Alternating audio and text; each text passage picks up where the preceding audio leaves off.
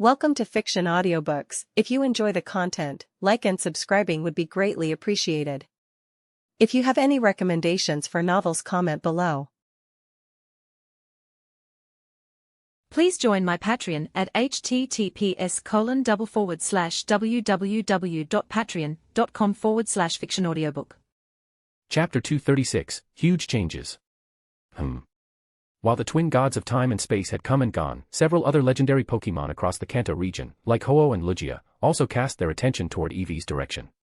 Even after Dialga and Palkia left, their gazes lingered on Eevee for a few seconds before eventually fading away. Only one curious pink Pokémon didn't look away. Instead, it blinked once, then zipped straight toward Eevee. Mew. The very next moment, it appeared right in front of him. Huh. Eevee blinked in confusion at the sudden appearance. You're Mew? What's going on today? All I did was unlock a new form, and now every legendary under the sun is showing up. Mew. Mew tilted its head, clearly surprised that Eevee could speak like a human. It circled Eevee excitedly, studying his new dragon-like form and the unfamiliar energy he gave off. Then, in a cheerful tone, it spoke directly into his mind. Hi there. I'm Mew. So you're Eevee. Is this a dragon-type evolution? The energy coming off you feels really different from mine. Why is that? As the genetic origin of all Pokémon, Mew carried within it the genes of every species in existence. Recently, it had detected a sudden mutation in the dragon-type gene and followed the trail, only to discover it was all coming from this peculiar Eevee. That's right. You could call this my dragon form. So you came here just because of my dragon power? I'm open to a trade. How about I give you a portion of my dragon energy, and you give me a bit of your origin power in return? As he spoke, Eevee used his psychic power to levitate the time-space origin core he'd just gotten from Dialga and Palkia. Look at this. I got it just now in exchange for some of my dragon power. Pretty cool, huh? Eevee was genuinely curious about how Mew could merge the DNA and powers of every Pokémon. If he could figure out how that worked, it might be a major step toward fusing all 18 elemental types himself in the future. Huh. Mew floated around the glowing orb with sparkling eyes, then looked at Eevee again. My origin power, huh? Not impossible.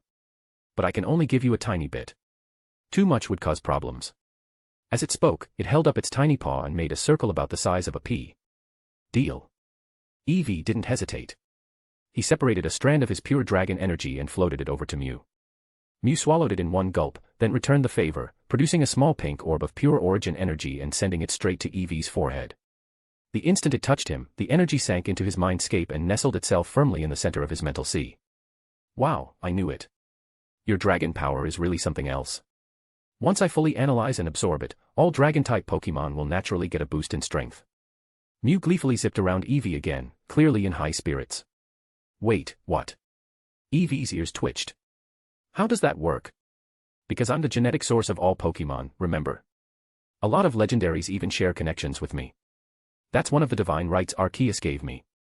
So once I update the dragon-type gene in myself, every dragon-type Pokémon in the world will benefit. Of course, nature always balances itself. After dragon types evolve further, it won't be long before other types undergo similar breakthroughs too. Eevee, you've done something incredible this time. You're definitely on your way to becoming a true legendary. Keep going, Mew believes in you. Mew's tone carried both joy and admiration. This wasn't just a lucky evolution. It had the potential to trigger a large-scale evolutionary leap across the Pokémon world. No wonder Mew was looking at him like he was a priceless treasure. Seriously?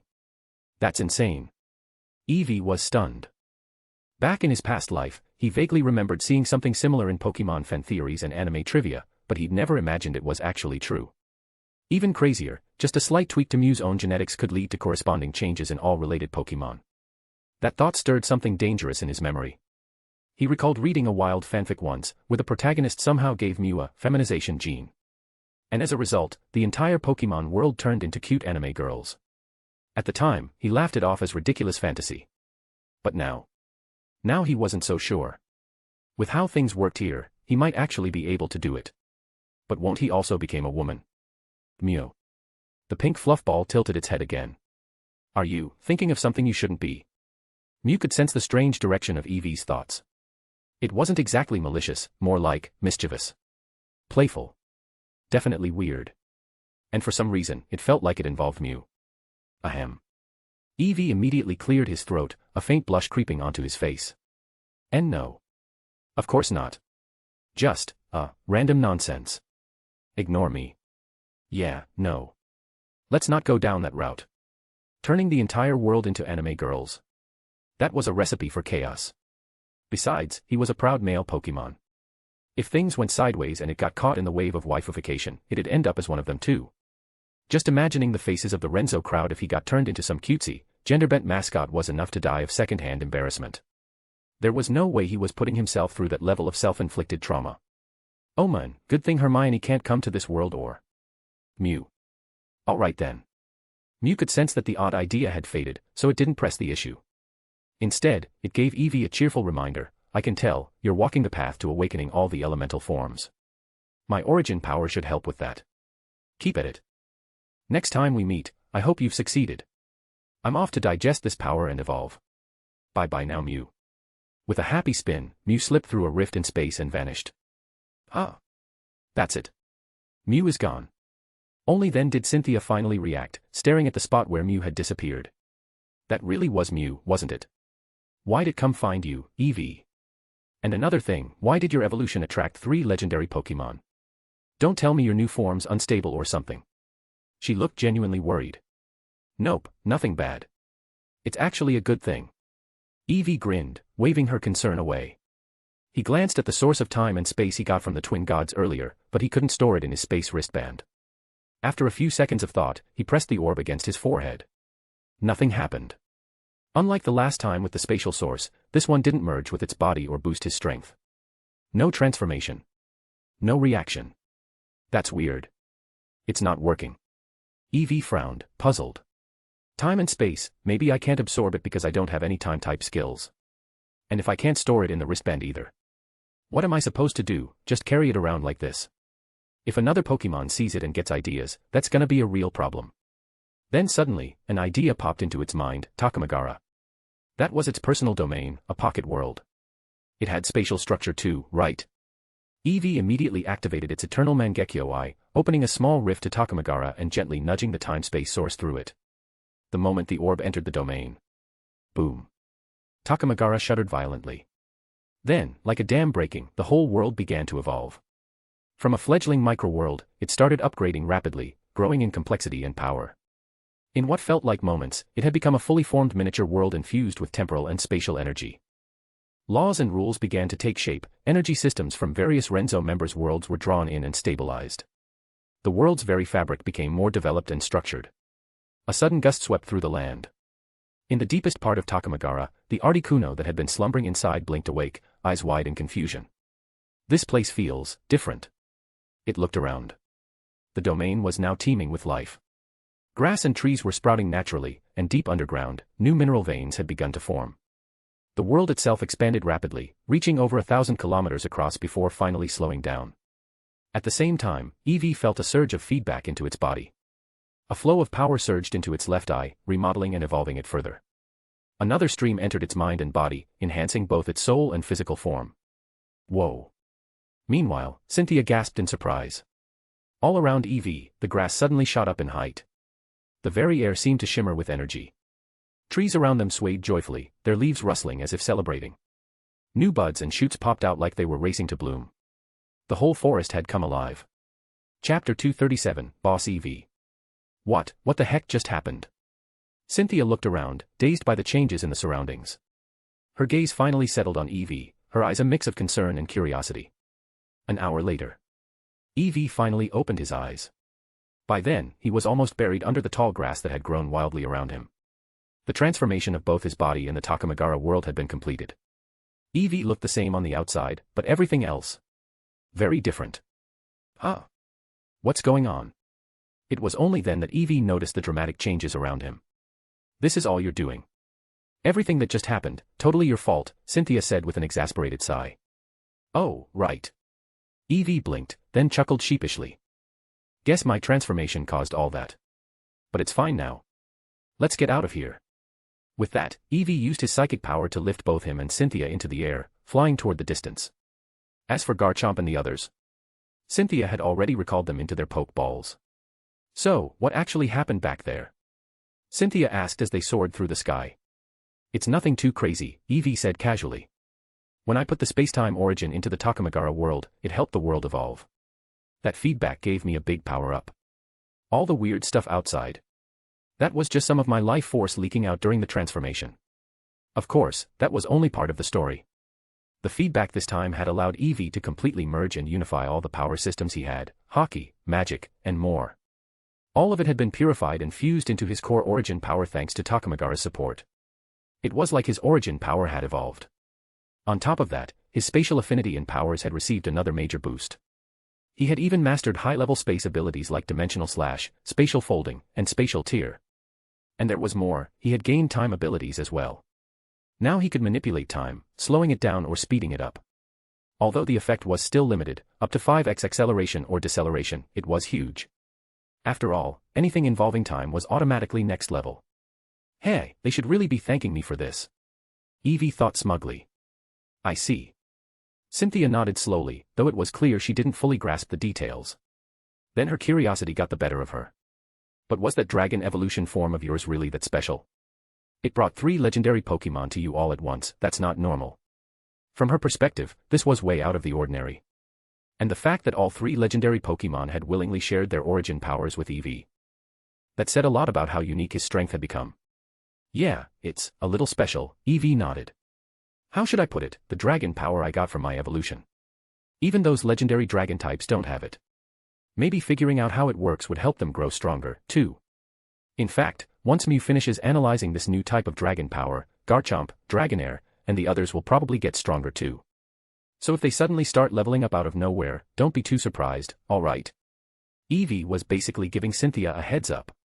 Wait, what? Cynthia blinked. Mew can do that. It can affect all dragon types. Not just dragon types, Eevee shook its head. Mew's a mythical Pokemon said to carry the DNA of every Pokemon species. Honestly, it's not wrong to call Mew the origin of all Pokemon genes. So yeah, Pokemon from all 17 other types will also be influenced by it. These godlike or mythical Pokemon who held authority over certain concepts. Yeah, none of them were simple. Wait, wasn't that just a legend? Cynthia asked in shock. You're telling me it's actually true?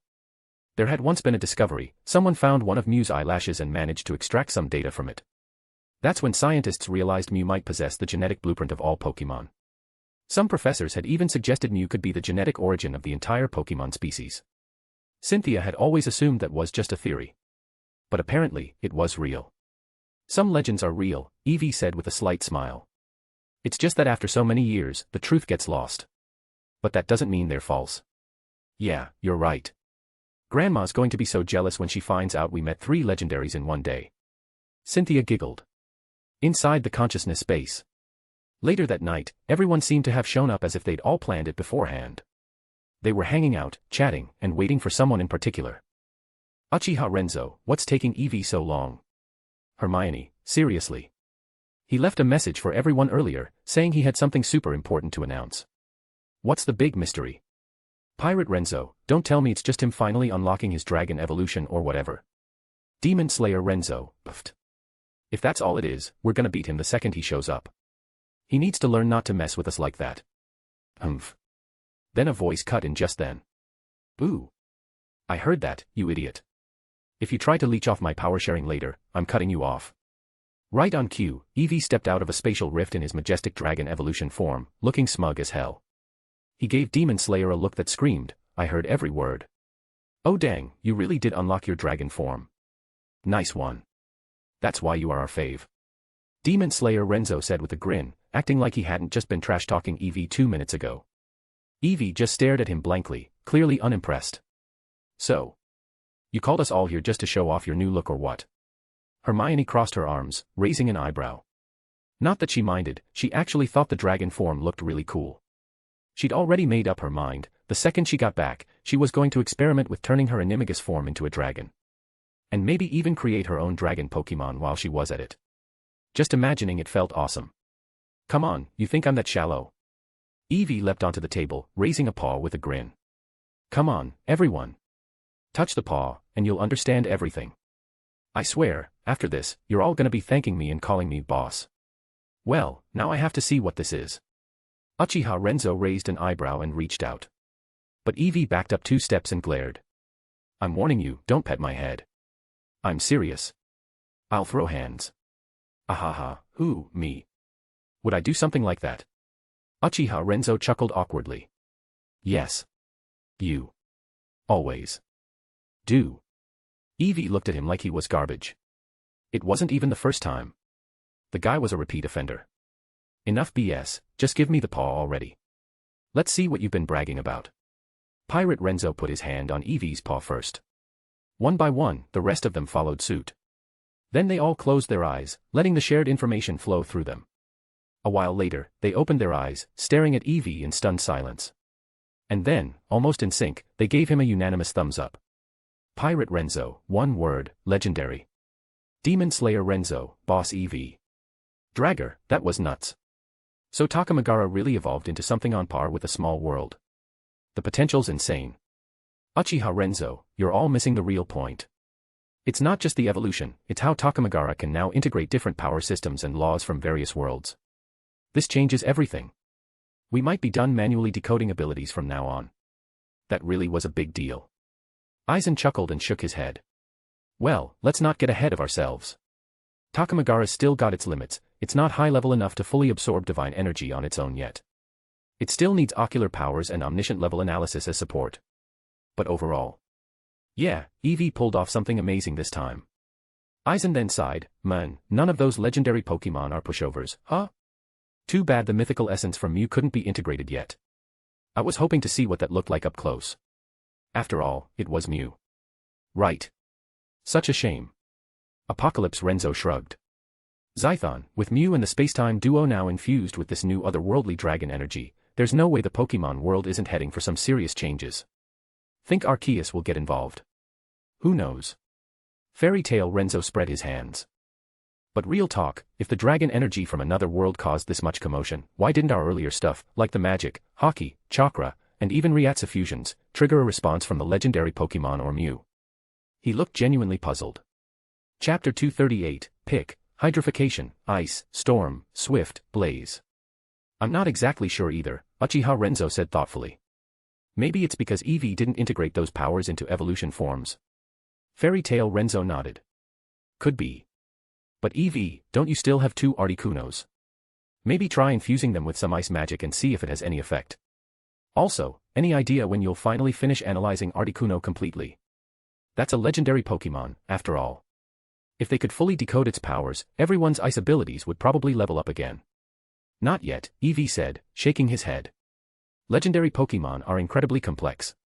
I'll probably need a few more sessions at least, and that's with Articuno's full cooperation. It was frustratingly slow.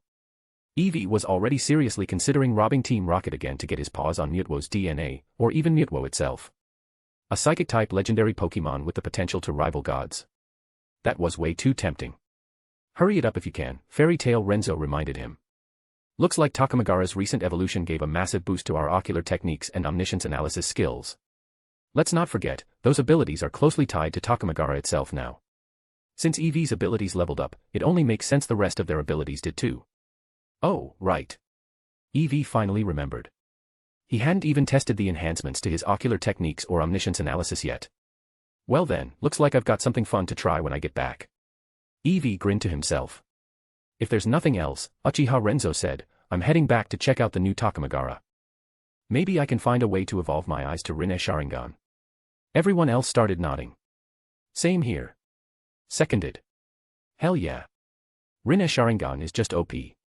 Alright then, meeting adjourned. Naruto World. Back in the Shinobi world, Uchiha Renzo wasted no time testing out his upgraded ocular techniques.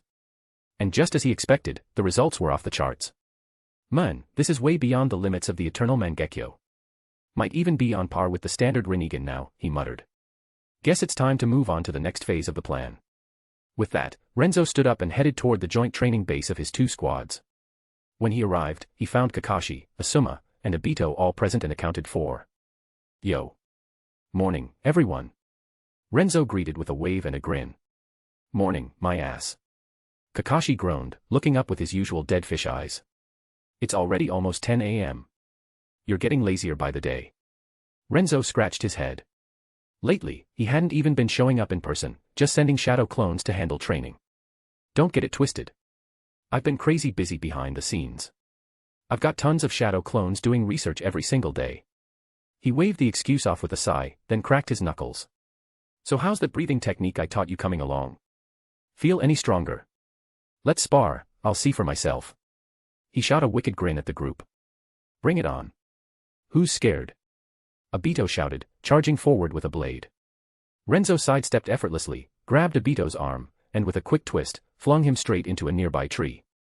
The poor guy barely managed to stay conscious. Kakashi and Asuma joined the fight instantly, and Obito was right back on his feet for round 2. Half an hour later, the three of them were lying flat on the ground, gasping for air. I swear you just came here looking for an excuse to beat the crap out of us, Kakashi wheezed, rubbing his sore limbs.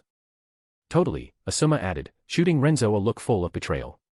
It was obvious from the start, Obito muttered, face bruised and body aching. The three of them looked like they'd been through a war, bruised, battered, and utterly wrecked. Hey, Kurenai. Rin. I've got 3 healing dummies for you. Renzo called out, ignoring their complaints. Kurenai and Rin had just arrived, apparently drawn by the commotion. The 2 girls were currently training in advanced medical ninjutsu and monstrous strength under Tsunade's guidance. They were now officially her students, along with Shizun, of course. Renzo had personally arranged for Kurenai and Rin to become Tsunade's disciples. Hee. Coming. Kurenai chirped, running over. She threw herself into Renzo's arms and planted a kiss on his cheek. Haven't seen you in days. What VE you been up to, huh? Been working on cracking the secrets of Wood Release and the Hozuki clan's bloodline. I've nearly finished deciphering Ice Release, actually. Renzo grinned as he spoke. You interested in that? I can whip up a dose for you. Can you not throw around sensitive info like that so casually? Kurenai rolled her eyes. Aren't you worried the Kirigakira might come looking for trouble? I've already used the Uzumaki Sage Body Serum, though, she added. Can I even get another bloodline? Of course you can. Who do you think developed this stuff? Renzo lifted his chin proudly. As for the Kiri, who cares? It's not like Kakashi and the others are gonna go blabbing. And even if they did, so what? I'm strong enough to ignore whatever noise Kiri makes. Plus, he continued casually, I doubt they have time to care about us right now. You haven't heard? They've basically locked down the village. Looks like the Blood Mist era is about to kick off. Who knows if the Hozuki clan will even make it through? History sure has a way of repeating itself. Apparently, that Obito stand-in, Uchiha Aiko, had lost his father and brother to Kiri Shinobi and ended up hating the whole village. Just like the original Obito, he used his Mangekyo to secretly control the 4th Mizukage, Yagura, and kicked off a reign of terror. Renzo narrowed his eyes. Something tells me Black Zetsu had a hand in steering things that way too. There's no way all this is just coincidence. What's the Blood Mist era? And why would the Hozuki clan disappear? Kurenai blinked, confused. Even Kakashi and the others nearby paused their training, curious. That's not something you need to worry about right now, Renzo said with a shake of his head. Knowing too much too soon isn't gonna help you. Just focus on the training plans I gave you. Honestly, you're all still too weak. Come talk to me once you hit Kage level. Then you'll have the right to know about this stuff. Kage level, huh? Easy for you to say. Kakashi sighed, exasperated. What? You think that's out of reach? Renzo snorted. Have a little ambition, will you? Even Kurenai's not complaining. That's because she got the Sage Body Serum, Obito muttered darkly, casting a side eye at Renzo. Sure, he got that Renzo was obviously going to favor Kurenai, everyone knew what was going on between those two, but it still stung. Watching her power skyrocket while the rest of them were grinding day after day, it was hard not to feel a little salty. Honestly, Obito was even starting to wonder if being born a girl might have worked out better for him in this timeline. TCH. Renzo smirked, clearly picking up on their resentment.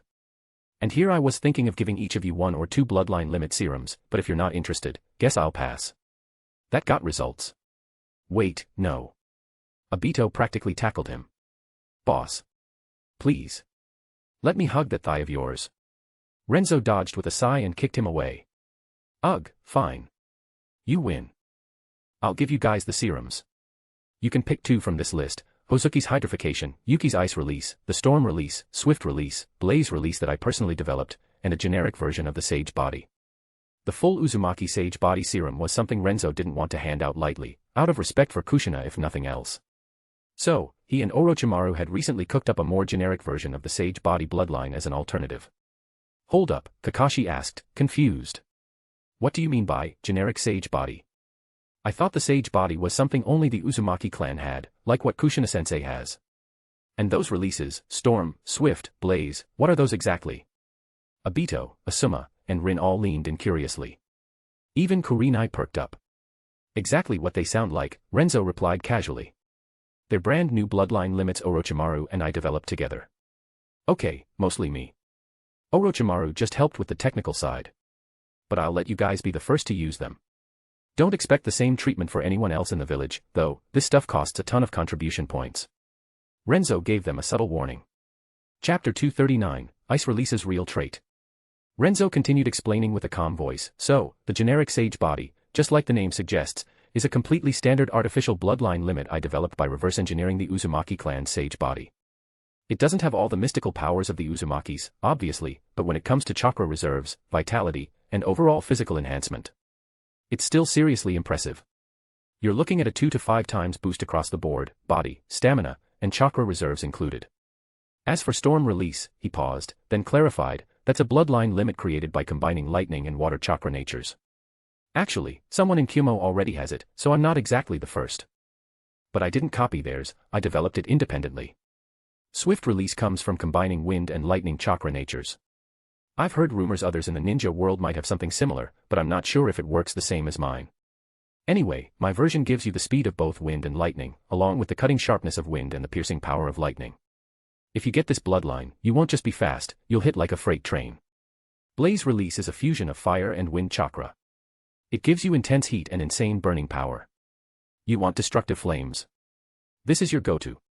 So, pick one, he said with a grin. My suggestion.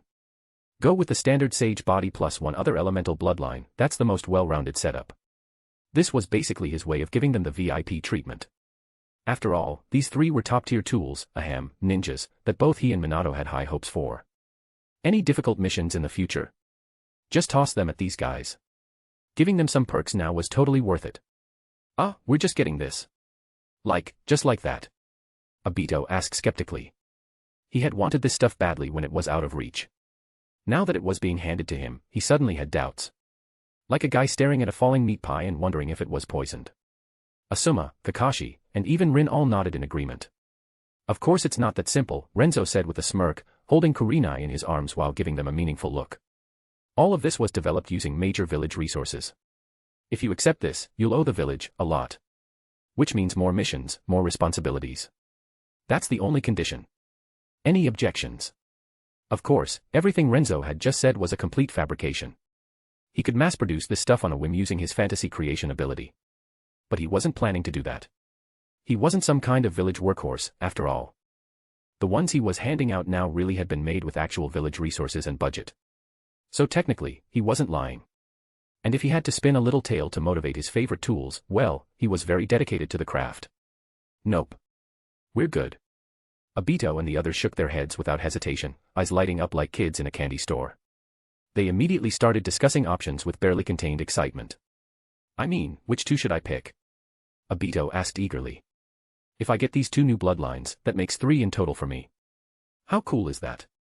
He was practically bouncing from excitement, he could already picture himself as some unstoppable beast in the future. Kakashi rubbed his chin thoughtfully. The Sage Body's a no-brainer.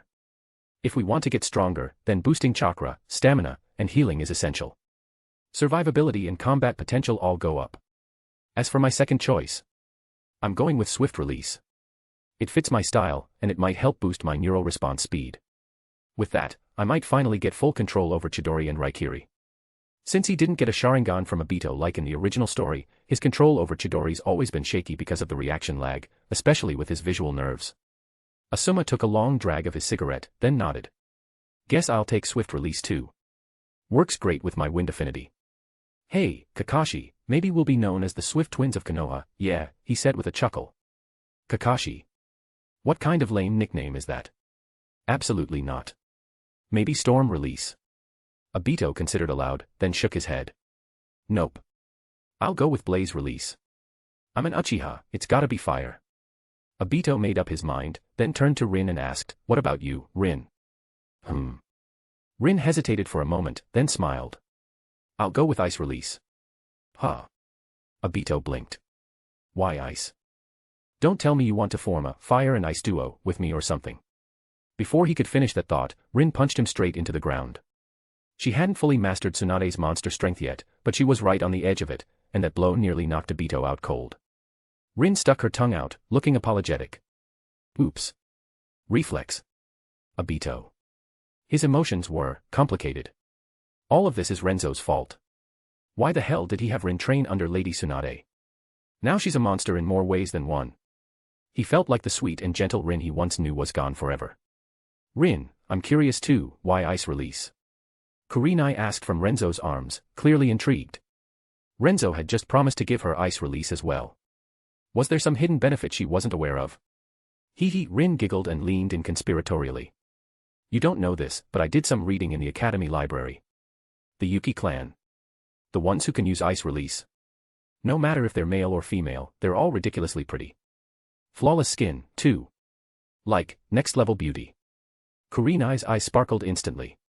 Seriously? Rin nodded eagerly. Yup. Then I want it too. Kurenai turned to Renzo, her eyes sparkling. Go ahead, take whichever ones you like, Renzo said warmly, ruffling her hair with a smile. If you want every single bloodline, I'll still back you up. Yeah, he was that kind of guy, ridiculously generous and blatantly biased. Watching from the side, Kakashi and the others were practically drowning in jealousy. Actually, never mind, Kurenai chuckled. Too many might be overkill. I'll add swift release to go with it. Might help me run away faster if things get dicey. Renzo couldn't help but laugh and shake his head. Sure, whatever you say. Okay, can you two stop showing off your couple energy already? Some of us are dying of second-hand embarrassment here, Kakashi groaned, clearly unimpressed. What is this world coming to? Is being single illegal now? Renzo was like this. Obito kinda was like this. Even Asuma had gotten swept up in the romance wave. Then something seemed to click in Kakashi's mind. He narrowed his eyes and looked at Rin with a strange expression. Wait a sec. Did I hear that right? You said the Yuki clan, no matter if they're male or female, are all pretty. As in, beautiful. Even the guys. Obito and Asuma turned to look as well, clearly curious now. That's right. Rin beamed. I was surprised too, but that's what the book said. Then she turned toward Renzo. Renzo-kun, you've met some Yuki clan shinobi before, right? Is that true? It's true, Renzo replied, the corner of his mouth twitching. Oh, he'd seen it all right. Orochimaru had even gifted him 2 corpses from the Yuki clan for research. Those guys looked like crossdressers. Pretty faces, smooth skin, it was downright unsettling. No wonder Haku, in the original timeline, looked more like a beautiful girl than a boy. Turns out, that wasn't just a personal quirk, it was a clan trait. Or maybe a gift from the ice release bloodline. Honestly, was this some kind of cursed trap bloodline? At least, for the guys, it sure felt that way. Speaking of which, Renzo had already injected himself with ice release. But maybe his own ice-based power was already too strong, he didn't notice much of a change. TSK. Kakashi, Obito, and Asuma all looked a little disturbed. Why would any guy want to look that pretty? That's just creepy. But wait, Obito suddenly perked up, eyes lighting up as he looked at Rin. If it makes girls even more beautiful, then Rin, I totally support your decision. Ugh, give me a break, Kakashi muttered. Asuma rolled his eyes. So lame. Asuma cleared his throat and looked seriously at Renzo. Hey, can I ask for one of those ice release serums for my future wife? Kakashi. Bro, what the hell? Renzo chuckled. Once you're ready to settle down and get married, I'll give you one as a wedding gift. Then he glanced at the slightly tempted Kakashi and added, you too, Kakashi. Thanks, man. Seriously, you're the best, Asuma said, deeply moved. Kakashi took a long breath, then finally nodded. Thanks. Who wouldn't want their future wife to be more beautiful? And if you can pass that bloodline to your kids for free, why not? Obito, what about you? Rin asked playfully. Obito shook his head, beaming. I don't need it. Having you is more than enough for me. Ugh, shut up. Who said I was gonna be with you? Wham. Rin's monster punch landed square on Obito's face, knocking him flat, again. The sheer power in her strike nearly knocked him unconscious. Obito. Renzo burst out laughing at the sight. It was like watching a rerun of Jiraiya getting flattened by Tsunade. Chapter 240, Obito awakens the Mangekyo Sharingan. Alright, come with me to the research department. Time for the injection. With that, Renzo led the group down toward the R&D department. Before long, they reached the third basement level of the facility. Whoa, this place feels super high-tech. Totally different from everything upstairs. Obito and the others were wide-eyed, glancing around in amazement. Orochimaru. The serums and everything are ready, right? Renzo stepped into a lab and casually asked. All ready. Leave it to me. Who wants to go first? Orochimaru licked his lips as his gaze swept across Obito, Kakashi, and the others like he was looking at lab rats. A chill ran down their spines. They couldn't help remembering all the creepy stories they'd heard about Orochimaru. This wasn't exactly reassuring. All of them turned to Renzo with pleading looks in their eyes. Renzo gave them a deadpan look. Relax. He's not gonna do anything weird to you. Get on with it already. What are you all, shy schoolgirls? Then he added, I'm heading out for now, Uncle Snake. I'll come pick them up later.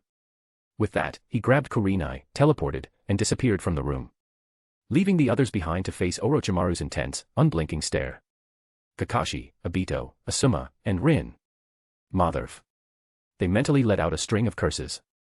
The next day, at Renzo's private training ground, the same group reunited. Renzo grinned. So, how do you all feel? Didn't I tell you it'd be worth it? No complaints here. Thanks, man. You're a legend.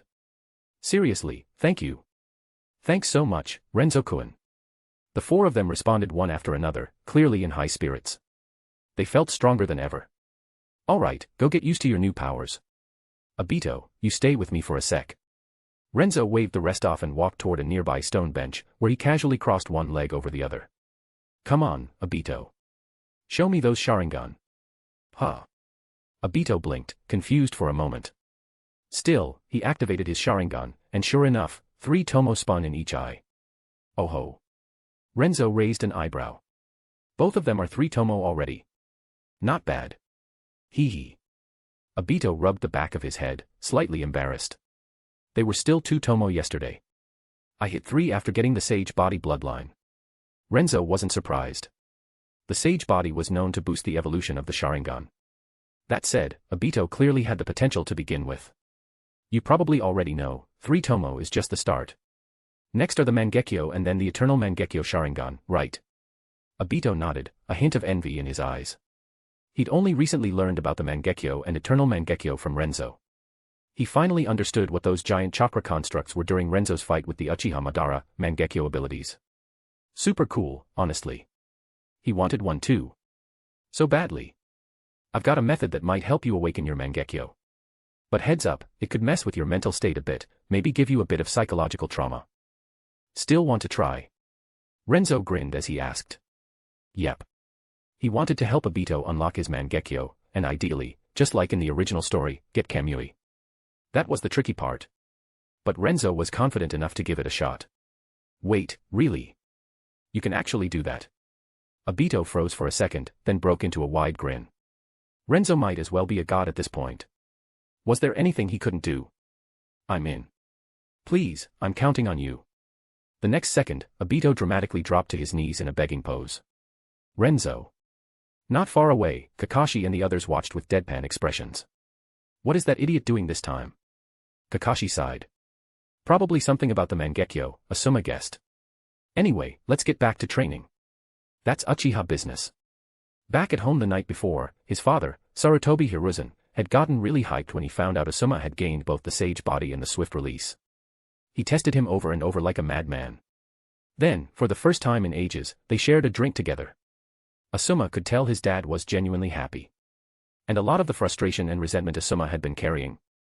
Gone, just like that. All thanks to Renzo. So yeah, Asuma was more grateful to him than ever.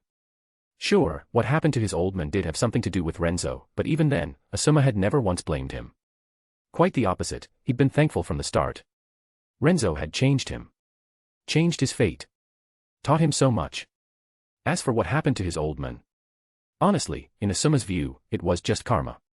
The old man brought it on himself. You mess up, you deal with the consequences. Alright, get your butt up already, or I'm not helping you anymore. Renzo shot Obito a deadpan look as the guy clung to his leg like a shameless kid. Wait. I'm up. Obito scrambled to his feet, eyes sparkling. Please, boss, tell me what I have to do. It was the Mangekyo Sharingan, man. The power he'd been dreaming of. Shame. What was that? You don't need to do anything, Renzo replied casually, pointing to a stone bench nearby. Just sit and watch. Huh. Obito blinked in confusion, but didn't hesitate. He rushed over and sat down like a student waiting for a lesson, staring eagerly at Renzo. Okay. I'm ready. What now? Look into my eyes. As soon as the words left his mouth, Renzo activated his eternal Mangekyo and locked eyes with Obito, who looked back instinctively. Genjutsu art, limited Tsukuyomi. Now, this wasn't the same Tsukuyomi that Itachi or Madara would use in the future. This one was something Renzo had created himself, an S-rank plus genjutsu technique inspired by the idea of the infinite Tsukuyomi, merged with his own experience in illusion crafting. It dragged the target into a perfectly simulated virtual world of Renzo's own design. And for this one, he'd recreated the events from the original timeline. To make it more convincing, he even sealed away all of Obito's memories from the moment Renzo had saved him, Rin and Kakashi, so the illusion would feel like reality to him. Half an hour later. Ah. No. Rin. Kakashi. I'll kill you. You lying bastard. How could you? Obito suddenly screamed in anguish. His eyes snapped open, blood tears streaming down his face. Both Sharingan spun violently, the Tomo whirling faster and faster, distorting, morphing into something new.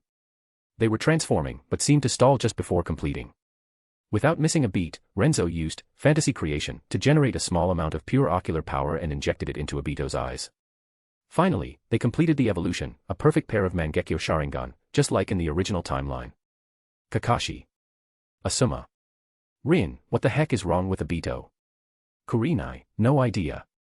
Let's go check it out. The four of them walked over curiously. It's done. Renzo stood up with a smile, looking down at Obito. What's done? Kurenai asked. But the moment she and the others saw Obito's eyes, two fully awakened Mangekyo, they all froze in surprise. Huh? Wait. Are those Mangekyo Sharingan? All of them were stunned. Kakashi. Die. You lying, backstabbing traitor. I will kill you. Obito, still stuck in the illusion's emotional aftershock, hadn't snapped out of it. The second he saw Kakashi, his rage boiled over, and he instinctively activated both eyes, both Kamui. Memory seal, release.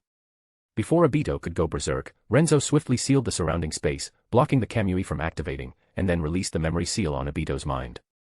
Just like that, all the memories he'd sealed came flooding back. Obito froze.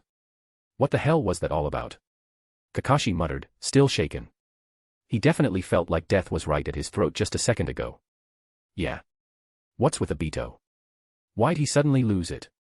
Rin asked, equally confused. And, how did he awaken the Mangekyo? Relax, Renzo waved it off. It was just a little experiment I've been working on. A Mangekyo awakening protocol. I created a genjutsu that replicated the events from back when I rescued you guys from Uchiha Madara. In the illusion, I didn't show up. Obito went through everything, watched you die, Rin, and saw Kakashi kill you with his own hands. Before that, I sealed all his memories from after I saved him. I wanted the illusion to feel real, to push him hard enough to trigger the awakening. And well, it worked. You all saw the result. Renzo smiled proudly. And judging by the technique Obito had just activated, it was still that Kamui. He silently gave himself a thumbs up. Chapter 241, Obito's Love and Heading to the Moon. Rin. You're okay, thank God. That's such a relief. Obito had finally come to his senses. His voice cracked with emotion as he suddenly pulled the completely unprepared Nohara Rin into a tight hug. Tears streamed down his face uncontrollably as he murmured, it wasn't real, thank God it wasn't real. Obito. Rin had instinctively raised her fists, ready to deck him again after being suddenly grabbed, but hearing his broken voice and those desperate words made her pause. Instead, she gently returned the hug, patting his back softly to calm him. It's okay. I'm fine. Everyone's fine. I'm here, Obito. She could finally feel how deep and sincere Obito's feelings for her truly were. This time, she didn't push them away. For once, she chose to face them, fully and honestly. Renzo had already given her a rough explanation of the illusion Obito had been trapped in, but Rin hadn't realized just how deep his obsession, and his pain, ran until now. And seeing it with her own eyes, she knew she couldn't keep avoiding it anymore. In the past, she'd admired Kakashi, then Renzo, but that wasn't love. Only now did she truly understand what love was. For the first time, Rin and Obito held each other tightly. Kakashi, watching the scene quietly, didn't really react much. If anything, he looked a little relieved. Well, that made sense. He'd always seen Rin as a comrade, a teammate, nothing romantic. Wow. Asuma, off to the side, watched the whole thing unfold and clicked his tongue. Looks like it actually worked out for him. Talk about a blessing in disguise. Wait. Puffed. Who was he kidding? Blessing in disguise, my ass. This punk even awakened his Mangekyo Sharingan. His strength was about to take a massive leap forward. Sure, he'd taken a hit mentally and probably needed some time to recover, but let's be honest, he hit the jackpot. Power and love. That's a double win. If Asuma wasn't already doing great himself in both departments, he might have been a little jealous. Now that I think about it, looks like Kakashi's the only single guy left in our group, huh? Maybe I should talk to others about setting him up with someone. Asuma rubbed his chin, stroking the faint stubble that had started forming, and shot Kakashi a weird side glance. Kakashi. You're thinking something shady, aren't you? Kakashi stared at Asuma's shifty face, deadpan. Ahaha.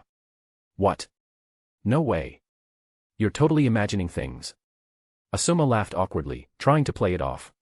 After a while, Obito finally started to calm down. He also realized something else, Rin hadn't rejected him. She'd actually accepted his feelings. Satisfied with that, he didn't push his luck and just let her go, turning to glare at Renzo instead. Boss. You really went all out with that illusion. You could have at least given me a heads up. Do you even know what I went through? I thought everything was real, I was ready to burn the whole damn world down. That genjutsu was way too realistic. And the worst part? Renzo had sneakily sealed off his memories from during the illusion. Even with the Mangekyo active, Obito couldn't break through that memory seal. Just thinking about it made his skin crawl. He had only one thought, Uchiha Renzo is a damn monster. How else was I supposed to get you to awaken the Mangekyo? Renzo rolled his eyes. You think it's something you can just turn on like a switch? Alright, enough whining. I want to analyze your eye techniques. Sit down over there. Huh?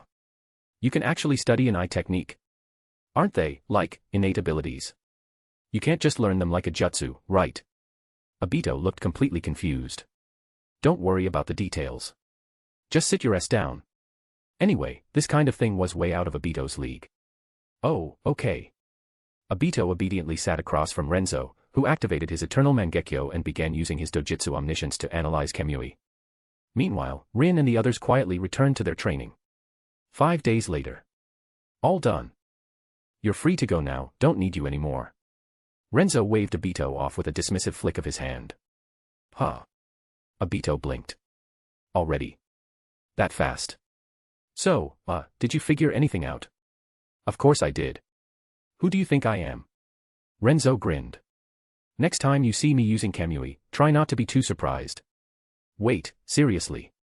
Boss, does that mean I can learn it too? Obito's eyes lit up like fireworks. Keep dreaming. Renzo shook his head. The only reason I can pull this off is because my eye technique is analysis-based. I can figure out how your Kamui works and replicate it in my own way. You don't have that ability, so even if I explained it to you, you wouldn't understand a thing. So instead of fantasizing, why don't you focus on mastering your Mangekyo and those 2 bloodlines of yours? Better get moving before Asuma and Kakashi leave you in the dust. With that, Renzo closed his eyes again, starting the process of constructing his own version of Kamui. Thanks to his dojutsu, Takamagara, he didn't need to create a whole new dimension from scratch like most people would. That made things a lot easier. Damn. How many days did I waste already? Ugh, forget it, I'm out. I need to see Rin. Obito slapped his thigh in frustration, then bolted out like his pants were on fire. After 3 days. Renzo spent another 3 days, carefully engraving both forms of Kamui into his eternal Mangekyo Sharingan. Once he was done, he could use them anytime he wanted. Alright, time to check out the moon.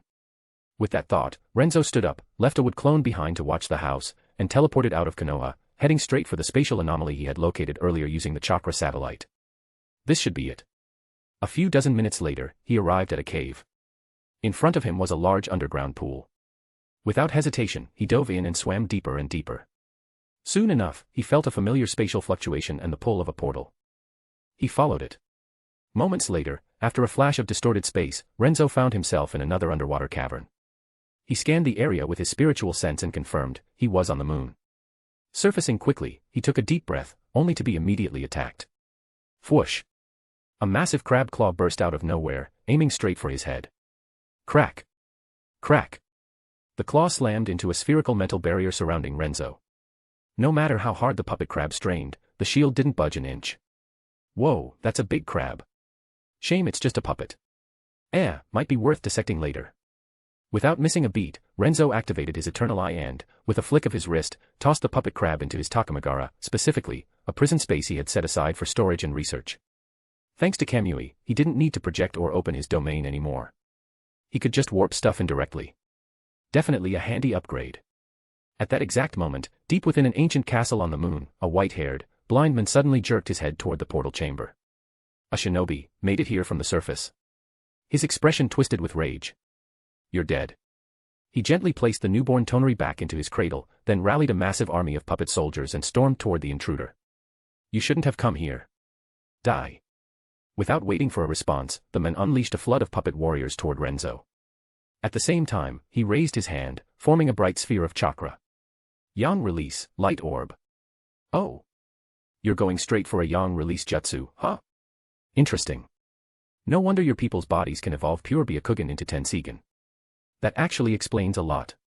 Renzo barely raised an eyebrow. With a thought, his mental barrier absorbed the light orb like it was nothing. Then he reached out, and a shimmering blade of space began to form between his fingers. Dimensional slash. As soon as it left his hand, the spatial blade exploded in size, stretching hundreds of meters long. It sliced through the air with a high-pitched hum, cutting clean through the puppet army like a wire through butter. KRSHHH. In the blink of an eye, over 23,000 puppet soldiers were sliced in half. Their bodies fell apart in eerie silence, each cut impossibly smooth. Renzo had held back. If he hadn't, that slash might have cleaved the moon in two. Then, with a soft whoosh, he vanished, and reappeared right in front of Tonari's father. His pale hand moved with deceptive calmness, grabbing the man's neck. Crack. A twist. It was over. He tossed the body into Takamagara's experimental lab space. Then Renzo swept the entire moon with his spiritual sense. Deep within the lunar core, he picked up the presence of some extremely complex sealing techniques. And one life form. Oh. Another person. Must be Tonari. He teleported again, and just as he thought, he found a tiny white-haired boy, about 1 or 2 years old, sitting alone. Though his eyes were blank, his presence felt unusually sharp. Who are you? The child asked, turning his head in Renzo's direction, his young voice calm and curious despite his blindness. Chapter 242, The Giant Tensigen and the Soul of Otsutsuki Himura. Get some sleep. I'll explain everything later. Renzo didn't feel like wasting time trying to explain things to Tonari. With a quick wave of his hand and a focused burst of mental energy, he cast a hypnosis technique that gently lulled the child into slumber. Once Tonari was out cold, Renzo stored him away in Takamagara. Red Queen, assign a few bots to look after the kid. He's still useful to me, he ordered casually. Inside Takamagara, which had undergone some major upgrades thanks to Eevee, Red Queen had already set up a base of operations. With more tools and control features available, Renzo had begun making full use of the pocket dimension. He'd even built a massive laboratory in there, just in case he needed to run some experiments at a moment's notice. Yes, Master, Red Queen replied without hesitation, dispatching several caretaking androids toward Tonari's location. Meanwhile, Renzo's mental sweep of the moon quickly pinpointed a few areas still locked under sealing barriers. He instantly teleported to each one, broke the seals, and cleared the contents. These places held valuable resources, archives, scrolls, and relics left behind by the Otsutsuki clan that had once inhabited the moon. One cache even contained vast records of Yang release techniques and various secret arts from their lineage. Renzo bundled them all up without a second thought. And now, the last stop. He appeared before an enormous golden Tensigen, its pressure overwhelming, its power undeniable. Wow, that's some insane ocular power. But it's mine now. Renzo's eyes gleamed with excitement. Just the chakra stored in this eye alone was nearly on par with his own Eternal Mangekyo Sharingan. Which was saying a lot. His Eternal Mangekyo was easily hundreds of times stronger than an average Mangekyo user like Obito. Renzo's Mangekyo was a mutated 9-tomo Eternal Mangekyo. This eye isn't going anywhere, Uchiha boy. A cold voice echoed across the chamber. A spectral figure emerged next to the Tensigen, a white-haired elder, solemn and unmoving. Renzo raised an eyebrow. Oh. You must be. Otsutsuki Hamura, right? So your soul stuck around after all. You sure you want to stand in my way? If you leave the moon right now, I'll act like this never happened. But if you try to take the Tensigen, I'll stop you. Hamura's voice was calm, but resolute. Interesting. Renzo smirked. I mean, I already killed one of your last living descendants and took the other with me. And you're just letting that slide. To be honest, I'm relieved. Hamura shook his head slowly. The branch I left here was meant to watch over the shinobi world, to intervene if it ever strayed too far from the right path. And to guard the seals buried within this moon. I didn't expect them to go so far off course, consumed by hatred, obsessed with wiping out the world. If they're gone, maybe that's for the best. All I ask is that you raise Tonari well. He still has a chance. Renzo blinked, genuinely surprised. Huh. You're not what I expected. Maybe you do have a heart buried under all that Otsutsuki pride. Can't say the same about your brother, though. Hagoromo might not be so noble. What are you implying? Hamura's voice tightened, his brow furrowed. Renzo shrugged. Nothing serious. Anyway, I'm taking this eye. Try and stop me if you can. With that, Renzo floated up off the ground. His eternal Mangekyo Sharingan flared open, his Ryatsu surged, and a Zanpakuto appeared at his waist. He unsheathed it smoothly. Shatter. Kyoka Suigetsu. Hamura's eyes widened in shock. That blade. The moment he saw it, panic gripped him. He could feel a deep, soul-crushing danger emanating from it. A Zanpakuto, Renzo said with a smile. A sword made to cut souls. Let me show you how it works. In a blur, Renzo appeared right in front of Hamura and brought the blade down in a merciless arc dodge. Hamura barely managed to teleport out of the way, using the massive Tensigen's power to shift positions in a flash. At the same time, he activated the Tensigen, attempting to absorb Renzo's chakra. What? Why isn't it working? His face paled as the technique failed to do anything. Renzo stood unaffected, completely untouched by the chakra drain. This isn't possible. Where's your chakra? To be honest, I'm not really using chakra right now. Even if I were, your Tensigen wouldn't be able to touch it. Renzo grinned. His energy wasn't just ordinary chakra, it had evolved. He now used Sage Chakra infused with origin power, source energy, which existed on a higher dimensional layer. Even when he masked it as normal chakra, that didn't mean the other energy traits were gone. They were just hidden, waiting beneath the surface. The Tensigen was made to counter normal chakra flows. Against Renzo, it didn't stand a chance. In that case, Tensigen technique, Silver Will Reincarnation Explosion. Otsutsuki Hamura didn't hesitate. He instantly activated the enormous Tensigen behind him, unleashing a terrifying silver tornado that surged straight at Renzo. Number 81, Danku. Without flinching, Renzo raised a hand and sliced the air in front of him. Instantly, space itself was severed and sealed. The silver tornado slammed into the invisible wall, raging wildly, but couldn't break through. This technique wasn't your average Danku. Renzo had reworked it using his advanced spatial talents, borrowing the base from Aizen's Kido but enhancing the defense even further. Takamagara. Seeing Hamura tap into the Tensigen's full power, Renzo decided it was time to end things. In a flash, he cast Takamagara, covering the Tensigen, Hamura, and everything within several kilometers in his domain. Sever. Restrict. Within Takamagara's realm, Renzo altered the rules. He forcibly separated Hamura's soul from the Tensigen and cut off their link completely. If Hamura had been at full strength, this might not have worked. But right now, he didn't even have a body, his soul was just clinging to existence, relying entirely on the Tensigen to fight. There was no way he could resist the crushing force of Takamagara's law manipulation. Impossible. Hamura looked completely stunned, staring at the now unresponsive Tensigen as if he'd been struck by lightning. What kind of power is this? It feels like the entire world is bending to your will. He turned to Renzo with disbelief written all over his ghostly face. It's just like your mother Otsutsuki Kagaya's dimensions, right?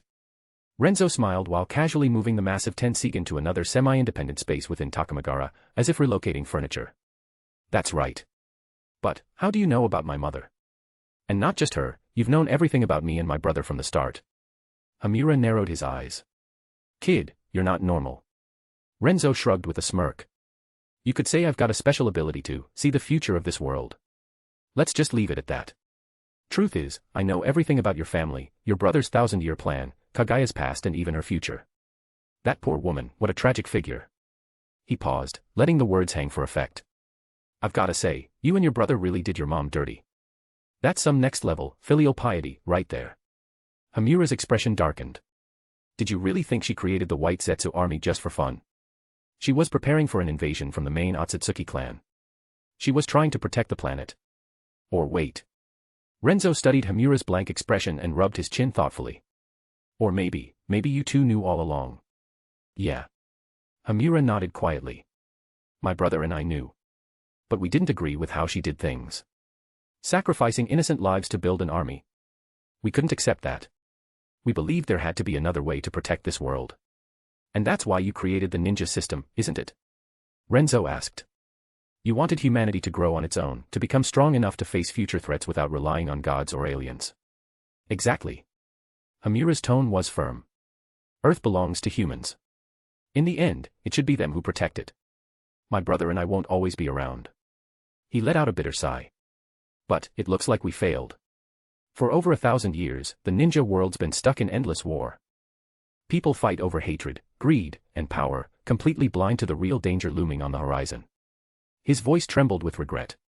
They had started with good intentions, at least, that's what Hamura believed. But good intentions didn't always lead to good results. Chapter 243, The Truth of the Ninja World. No. War isn't always a bad thing. Sure, it's terrible for people, but when it comes to power, war pushes the world forward more than peace ever does. It's through conflict that people grow stronger, breaking past limits, again and again, until they reach the top. History proves it. Be it humans or their weapons. He paused, then added with a sharp glint in his eyes, honestly. I wouldn't be surprised if that's what Otsutsuki Hagoromo, your big brother, was planning all along. Maybe even the endless conflict between his two sons, that whole cycle of reincarnation, was just part of his setup. What if he was deliberately stirring up wars to forge stronger warriors? Or maybe there's an even deeper motive behind it all. Renzo's expression grew serious. He felt like he was starting to piece things together. That sage of six paths really was a crafty bastard. His schemes ran deep. What if that old man's been hiding in the Pure Land all this time, using war to generate powerful souls, then harvesting them to boost himself even more? Renzo muttered to himself. Could it be that this so-called sage was trying to tap into the souls of the dead, to achieve some form of immortality or godlike power? Otherwise, how the hell did he manage to summon every legendary soul during the Fourth Great Ninja War like it was nothing? And how could he, despite being long dead, still hand out those crazy power-ups to Naruto and Sasuke and help reseal Kagaya? None of that adds up. This is... Otsutsuki Hamura furrowed his brows. You're saying war is necessary, that it's what makes the world stronger and forges powerful warriors? Isn't it, though? Renzo shrugged. In times of peace, when the economy is booming, no one gives a damn about strength or fighting. That's when power becomes outdated. But when people need power to protect what they care about, that's when they push themselves, when they're willing to fight and bleed to get stronger. Otherwise, who'd bother with all the pain and suffering of training? He sighed. And let's be real, training's a hell of a grind. To Renzo, the whole Boruto era was proof of that. Just look at how weak that generation turned out compared to the old days. Even if we don't go that far ahead, think about the gap between the end of the Third Ninja War and the start of the Fourth.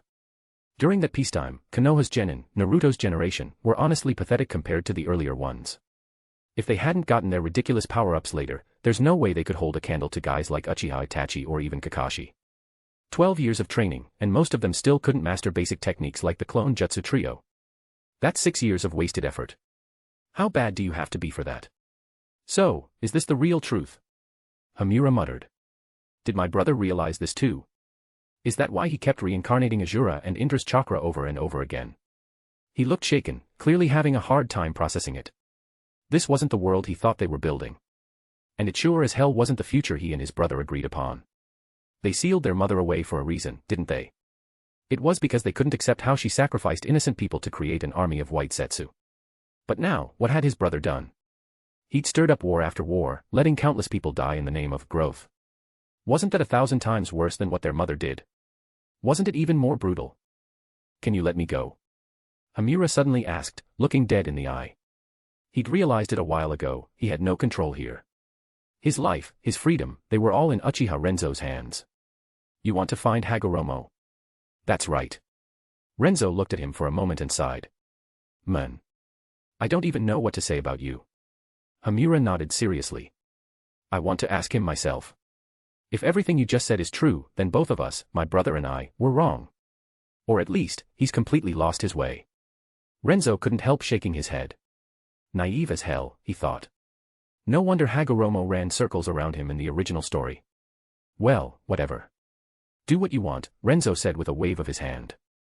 But just so we're clear, I'm keeping the Tensigen. As he spoke, he released the barrier of Takamagara and let Hamura go. That's fine. Hamura actually smiled as he nodded. I can tell, you're incredibly strong. And what you've shown me so far, it's just the tip of the iceberg, isn't it? If the Tensigen helps you get even stronger, then by all means, keep it. With someone like you around, I believe the ninja world will be in good hands.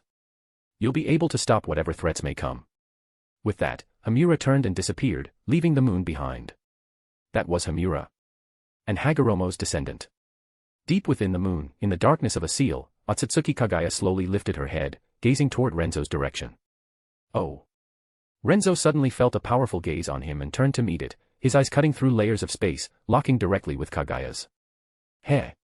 He smiled and sent her a casual message across space, see you next time, Big Bunny. With that, he didn't even bother using the old portal he came in through. He simply waved his hand and opened up a new spatial gate connected to Earth and walked right in. Only used up about 1/10,000th of my source energy. Not bad. Definitely way more efficient now. Thanks, Evie. He.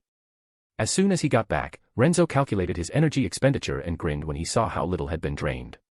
But just then, he felt a sudden, intense sensation, like someone was watching him. Then came a spatial pull, like something was trying to drag him in. Renzo narrowed his eyes and followed the force with full awareness. And sure enough, his gaze locked straight onto Otsutsuki Hagoromo, deep within the pure land of the underworld. Ho ho. Renzo raised a brow. That fast, huh? So Hamura already met with you. Guess it didn't go well. Got suppressed, did he? Idiot and weak.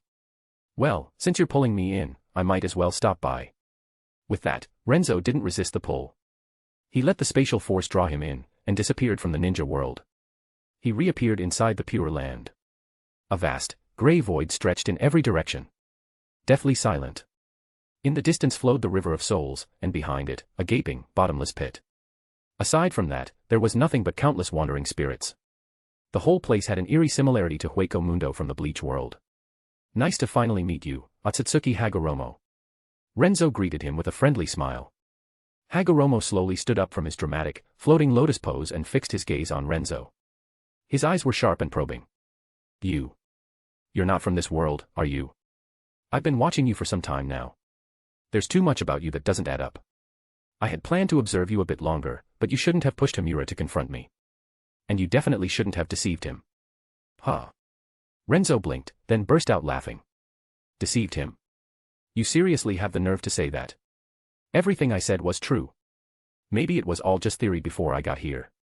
But the moment I laid eyes on you, yeah, I knew it. Everything I said was spot on. He stepped forward, his tone sharpening. So it was you stirring up conflict all these centuries, huh?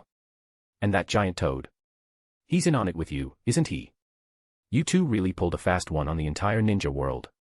A millennium of war and chaos, manipulated by you, and you've got the guts to accuse me of lying to Hamura. Let's be real.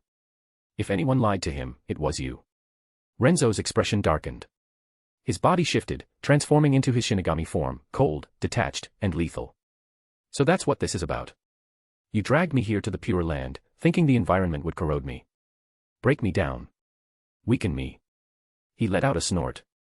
Tough luck, old man. This place. It can't corrupt me. Because I'm the true god of death.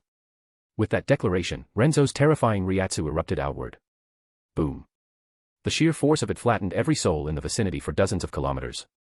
Even Hagoromo staggered, feeling an unbearable weight pressing down on his soul. It felt like his very essence was being crushed.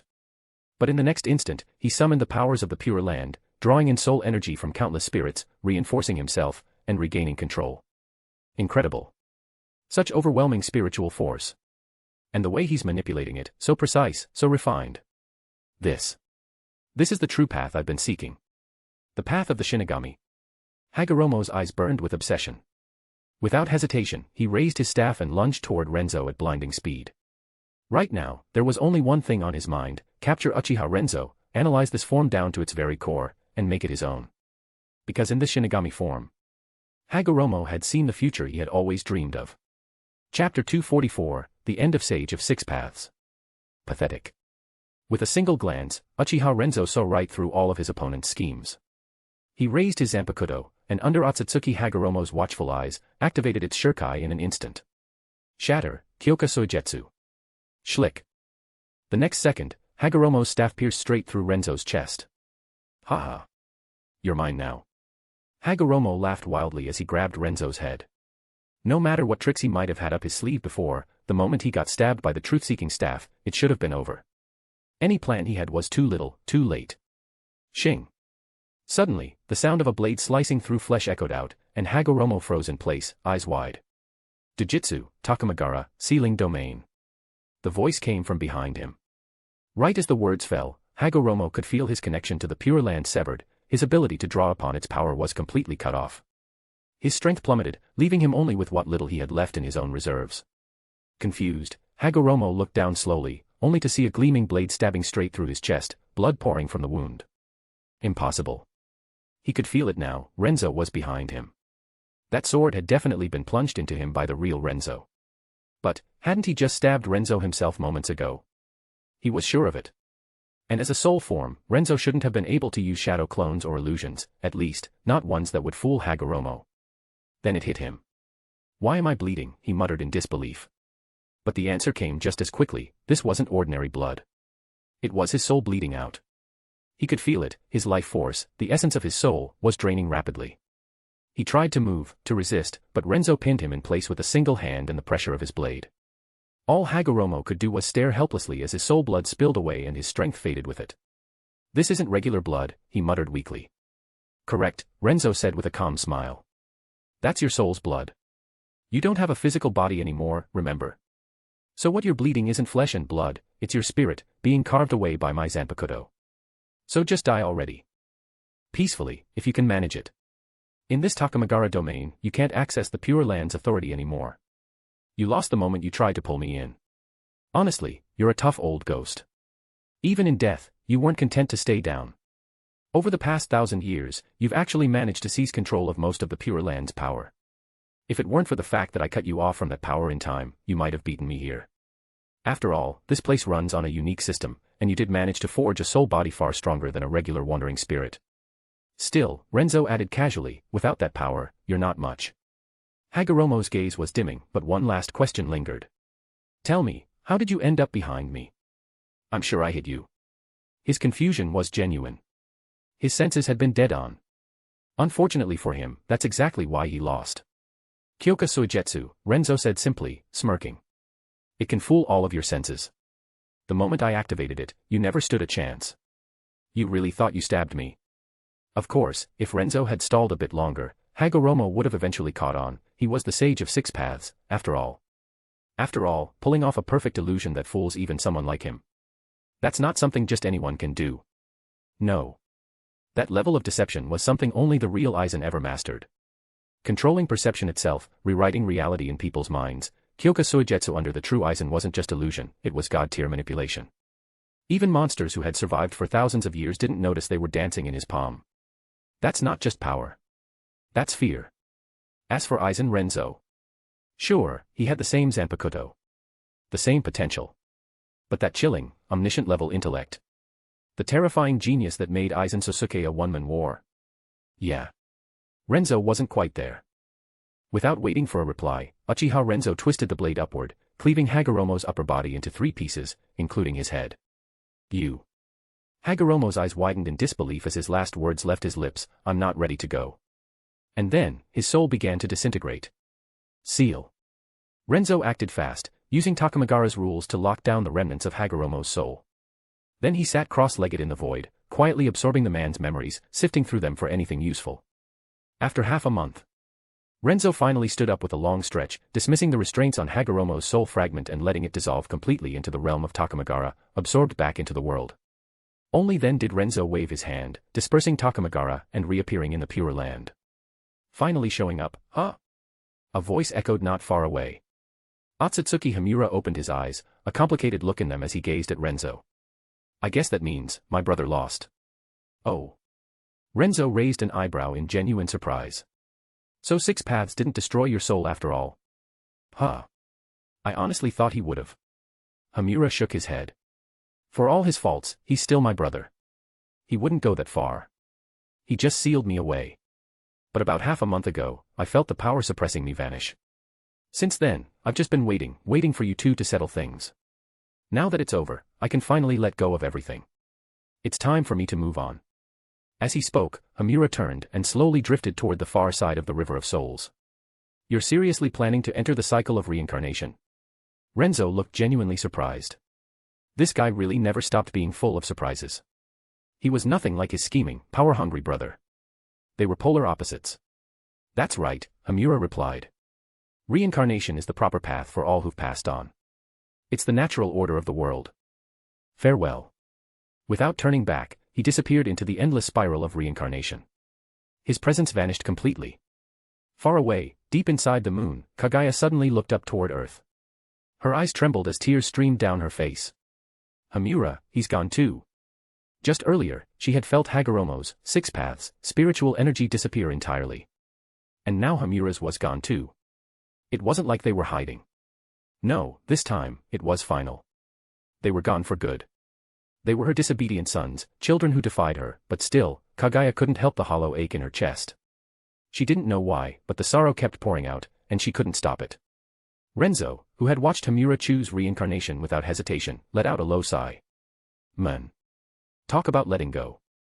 Who really can do that? He looked around at the Pure Land. This place really is something special. Especially for someone like me, with the power of a Shinigami. But I can't just leave it be. I need to take control of this place's authority. Wasting no time, Renzo created a shadow clone and sent it back to Konoha to deliver the message that he would be entering seclusion. With that done, he immediately began training in the Pure Land itself. Chapter 245, Madara vs. Whitebeard. In the mental space. Evie looked around and spoke up, "Hey, haven't seen Uchiha in a while. Has anyone run into him recently?" Pirate Renzo shook his head. Nope. Last time I saw him was when you triggered the Takamagara upgrade. After that, nothing.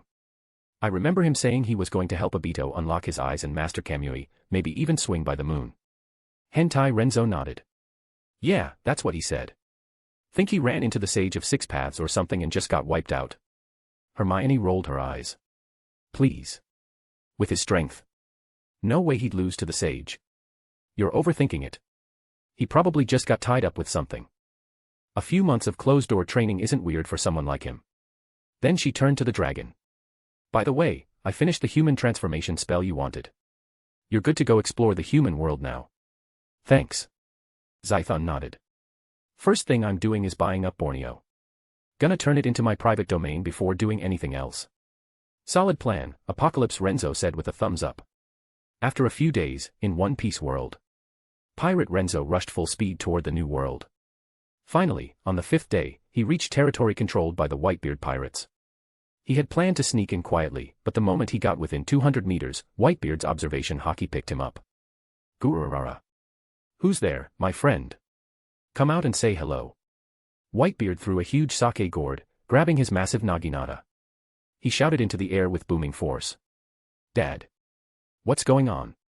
Is someone attacking us? Within moments, Marco and the others were on alert and surrounded the area. Pops, what's going on? Are we under attack? Marco and the others quickly rushed over, alerted by the sudden shift in Whitebeard's tone. Well, looks like I've been found, a voice chuckled from the void. From thin air, a man slowly appeared, arms crossed, standing effortlessly in midair. He bore the face of Uchiha Madara, or at least something very close to it. His gaze swept over Whitebeard's crew with casual amusement. I've gotta say, Whitebeard, your observation hockey's sharp as ever. Whitebeard narrowed his eyes the moment the intruder showed up. I remember you. Uchiha Madara, right? The world government and CP agents have been hunting you down like mad. Heard you took out someone important. So tell me, why sneak into my territory like a thief in the night? If you were here for a formal visit, you'd have shown up in broad daylight. His voice carried weight, a warning wrapped in curiosity. The others tensed, and Marco's expression turned guarded. Just who was this guy? Uchiha Madara, also known in this crossover as Pirate Renzo, shrugged. Relax. I'm not here for you guys. I'm looking for someone in your crew. Teach. The word is, he's lying low in your ranks, eyeing a particularly rare devil fruit. I just want to ask him a few questions about it. Oh, and I've also heard he's got a special kind of body, doesn't sleep, and might even be able to eat more than one devil fruit. I figured, that's something worth studying, don't you think? Uchiha Madara smirked and added, and hey, let's be real here, if I hadn't shown up now, he would have eventually betrayed your crew for that fruit. I'm doing you all a favor, really. His tone was honest, matter of fact. But Whitebeard wasn't buying any of it. And over in the crowd, Blackbeard, Marshal D. Teach, was quietly panicking. How the hell did this guy know all that? Even the part about his future plans. This was bad. Really bad. This guy's gotta die. The thought flashed through Teach's mind like lightning. Whitebeard, on the other hand, didn't even hesitate. You bastard. I don't hand over my sons to anyone. And I sure as hell don't let some punk slander them. Kaishin Sequake. With a roar, he raised his fist and punched toward Uchiha Madara's direction. Crack. The very air around Whitebeard's fist shattered, unleashing a shockwave powerful enough to tear through ships, buildings, anything in its path. But Renzo, as Madara, didn't flinch. Space cut. With a single motion of his hand, he sliced the space between them. The shockwave that had been heading his way vanished into the severed void. As I thought. It's not actual space you're breaking, it's just the air. He calmly analyzed the attack as if he were observing a specimen. Makes sense. That kind of raw shockwave wouldn't cut it against a real spatial technique. With his current control over space, Whitebeard's punch didn't even scratch him. What the? Old man's punch just stopped.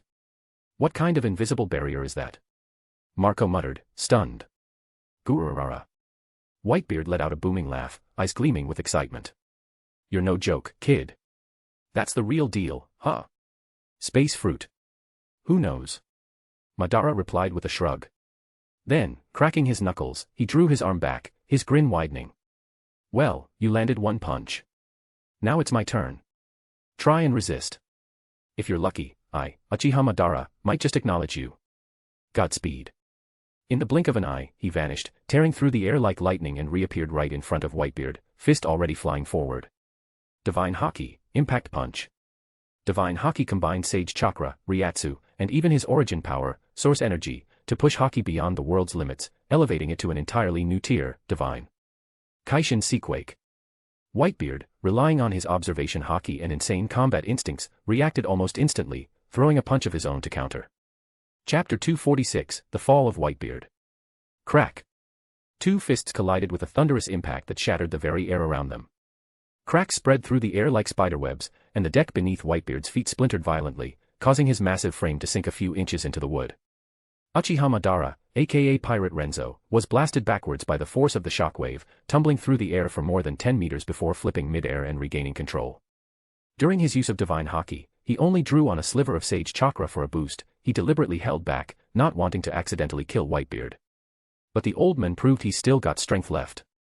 And around Whitebeard's ship, the sea had gone berserk. The broken air pressure had stirred up tidal waves that threatened to swallow everything nearby. Hold on tight. A storm's coming. Marco shouted, his voice cutting through the roar of the ocean. Whitebeard didn't hesitate. He swung his massive naginata, Murakamajiri, slicing through a wall of incoming water and buying time for his crew to work together and steer the ship away from danger. Then, with a leap and a burst of moonwalk, he shot into the sky and charged straight toward Renzo. You little brat. Take this. With the force of a mountain falling, Whitebeard brought down his naginata. The blade surged with the destructive power of the tremor fruit as it slashed downward, a devastating shockwave attack spanning over 100 meters. Renzo's eyes flashed. He summoned his Zanpakuto, its blade humming with focused intent, and met the slash head-on. Slash. Boom. The clash of their blades tore the sky itself apart. Clouds split into quarters, thunder cracking in their wake. Oh yeah, now that's more like it. Renzo grinned, clearly enjoying himself. He dived back in, mixing his swordplay with close-quarters combat to trade fierce blows with Whitebeard. Their battle only grew more intense. The shockwaves from their fight rippled across the ocean for hundreds of kilometers, raising colossal waves. Overhead, the already unstable new world weather turned darker, thunderclouds swirling ominously. Keep moving. Get us farther out of range. Marco barked, rallying the crew to push the ship beyond the battlefield. He took to the skies himself, keeping a cautious eye on the fierce showdown from afar. Just then, Marco noticed Teach, Blackbeard, standing on deck, glaring darkly in Renzo's direction. He figured Teach was upset by Renzo's earlier accusations and threats. Flying over, Marco clapped a hand on his shoulder and said reassuringly, "Don't worry, Teach. We're brothers. Nobody's gonna turn on you because of some outsider's nonsense. And besides, that guy is the old man's problem now. You just focus on your future, okay? Come on, gimme a smile." Teach quickly shifted his expression, putting on a goofy, carefree grin. Zay-ha-ha-ha. "Captain Marco, I'm good. If you've got nothing to hide, you don't need to fear the shadows. Just wait, one day, everyone will see who I really am." "Glad to hear it," Marco nodded, giving him a quick pat before flying off again to continue watching the battle. One sword style, Dragon Flash. Renzo unleashed a sweeping slash that sent many dragon-shaped blades of seawater roaring toward Whitebeard. Gekishin. Without flinching, Whitebeard narrowed his eyes and drove his fist forward. The water dragons shattered under the weight of his quake punch, but he immediately followed up with a counterslash of his own. Back and forth, they traded blows for hours. Over time, wounds began to accumulate on Whitebeard's body, cuts, bruises, bleeding. Meanwhile, Renzo still looked spotless, like he wasn't in a battle at all, just dancing through a game. Boom. After another fierce clash, Renzo pulled back a bit, floating in midair across from Whitebeard, who was still holding himself aloft with Moonwalk. "How about it, old man? You tired yet? You've got one hell of a temper, you know." "And for what? Everything I said was true. I don't lie." Huff, huff. Whitebeard chuckled between heavy breaths. "You're a monster, Madara kid. That stamina, and all those powers, plus that swordsmanship. The world government really did underestimate you with that bounty of yours. As for Teach, maybe he'll turn out like you said. Maybe not. But as long as he calls me Pops, as long as he hasn't betrayed me or the crew, he'll always have my protection. You badmouth him again, and I swear on this old life of mine, I'll take you down, no matter what it costs me." Huff, huff. That's what it means to be Whitebeard. You're seriously saying that after you're already winded like this? Renzo tilted his head with a smirk. "Don't flatter yourself. Looks like talking won't change your mind after all. Too bad. I actually kinda respect you. But today, I have a goal, and no one's stopping me from reaching it. At most, I won't kill him. I'll just borrow him for a bit. Run a few experiments. Then I'll give him back." He cracked his neck, eyes glowing. "All right then, time to get serious." The moment Renzo finished speaking, a terrifying power erupted from his body. Ryatsu, Conqueror's Haki, Magic, Killing Intent, Sage Chakra, all of it surged and fused together into a single overwhelming force. The air around him began howling violently. Dark storm clouds churned above, growing thicker and more ominous, like the sky itself was about to collapse. Even Whitebeard couldn't help but tense up. From a distance, Marco shouted in alarm, unable to hide his concern, "Pops!" He was ready to jump in and help. "Stay back." Whitebeard didn't even turn around. He barked the command sharply. Marco couldn't get involved in this. Not against someone like Uchiha Madara. Marco wouldn't last even one move. Divine Judgment.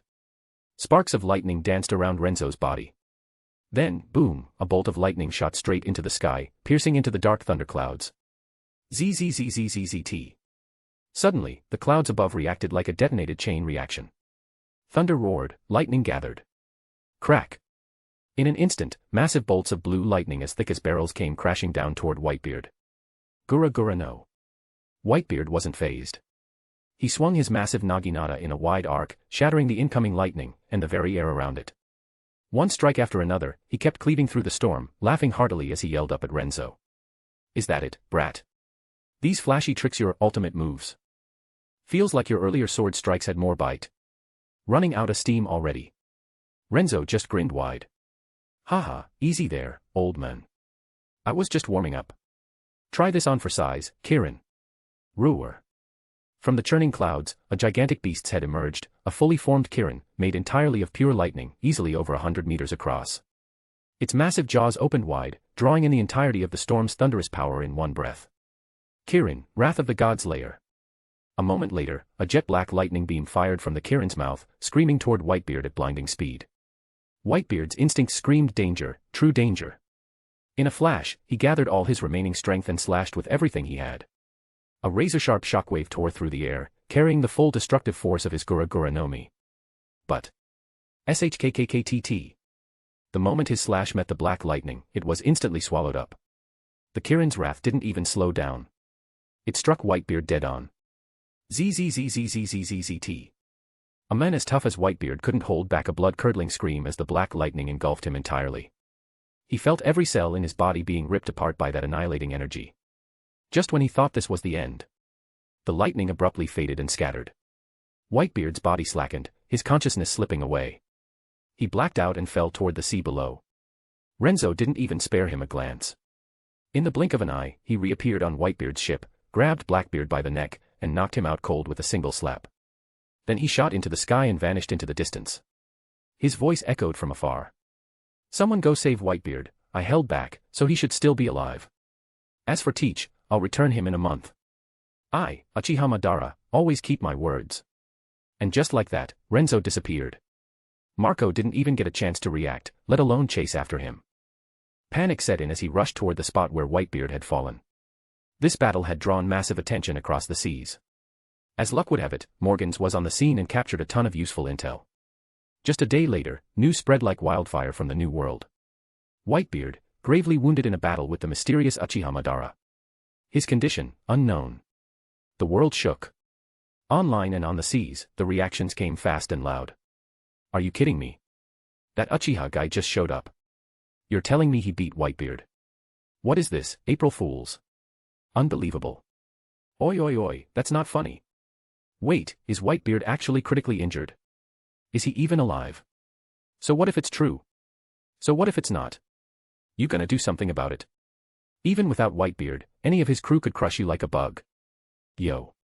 Sorry for the irregular update schedule these past 2 weeks, my graduation project has been taking up most of my time.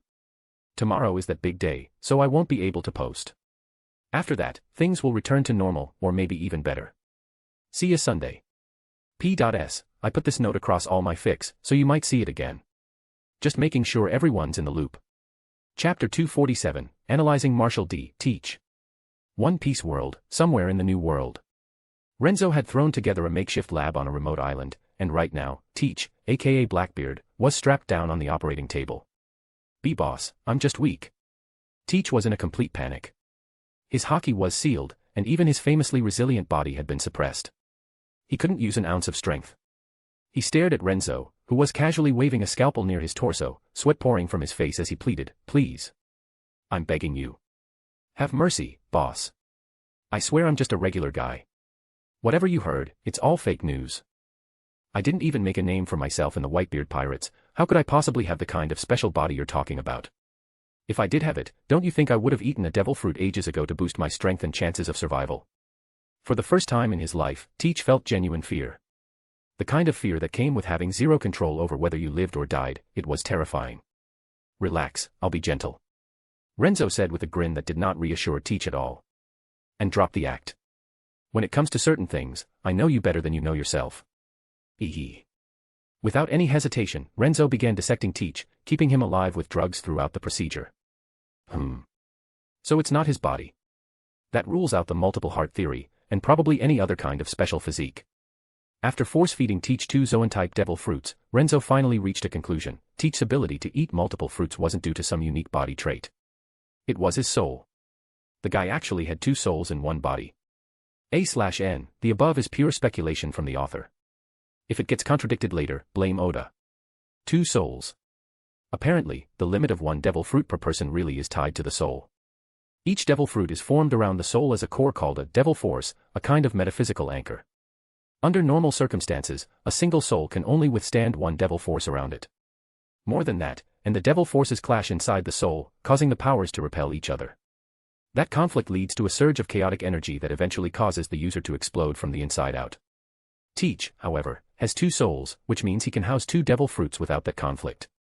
And because the 2 souls manage their powers separately, he's even able to keep both abilities running in tandem, each controlling a different part of his body. But a 3rd fruit?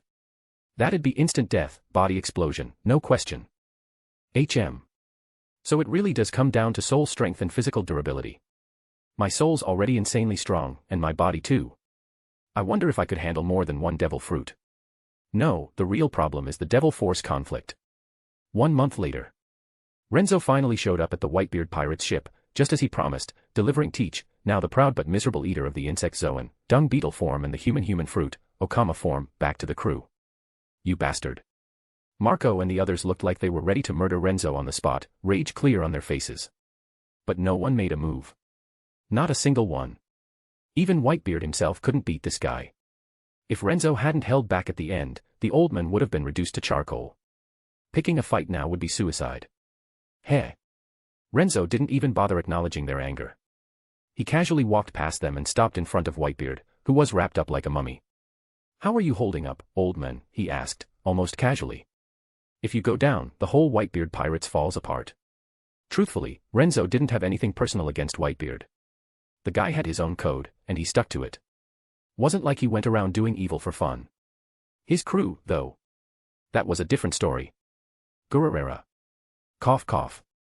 Whitebeard let out his iconic laugh, which quickly turned into a violent coughing fit from the effort. When he finally caught his breath, he managed a wry grin. "You actually giving a damn about me now?" "That's rich," he said with a chuckle. "But don't worry. I'm not dead yet. And, thanks for holding back in the end. For a second there, I really thought I was done for." That was the closest I've ever been to death.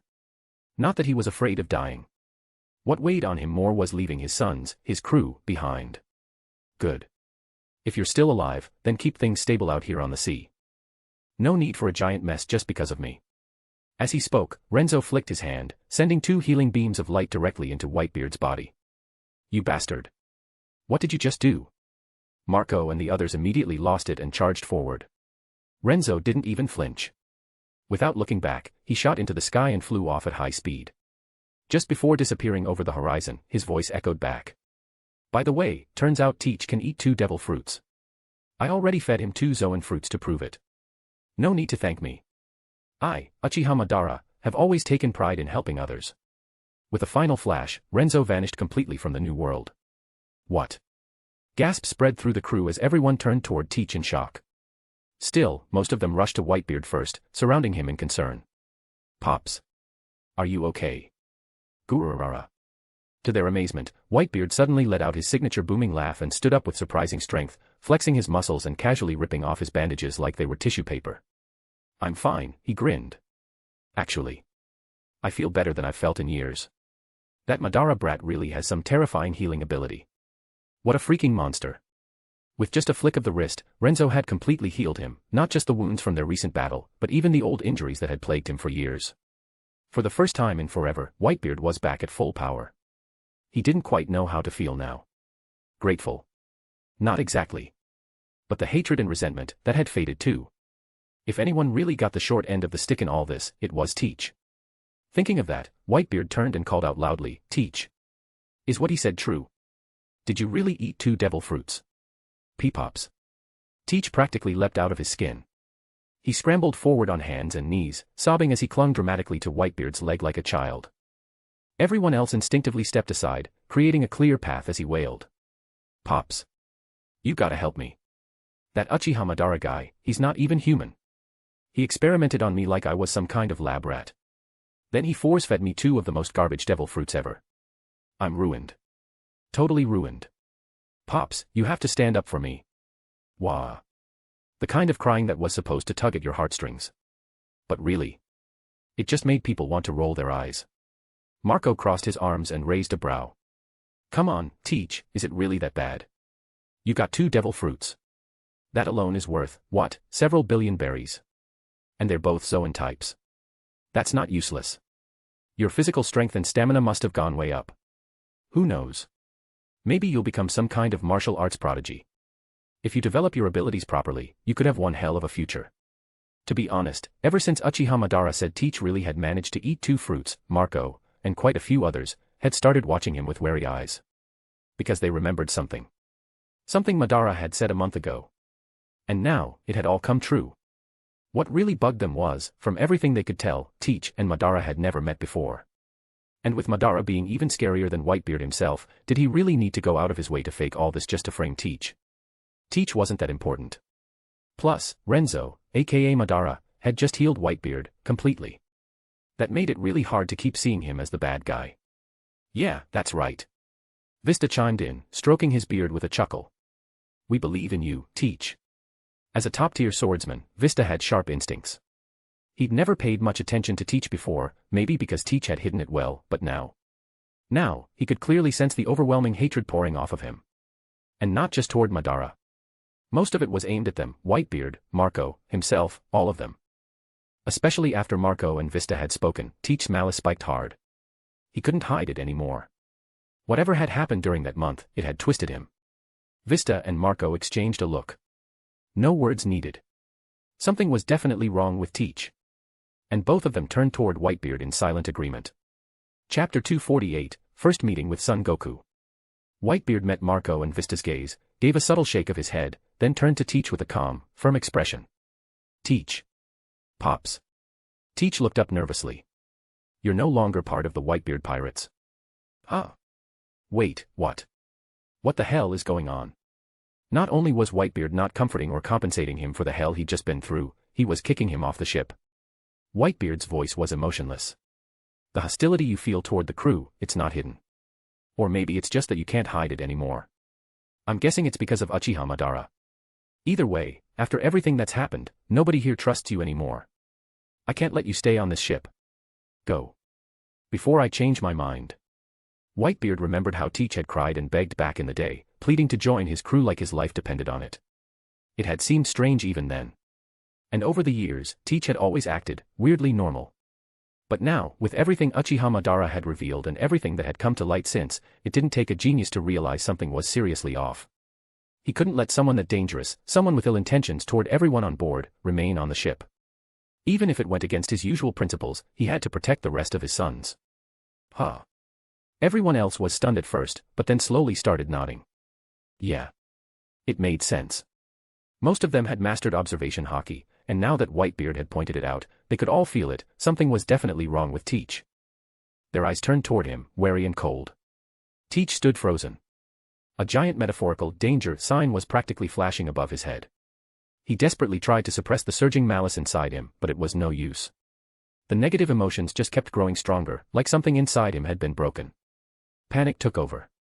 In the end, Teach ran. Limping, stumbling, scrambling, he fled from the Whitebeard pirates in total disgrace. Ho-ho, he ran. But that's only the beginning of his suffering. Back on a yacht drifting in the East Blue, Renzo sat relaxed, sensing the rapidly separating coordinates he'd placed on Teach and Whitebeard. He chuckled knowingly. Inside the mental space. Pirate Renzo clapped hands with a version of himself from another world, the hero Renzo from Konosuba. I've eaten the Goro Goro no Mi, Rumble Rumble fruit, hope that helps you out. I'll keep researching devil fruits, but for now, I gotta head out.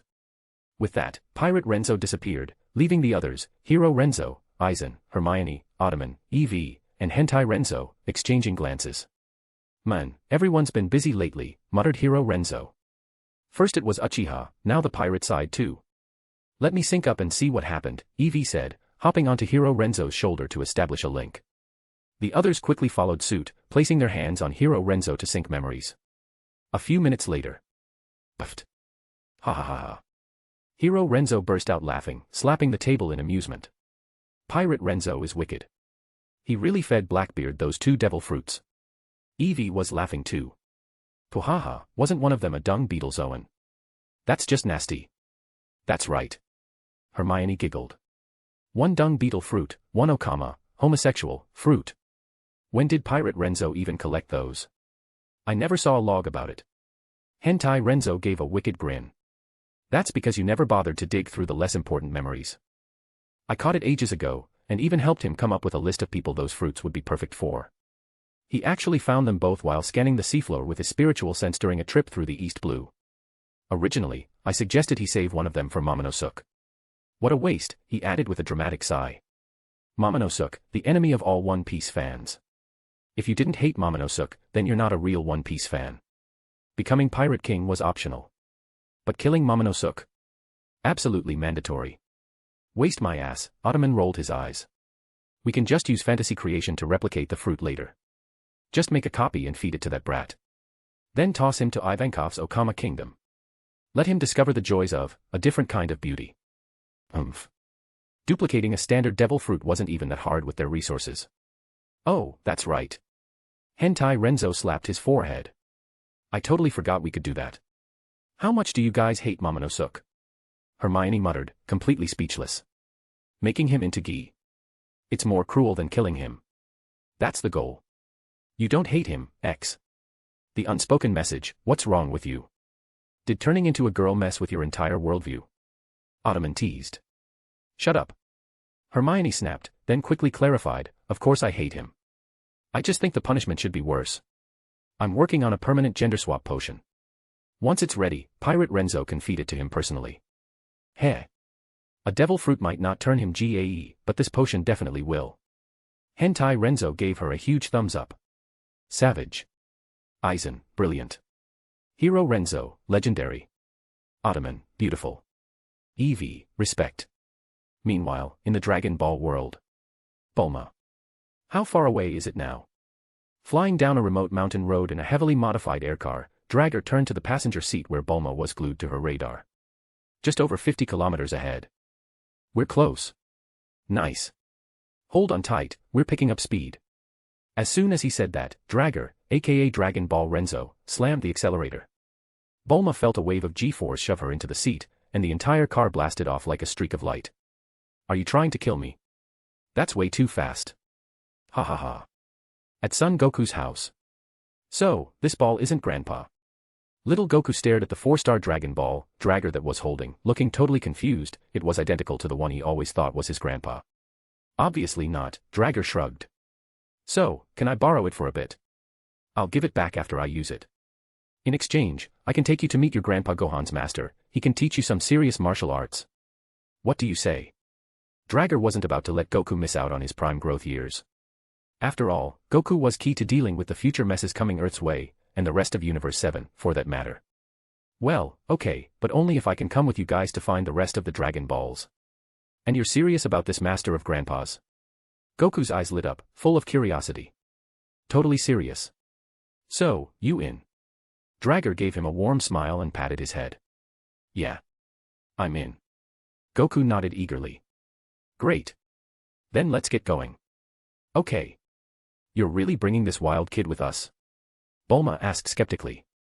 Of course. Don't underestimate Goku. Then Dragger suddenly remembered something. Hey Goku, mind if I draw a bit of your blood? He pulled out a syringe from his storage space and waved it at the boy. If the Dragon Balls couldn't give him any special blood, he figured he'd better start researching his own way. Huh? What's that thing? Goku asked, tilting his head in curiosity. It's for drawing blood. Can I? I'll trade you something yummy for it. Dragger conjured up a cabbage from the hero world, a special one with a delicious aroma, to tempt him. Whoa, smells awesome. Deal. Goku didn't hesitate and let him draw the blood. Dragger quickly filled a vial and sealed it away. Alright, before we head off, let's make a quick stop somewhere, he said to Goku and Bulma. Where to? Bulma asked, confused. You'll see. With that, he wrapped one arm around Bulma's waist and rested his hand on Goku's head. Shwoop. In an instant, they appeared next to a massive crater. Whoa. That was amazing. What kind of ability was that? Goku's eyes sparkled with excitement at the sudden change in scenery. This is instant transmission, Dragger grinned. If you're interested, I can teach it to you someday. He wanted to see how far Goku could go with not just martial arts, but psychic abilities too. Maybe, with the right training, Goku could grow even stronger, faster, and be better prepared for what was coming. Really? Goku looked up at him with wide, shining eyes. Big bro, you're the best. You are a good person. Ah. Dragger was momentarily speechless. Puffed.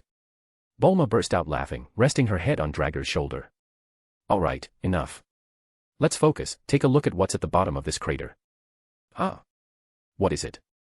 Bulma leaned over the edge to look, and when she saw what was inside, her eyes went wide in shock. This has to be. Yo. No more chains. No more deadlines. I'm free to do what I love now. Small blue diamond every 200 power stones equals 1 bonus chapter. To read 80 advanced chapters backhand index pointing right patreon.com/_coreal. Chapter 249, The Perverted Master Rashi. An alien spaceship. Bulma's eyes lit up with excitement. Yup. Dragger nodded. That's the spaceship that brought little Goku to Earth. See, he has a tail. What kind of kid has a tail? Ah. Me. Goku blinked, confused, while Bulma looked just as puzzled. So Goku is an alien. Bulma gave Goku a once-over, then nodded thoughtfully. Well, I guess that's not too weird. I mean, Earth already has talking cats, werewolves, even dinosaurs. So a kid with a tail isn't exactly shocking. Drager laughed helplessly. Yeah, that alone doesn't prove someone's an alien. But you know me, when I say Goku's an alien, I mean it. We're the only intelligent species here, and the world is full of bizarre creatures. That's true. Bulma nodded, then looked puzzled again. But Drager, how do you know Goku is an alien? I can see some of the future, remember, I told you that before. Drager casually leaned on the excuse he'd used before. Future seeing, truly the ultimate get-out-of-jail-free card. Oh, true. Bulma believed it instantly. And honestly, how could she not? Drager had suddenly gained all these ridiculous powers and abilities, it made no scientific sense. What choice did she have but to just roll with it? He even taught her supernatural powers. What's an alien? Goku suddenly asked, tilting his head. How do I put this?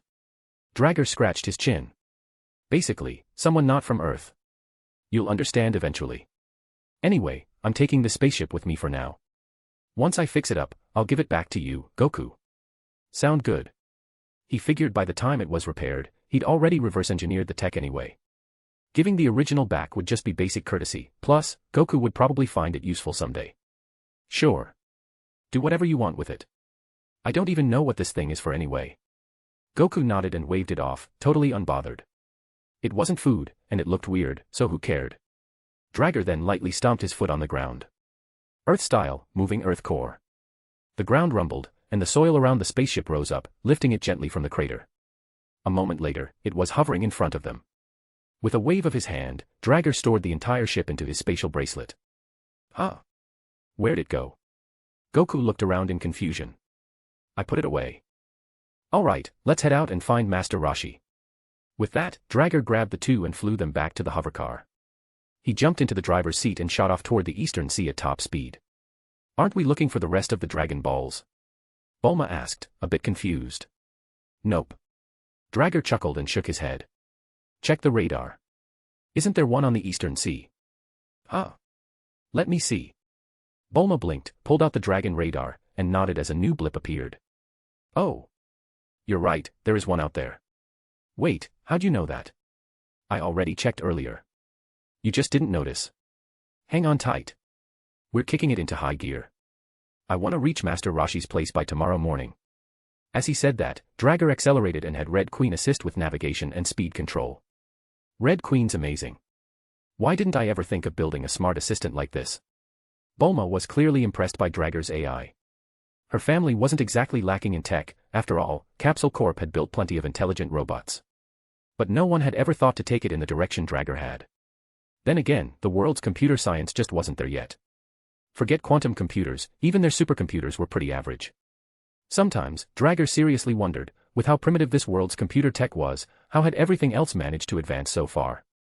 Far off in the East Sea, more than 100 nautical miles from the mainland, a tiny island stood alone. It was barely big enough to hold a single small house with a red roof. Outside the house were a few scattered palm trees. And right now, sprawled out on a lounge chair was an old man with a thick white beard, wearing flashy sunglasses and a gaudy Hawaiian shirt. In his hands was a magazine full of pin-up hot girls, which he was totally enjoying. Oh ho ho. This one's good. This one's real good. Wahaha.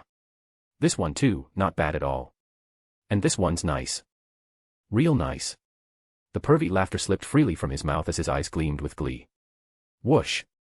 Suddenly, a loud whooshing sound echoed across the sea, interrupting his happy daydream. The old man sat up, pushing down his sunglasses to get a better look at what was coming. What he saw surprised him, a sleek, high-end flying car, way more advanced and larger than any ordinary one. And it was flying straight toward his little island. With no choice, Master Roshi got up from his chair and watched as the car gracefully landed on the shore. Yo. Master Roshi. Leading the group, Drager hopped out of the vehicle and waved casually at the old man. Yeah, they knew each other. Back in the day, Drager had come to Master Roshi asking to be trained in martial arts. But honestly, the guy was hopeless, zero talent for martial arts. Even after bribing Roshi with a bunch of cool stuff and getting a few basic lessons, he couldn't make any progress and eventually gave up. Oh, it's you, kid. Roshi squinted, then his eyes lit up with recognition. But a moment later, he furrowed his brow in confusion. Something's different about you, weird. I can't get a read on your energy at all. He gave Dragger a once-over, then added with a bit of curiosity, looks like your body's been totally transformed. Is this that power of technology thing you were babbling about before?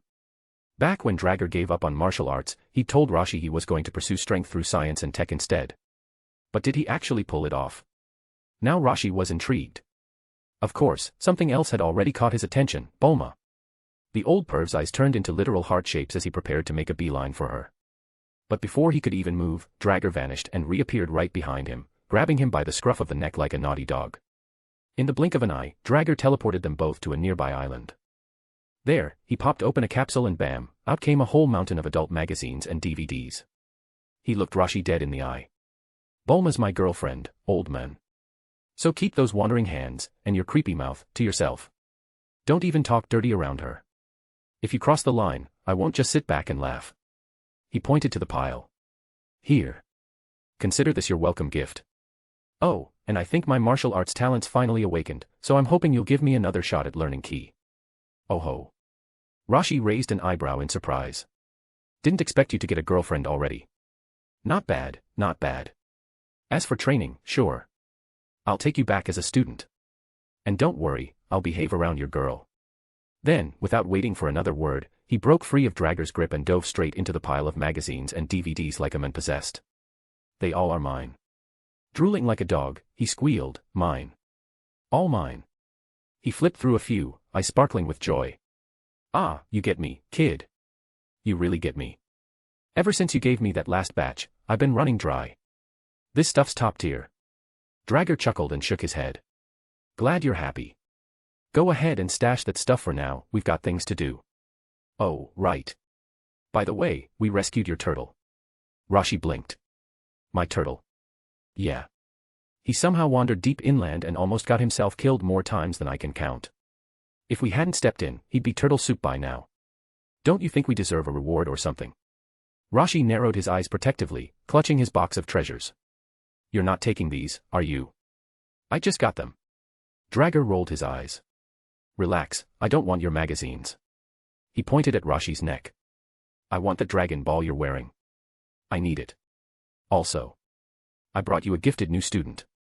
That kid with the tail, yeah, him. You saw him earlier, right? Turns out, he's the grandson of your old disciple, Son Gohan. What? Rashi froze. Gohan's grandson. That wild little boy. Doesn't really look the part. Wait, you've seen Gohan, then. How's he doing? It's been forever since I last heard from him. Dragger's smile faded. No. I haven't seen Son Gohan. He's gone. Dead. He sighed. When I found Goku, he was living all alone in the mountains, like some kind of wild child. Not a soul in sight. Rashi stood still, stunned. He's dead. But with Gohan's talent and strength, that shouldn't be possible. He was old, Rashi. He wasn't immortal like you seem to be, Dragger said, exasperated. Come on, he was over 70. This world's martial arts can't extend your life, remember. Even Goku, in the future, ends up dying from something as dumb as heart disease. So yeah, it's not that weird. Chapter 250, Bulma roasts Rashi, and Krillin shows up. Well, you're not wrong. Master Rashi stroked his beard and nodded. Surprisingly, he didn't seem all that sad. Maybe after living so long, he'd already made peace with the cycle of life and death. Huh. He suddenly blinked and turned to look at Dragger, confused. Wait a sec, how'd you know I'm immortal, kid? After all, he didn't remember ever telling him that. Dragger just grinned. Because I can see glimpses of the past and future. Otherwise, how do you think I got this strong so fast? At this point, he was so used to spinning nonsense that the lies rolled off his tongue like butter. Wait, what? I thought you got strong using technology. Rashi looked completely baffled. Well, maybe it's possible. Rashi mumbled, starting to second-guess himself. He knew there were plenty of weird things on Earth, like how Korean had that super sacred water or whatever. Maybe that gave Dragger an ability like that. But stuff like that wasn't easy to come by, not to mention, Dragger never had the qualifications to get his hands on it back in the day, let alone drink it. That stuff could kill you if you weren't strong enough, and Dragger's body and mindset back then were both nowhere near ready. Besides, Rashi hadn't sensed any trace of training from him before. That's why he'd assumed Dragger was relying on pure tech. As for Earth's Kami, Rashi had never even met the guy. You sure you're not just full of crap? He asked suspiciously. Haha, come on. If I were lying, how do you explain everything I've accomplished? Everything I know. Okay, whatever you say, Rashi said, waving it off. He'd already gotten his hands on the sexy stuff, and that's all he cared about. Dragger also nodded. Let's not dwell on it. Grab your stuff, we're heading back. Don't want Bulma waiting too long. Before Rashi could argue, Dragger grabbed him by the shell and, ignoring his protests, teleported both of them back to the main island. Back already? Bulma asked, arms crossed. What were you two up to, sneaking off all secretive like that? Nothing. Absolutely nothing, X. Dragger and Rashi both answered in perfect sync. Then Rashi turned and waved at young Goku. Hey, kid. Come here a sec. Huh? You mean me, Gramps? Goku blinked and jogged over. I heard your grandpa was Gohan. Is that true? And do you know how he died? Rashi reached out and ruffled Goku's hair, but paused when he realized something weird. No matter how much he messed it up, the kid's hair just bounced right back into place. It was like it had its own built-in styling gel. Huh, reminds me of back when I was young and had a full head of glorious hair. Rashi sighed dramatically. You'd better appreciate yours while you've still got it, kid. Dragger. Sea turtle. Bulma. This old man gives me the creeps, Bulma muttered, poking Dragger in the side. And why do I get the feeling he's a total perv?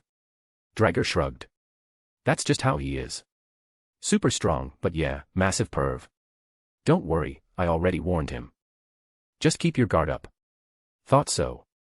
Bulma nodded knowingly, glaring at Rashi with barely concealed disdain. Meanwhile, Goku stood there looking completely lost. Yeah, my grandpa was definitely named Son Gohan. That's what he told me. As for how he died, I don't really know, Goku said, his expression darkening. I think it was some kind of monster. A really scary one. When I woke up, he was already gone. Just remembering it made Goku feel heavy inside. He really missed his grandpa.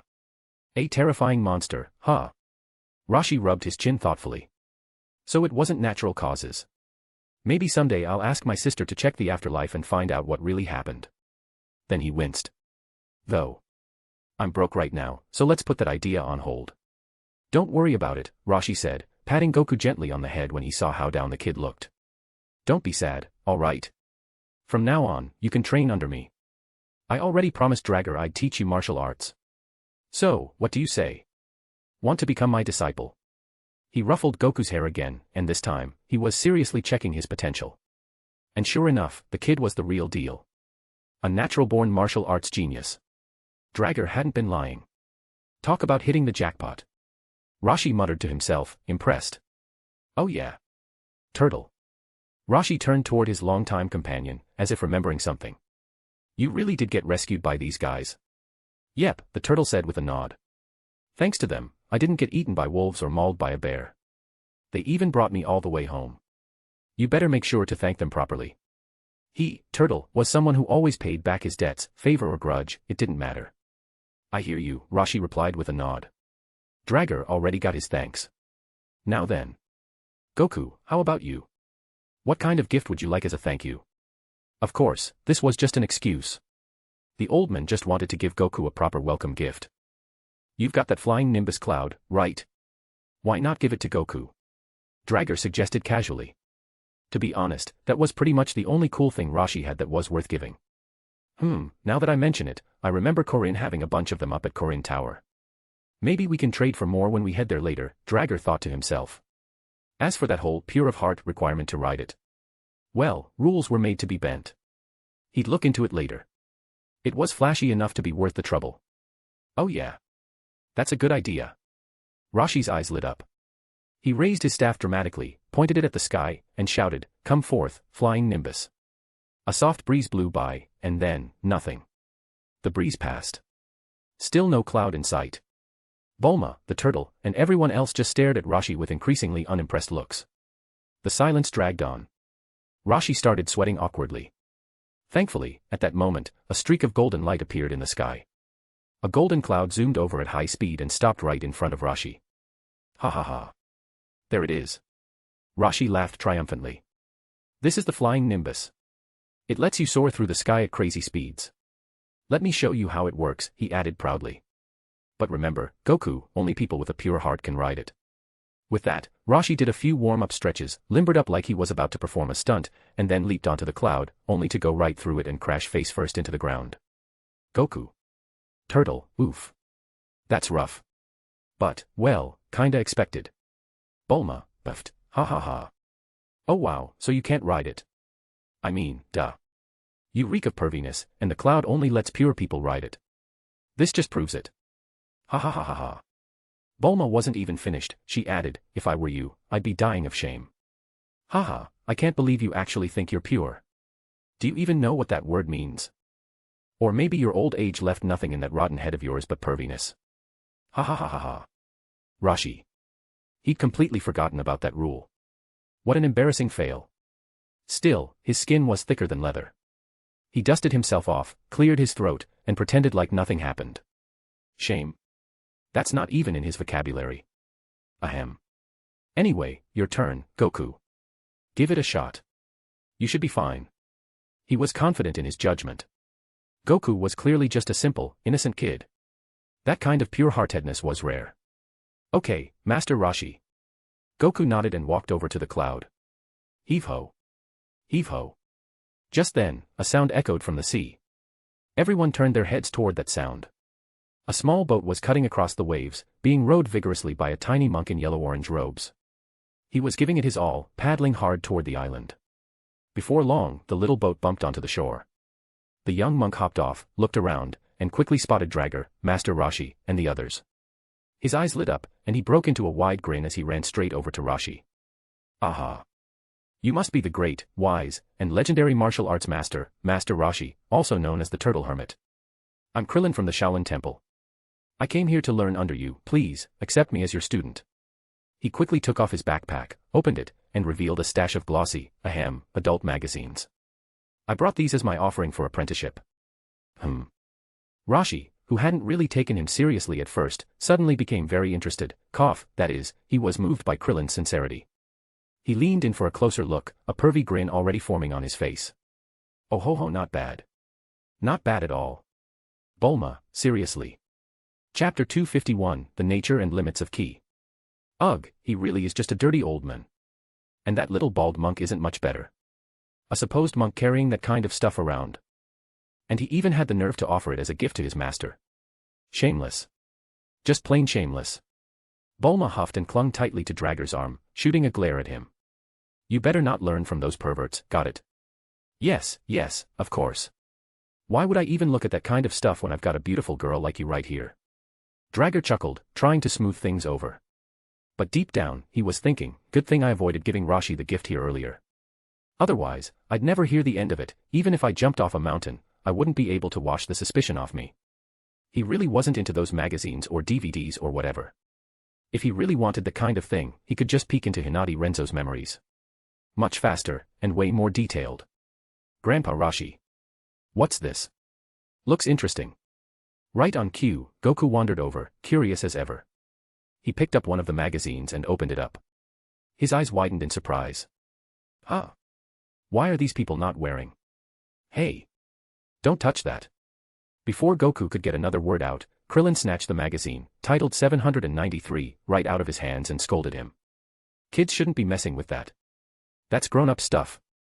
Go play somewhere else. You're a kid too, aren't you? Goku blinked, confused. Krillin narrowed his eyes at Goku, sizing him up. This kid's here to become a disciple too. So he's my rival. So, Master Rashi. Will you accept me as your disciple? Krillin immediately turned on the charm, flashing Rashi a flattering smile. Well. Rashi scratched his head. Sure, he enjoyed the kind of stuff Krillin brought, but compared to what Drager offered earlier, it was lacking.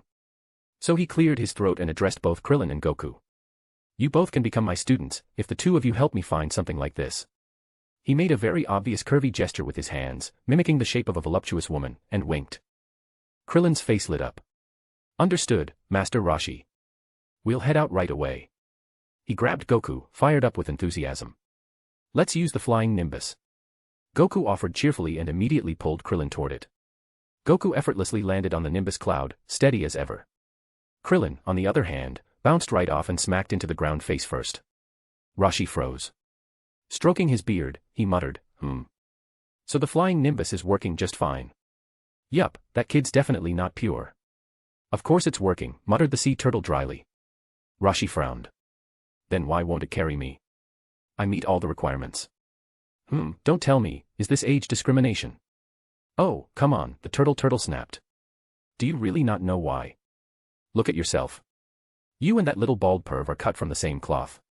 Seriously, the turtle couldn't believe it.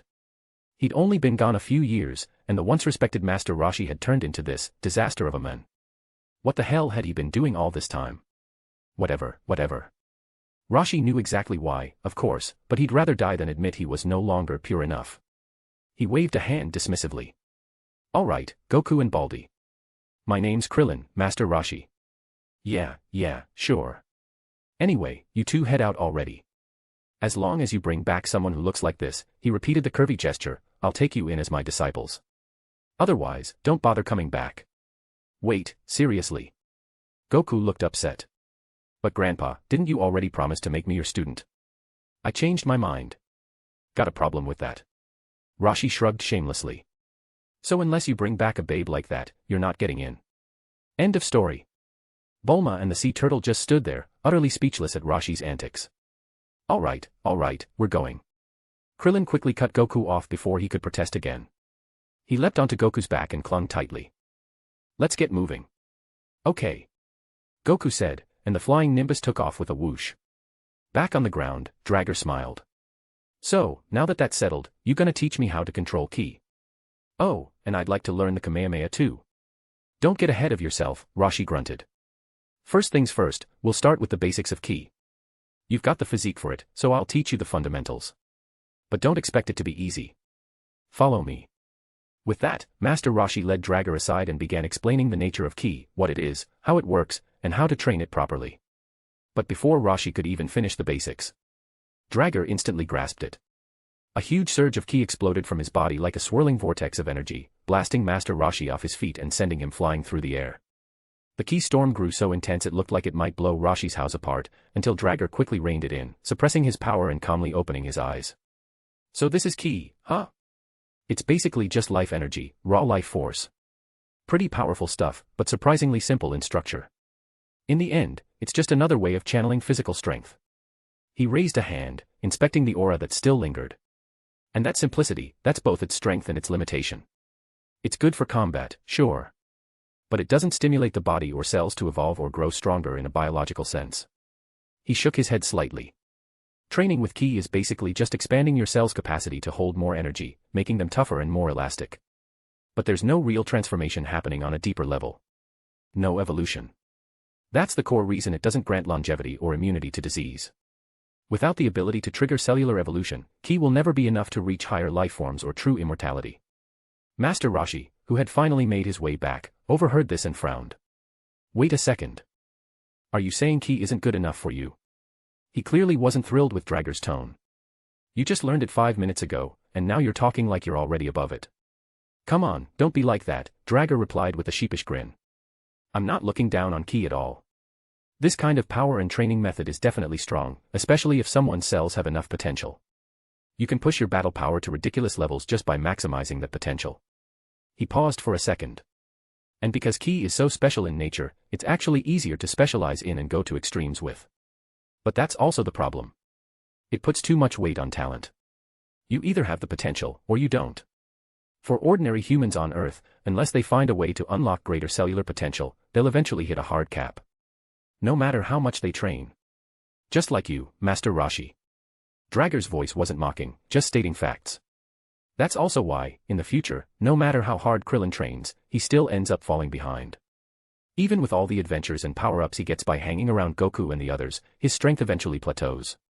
Compare that to scions like Goku and Vegeta, or monsters like Frieza, even Piccolo, who's not human either. Krillin's stuck in a completely different league. Even Android 17 and 18 only surpassed him because their bodies were completely re-engineered at the genetic level. And now, Drager finally understood why fusion in the original story had such explosive results. It was combining two people's genetic potential into one. No wonder it caused such a massive leap in power. It was like doubling your upper limit all at once. I disagree, Master Rashi said, shaking his head. You know I took the immortality elixir, right? That stuff had a major side effect, it froze my body at the exact state it was in when I took it. No matter how much I train now, I can't get any stronger. My cells don't change, don't grow. I'm stuck. He didn't seem too upset about it, though. To be honest, if I hadn't taken it, I'd probably be long dead by now. At least this way, I get to live out my days in peace. It's not like I need to get any stronger anyway. I'm good where I'm at. And hey, wouldn't you rather kick back, flip through some magazines, and enjoy the view? Drager gave him a sideways glance. Please. Let's be real, you took that elixir because you knew you were hitting your limit. Your strength was already starting to decline from age, and your cells were breaking down. You weren't going anywhere but down, so you figured you might as well freeze things while you were still ahead. He smirked. Trying to play it off like it was no big deal, huh? Rashi blinked. Damn. You saw right through me, huh? You've definitely gotten sharper. He rubbed his bald head and let out a long sigh. You're not wrong, kid. That's exactly what happened. But that just proves my point, doesn't it? So what? You figured out that ki has its limitations. What now? You gonna fix that? Change how cells work? Alter species-wide potential? Rashi chuckled dryly. You really think that's possible? He wasn't a scientist, but he'd been a martial artist long enough to know how insane that sounded. Chapter 252, Peak Shamelessness and Learning Kamehameha. But Drager just smiled and nodded. Actually, I do have a way. With the power of technology, something like this isn't impossible. My genetic technology is good enough. Huh? Seriously? Master Rashi's eyes lit up like a kid in a candy store. He pointed at himself, looking hopeful. You think there's still a chance for me to evolve my genes or whatever? If there was a way to keep getting stronger, who wouldn't want that? And hey, if you could make me look a few decades younger while you're at it. That'd be perfect. He rubbed his hands together, trying to look innocent but failing miserably. Oh. Want me to throw in a full cosmetic makeover while I'm at it? Turn you into a handsome stud? Drager gave him a sideways glance. You can do that. Yes, I want. Wait, no. I mean, who needs plastic surgery? I was super handsome in my prime, okay. Everyone in the village said so. He paused, then added shamelessly, but if you insist on making me even better looking, I guess I wouldn't refuse, hee. Drager shut him down instantly. Not happening. Give it up. Come on, don't be like that. Didn't you want to learn the Kamehameha? I'll teach you right now. Just help me out here, please. Master Rashi practically clung to Drager's leg, begging. The turtle, this man is beyond saving. He's definitely not the same martial arts master I once respected. His dignity shattered into pieces, carried away by the wind. Oh, come on, Bulma scoffed, arms crossed. Wasn't this his vibe from the very beginning? Nothing new. I'm honestly not even surprised anymore. All right, enough, Drager sighed. Stand up already. I need to take a closer look at your condition. To be honest, I don't know much about how that immortality drug works, so I can't promise anything. He gave a friendly warning. The more miraculous something sounded, the more likely it came with irreversible side effects. Sure, go ahead. Do you need me to strip? Master Rashi jumped up, oddly enthusiastic. Gross. Keep that up and I won't help you, Drager said, deadpan. What the hell is wrong with this guy? Okay. Master Rashi immediately straightened up, dropping the act. Just stand still. As he spoke, Drager activated his eternal Mangekyo Sharingan, casting Omniscience Dojutsu to analyze Rashi on a cellular level. It didn't take long to spot the problem. His cells were locked in a static state by some strange force. Basically, his life force had been frozen in time, leaving his cells in a fixed equilibrium. That meant he still needed food, sleep, and rest like any normal person. He could still get sick or injured, but he wouldn't age any further. Yeah, this is a tricky one, Drager muttered. It'll probably take some time before I can figure out a way to reverse it. Though, if you could give me one of those immortality elixirs, I might be able to analyze it and crack the code faster. Got any left? He turned toward Rashi. Bulma's eyes sparkled as she leaned in too. There was really an actual immortality elixir. Rashi, however, shook his head. Nope. That stuff wasn't man-made. It was a natural treasure, and there were only 3 in existence. I got one, Crane Hermit got one, and my sister, the fortune teller, got the last one. If you want one, well, sorry to disappoint. There just aren't any more out there. No way. What a shame, Bulma looked genuinely disappointed. It's fine, Drager chuckled. I'm not really that interested in living forever, to be honest. And Bulma, if you're worried about your own lifespan, or your family's, you really don't need to be. I might not have his immortality elixir, but I do have some life-extending potions that can add 300 years easy. Plus, both the meditation techniques and body training I gave you can help evolve your physical life force.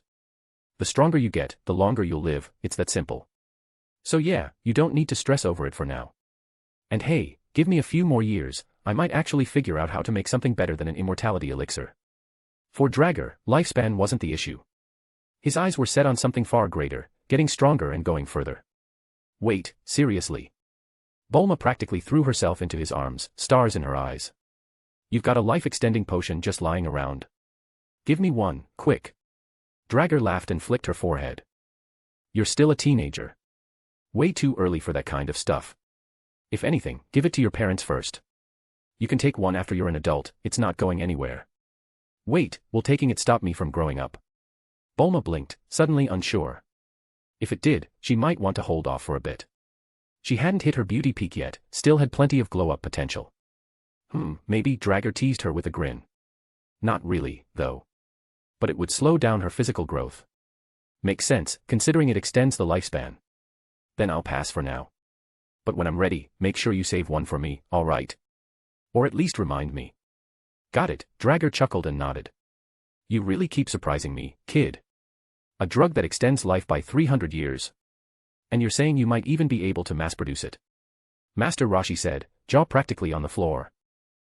Who knows? Drager shrugged. But I'm not planning to spread it around. Honestly, I don't even want too many people knowing about it. He turned to Master Roshi, his tone more serious. So I'm counting on you to keep this between us. I trust you can handle that, right? Of course. I'm the god of martial arts, Master Roshi. You can count on me, he said, thumping his chest with a rare show of sincerity. This wasn't the kind of thing to joke about. I won't say a word either, the sea turtle chimed in, raising one flipper.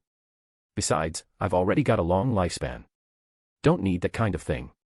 Well, he was a turtle, and a talking one at that. Living for 1,000 years. Probably not a problem. Master Roshi, let's get back to the Kamehameha and how to control ki, Drager said. Once I've got that down, I'll teach you a body-strengthening technique and a meditation method. With some luck, it might help enhance your physical and spiritual foundation. If it works, even if you can't undo the side effects of that immortality elixir, you should still be able to improve your strength and potential. Oh, and when the time comes, I hope you'll pass this stuff on to Goku and Krillin, too. Krillin might come off a little sly, but he was a good person at heart. And someday, he'd represent Earth's human fighters. Drager didn't mind lending him a hand, see how far he could go. It'd make for a good test case anyway. No problem. I'm actually kinda excited now, Roshi said with a rare, genuinely pleased smile. And I gotta say, kid, you're really something. There was a warmth in his tone. He truly meant it. Without wasting time, he started demonstrating the Kamehameha. Watch carefully, he said, adopting a stance. First, feel and gather the energy in every single one of your cells. Then, draw it all toward your palms, keep compressing it, like this. Ka, me, H-A-A-A, me, H-A-A-A-A-A. Between his cupped hands, a glowing orb of energy formed, radiating with intense power. Drager could feel the concentrated energy swirling inside it. Then, boom. With a thrust of his hands, a blazing beam of pure energy erupted from his palms, stretching out for miles and slamming straight into a nearby uninhabited island. The blast smashed into a mountain over 100 meters tall, obliterating it instantly. Chunks of rock and dust exploded outward like fireworks. By the time the smoke cleared, all that remained was a crescent-shaped crater where the mountain used to be. Bulma's jaw dropped. That's what ki can do. Using just raw life energy, a human being had just casually wiped out a whole mountain. And the one who did it. An old man in a Hawaiian shirt. She could hardly believe her eyes. So. You get it now. Roshi exhaled deeply, looking over at Drager with a sly smile. After all, Drager had grasped how to use ki almost instantly, and his energy output was ridiculous. Now Roshi wanted to see if he could pick up the Kamehameha in just one go too. Back in the day, it had taken him years to master it. Yeah, I think I got the gist of it, Drager nodded. Once you understand the concept, as long as you've got good control over your ki and enough energy to work with, pulling off an attack like that isn't too hard. As he spoke, he raised a finger. A small orb of light, about the size of a ping-pong ball, began to form at his fingertip, rapidly expanding. Chapter 253, How to Give Thanks. But before the energy could expand any further, Dragger compressed it back down to the size of a ping-pong ball. It didn't look as large as Master Roshi's Kamehameha from earlier, but Roshi's hair instantly stood on end. He could feel the energy inside the glowing sphere, and it was at least twice as powerful as what he'd released. And that wasn't even the scary part. What really sent a chill down his spine was the density. The concentration of energy in that tiny ball. Easily over 10 times what his own had been. Kamehameha, Zero. Dragger pointed his finger toward what was left of the distant island. The sphere instantly shot off, transforming into a piercing beam of light that tore through the sky and slammed into the remains of the island. Boom. The shockwave hit them a moment later, followed by an earth-shaking explosion. A towering tsunami erupted where the island once was, water surging up to the heavens before sweeping outward in every direction like a monster unleashed. Hey hey hey! Kid! You just caused a disaster! Roshi shouted, panicking. If that wave hits any nearby islands or coastal villages, people are gonna get hurt. Hurry, do something to stop it. The old master's muscles bulged as he powered up, transforming into a jacked old man and getting ready to jump into action. But Dragger Renzo stepped forward and stopped him. No need for that. I've got this. He strode over to the shoreline, knelt down, and plunged one hand into the water. In a calm voice, he whispered. Ice magic, ice age. A pulse of frigid energy erupted from his palm. Crack. Crack. Crack. Before their eyes, the ocean began to freeze, starting from his hand and spreading outward at terrifying speed. In just 2 seconds, the colossal tidal wave, hundreds of meters tall, was frozen solid, along with a massive stretch of ocean. The icy expansion halted the disaster in its tracks. Even underwater, everything within 10 meters of the surface was frozen solid. Roshi. Bulma. Turtle. What the hell is this? He froze the ocean. Holy crap. Everyone stared in stunned silence, the frozen sea gleaming under the sun. Slowly, their eyes drifted back to Dragger. Kid, just how many terrifying powers do you have up your sleeve? Roshi muttered, visibly shaken. You just froze the damn ocean. Are you even beatable at this point?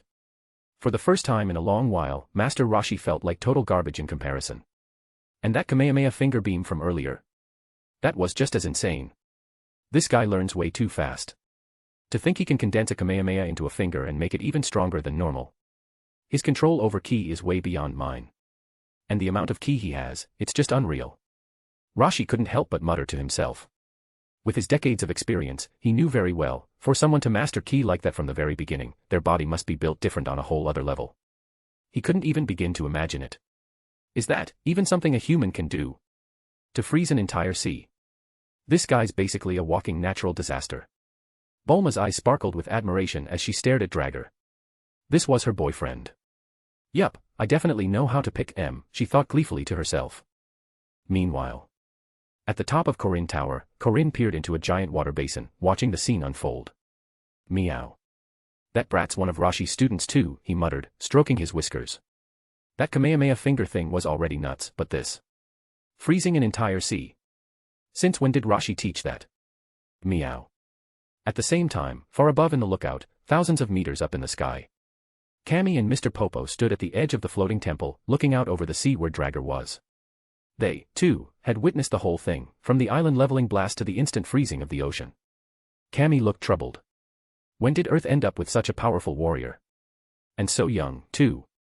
He must be one of Roshi's students. Popo, do you know anything about him?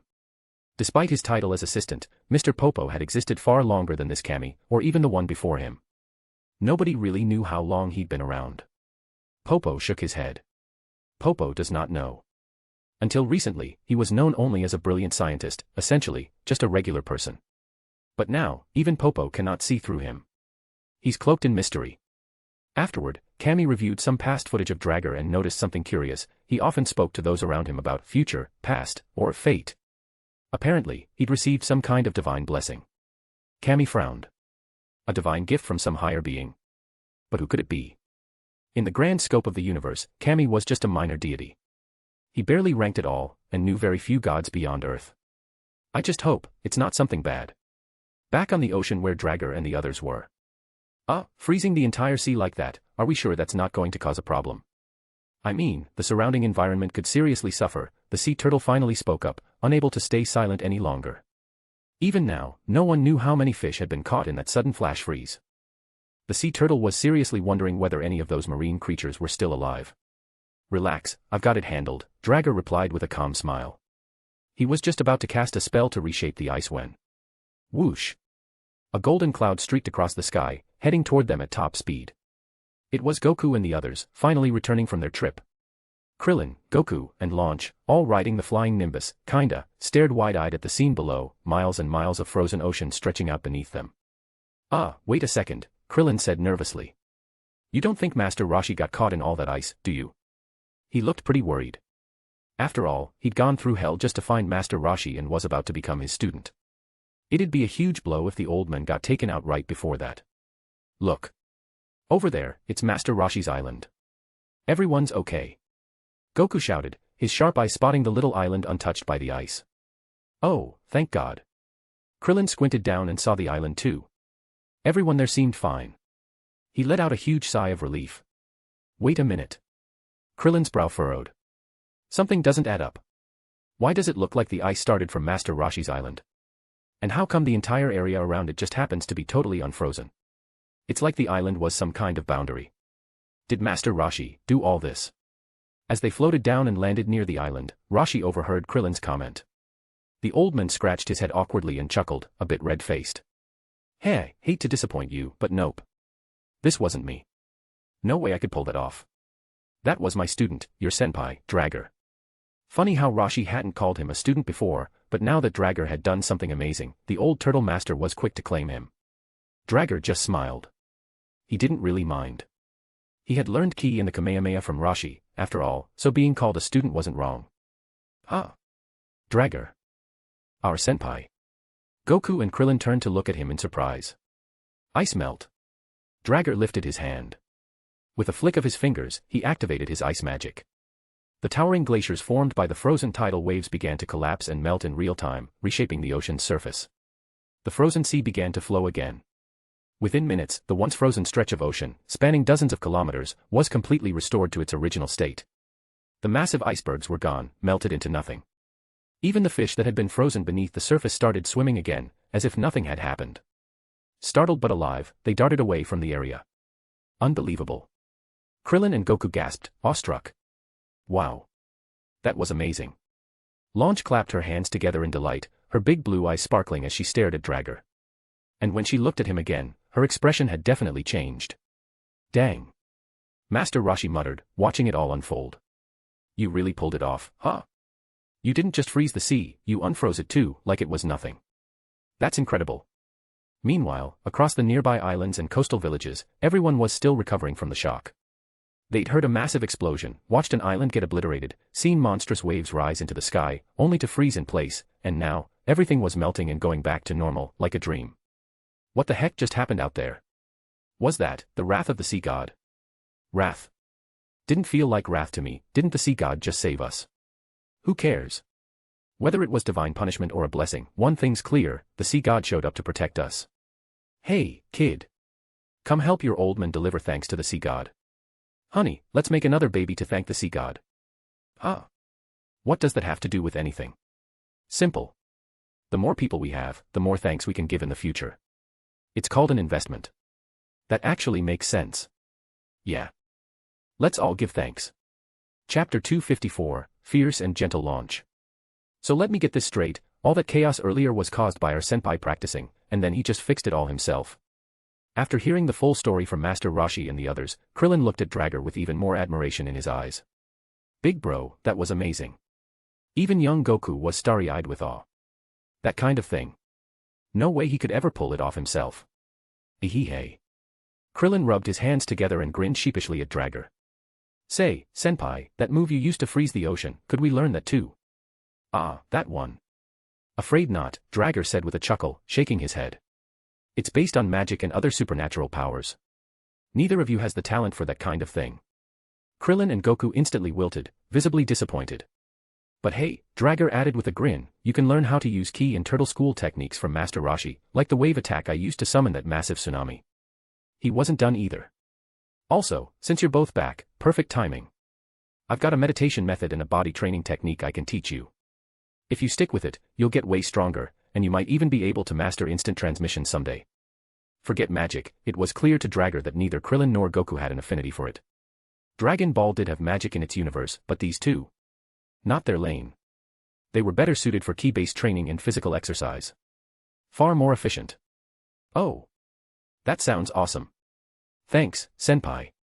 All traces of disappointment vanished as Goku and Krillin lit up with excitement. At that moment, Master Roshi noticed Launch standing quietly near Krillin and Goku. The blue-haired version, shy and elegant. His eyes sparkled instantly. So this is the beauty you boys brought back, huh? Not bad at all. You've got good taste. Ahem. Before anyone could stop him, Roshi had already swaggered over to Launch, grinning like a creep.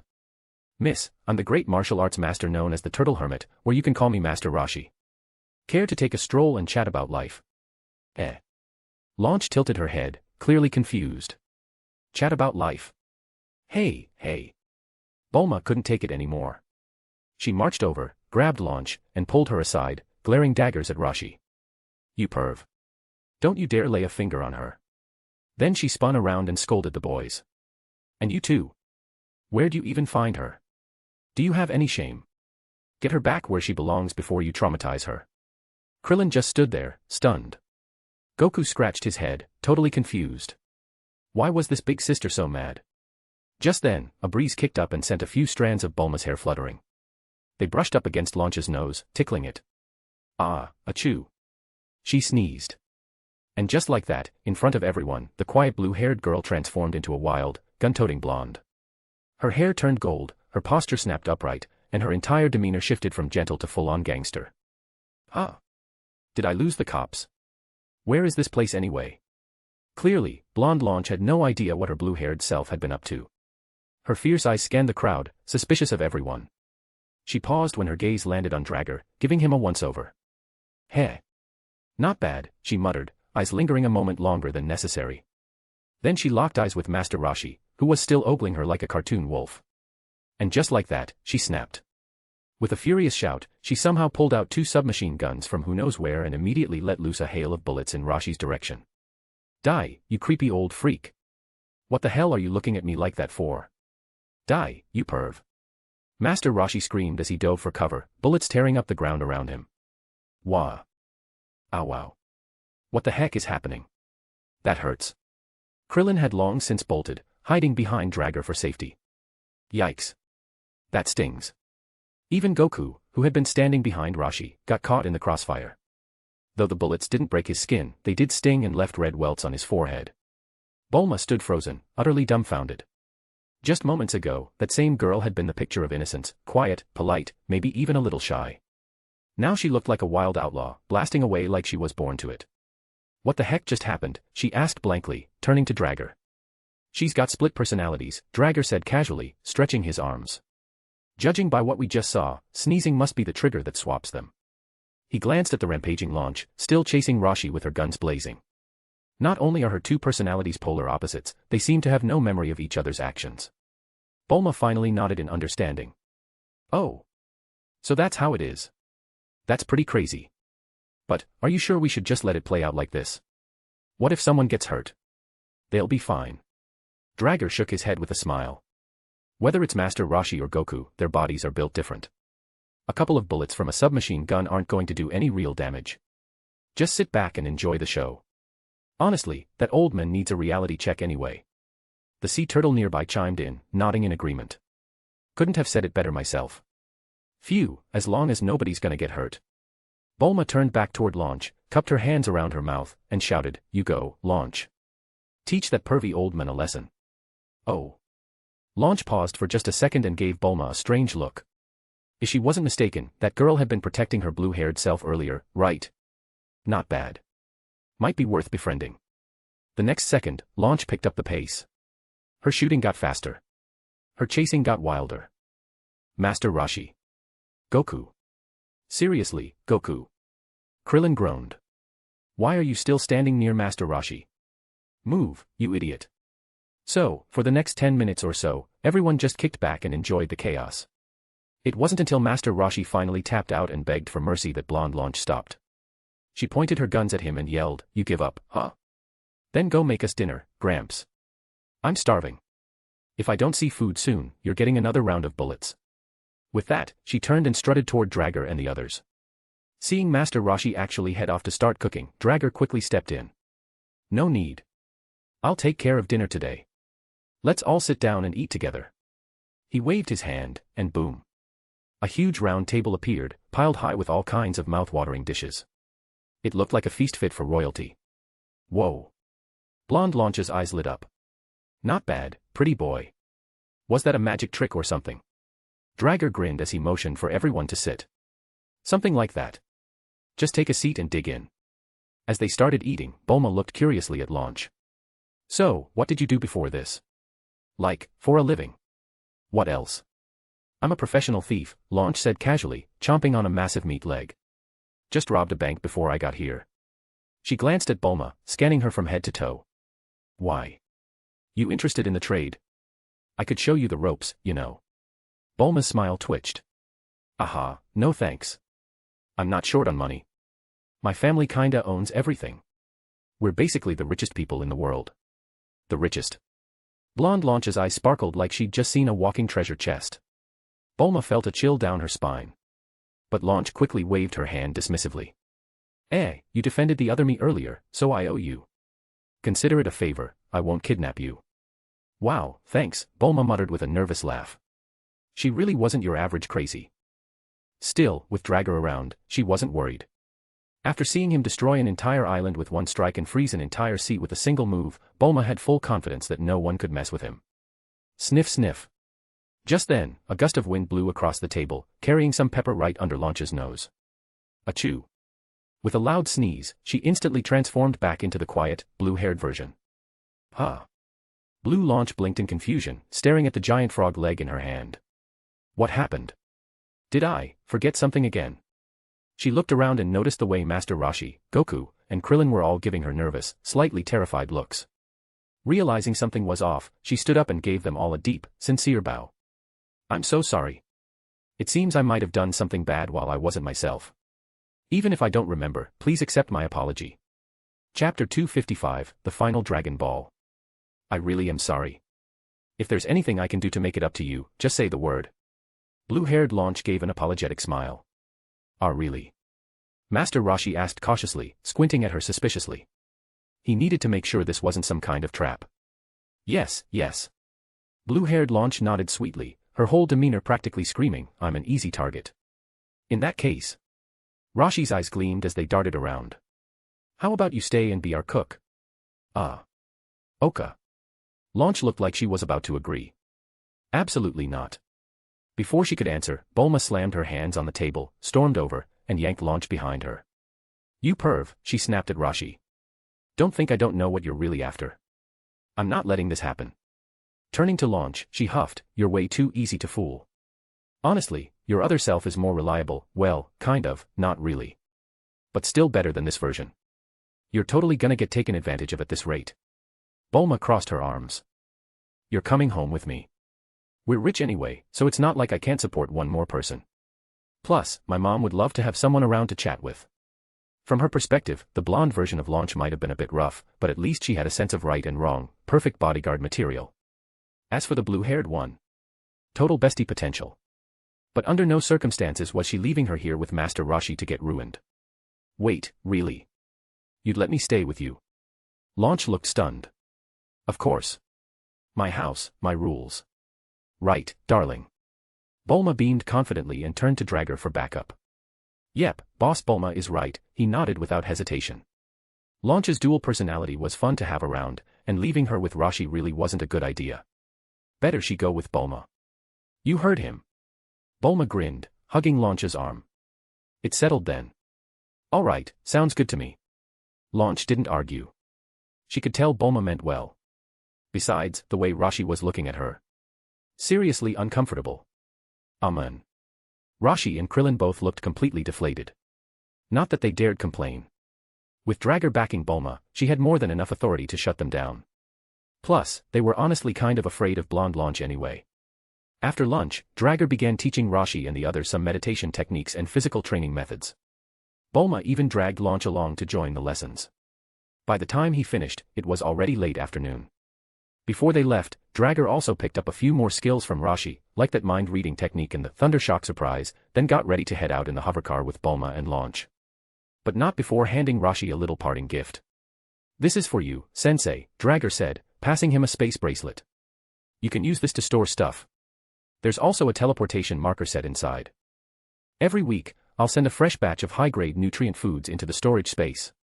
Make sure you take some out each day for Goku, yourself, and the others to keep up with the training. I also left some money in there for you to buy supplies and whatever else you guys might need. That's pretty much it. We're heading out now, but we'll drop by again soon." With that, Drager climbed into the hovercar with the two girls. "Thanks, kid. Safe travels. Don't forget to visit often," Rashi called out with a warm smile as he waved goodbye. He really was proud of this student. Though, the kid learned everything way too fast.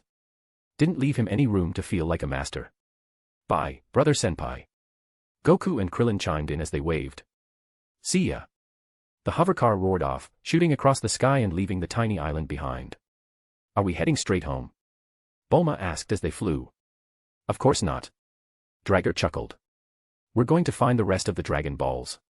Once we've got them all and made the wish, then we'll go back." He knew Bulma too well. She ditched school for this trip, and let's be real, school was a joke for someone like her. She had already self-studied everything they were teaching. She had even mastered a ton of advanced knowledge well beyond her grade level. Otherwise, there's no way she could have invented things like the Dragon Radar on her own. Yay. Drager, you're the best. I love you. Bulma suddenly threw herself at him, planted a kiss right on his cheek, then quickly backed off, her face glowing red. Era. Launch, the blue-haired one, giggled with a hand to her lips. "You two are so sweet together. I'm kinda jealous." Hee hee. Blushing, Bulma smiled, then turned to Launch with an apologetic look. "Sorry, Launch. We're not heading home just yet, we're still out hunting for the Dragon Balls. Hope you don't mind tagging along a bit longer. Or Drager can fly you back to my place first." But Launch just shook her head gently and smiled. "It's really okay. I actually find treasure hunting pretty fun. Going on an adventure with you guys sounds way more exciting than just sitting around at home. You're the best." Bulma hugged her without hesitation, then gave her a kiss on the cheek too. Honestly, she was growing to love Launch's gentle, sweet personality more and more. So for the next month or so, Drager took Bulma and Launch all over the place, collecting the Dragon Balls one by one. Whenever they found a cool spot or an interesting sight along the way, they'd stop and explore for a few days, treating the quest like a road trip as much as a mission. At one point, they even ran into Oolong, the pervy little shapeshifter trying to scam people again with his transformations. After giving him a solid lesson, Drager used Flying Thunder God to package him up and personally deliver him to Master Rashi for re-education. Well, kinda. Later, they got caught up in the whole Fire Mountain incident. By the time Drager and the girls got there, Rashi and Goku's crew had already handled the situation. Even so, Drager stepped in and finished the fire job with an ice-based move to put out the flames completely, earning the Ox King's gratitude and another Dragon Ball as a reward. Afterward, Rashi gave the Ox King a bit of a scolding, warning him to clean up his act, before heading off with Goku and the others. Drager and his team hit the road again. Wow, time really flies, huh? Bulma sighed as she stared at the radar. It's like, in the blink of an eye, almost 2 months have passed. And we've already got 6 Dragon Balls. Just one left to go. She frowned and poked at the radar. But why isn't the last one showing up? It was there before. Did the radar break? I don't think that's it, Drager said, glancing at the device. The radar looks fine to me. My guess. Someone used some kind of tech or ability to hide the signal, masking the Dragon Ball's energy. Red Queen. He immediately called out, scan the last known position where the Dragon Ball signal disappeared. Then search the surrounding 500 kilometers for anything unusual. Yes, Master. The AI, Red Queen, began her scan. A few moments later, she projected a virtual display in front of them. Master, I've got something. Within that 500-kilometer radius, there's one location that stands out above the rest. She switched the screen to show an aerial fortress hovering over the area. I also accessed their internal network and security footage. Here's what I found. The screen flickered to a clip of a blue creature holding a high-tech container. Next to him stood a dog-headed man and a woman. Boss, isn't this a bit excessive? The dogman asked. You idiot, snapped the little blue guy. Our radar showed the other 6 Dragon Balls had all gathered together, and they were heading straight toward our last known location. Clearly, someone else is hunting them too, and they're way faster than we are. If we don't hide this one now, and they track us down, we'll lose everything before we even know who we're dealing with. The footage cut off. It was more than enough. Just like Dragger guessed, the last Dragon Ball had been snatched and was now being hidden inside that flying fortress, its energy signature suppressed by some kind of tech. Knew it. Bulma turned to Dragger with a big thumbs up. Nice one. That little blue gremlin's the thief. Let's go after them, now. Right. Dragger nodded and had Red Queen lock in the coordinates. Without wasting another second, they changed course and headed straight for the fortress in the sky. Chapter 256, A New Scion is Born. Half an hour later, inside the floating fortress. Bad news, Lord Pilaf. Those 6 Dragon Balls are headed straight for us, fast. They'll catch up in just a few minutes. The panicked dog-faced lackey, Shu, burst into Pilaf's room, his face pale and drenched in sweat. What? That's impossible. We masked the Dragon Ball's energy signals. There was a while when they couldn't track us at all, so how did they suddenly lock onto us again? Pilaf's face twisted in panic. Maybe that special containment box broke, suggested the girl of the group. No way. Pilaf shook his head, though he still hurried over to double-check. A scan later, and the box was working just fine. Which just made him look even more miserable. He turned back to Shu. They're still coming here? Yes, Lord Pilaf. Shu nodded, practically trembling in place. Pilaf gritted his teeth. Looks like they've really locked onto us somehow.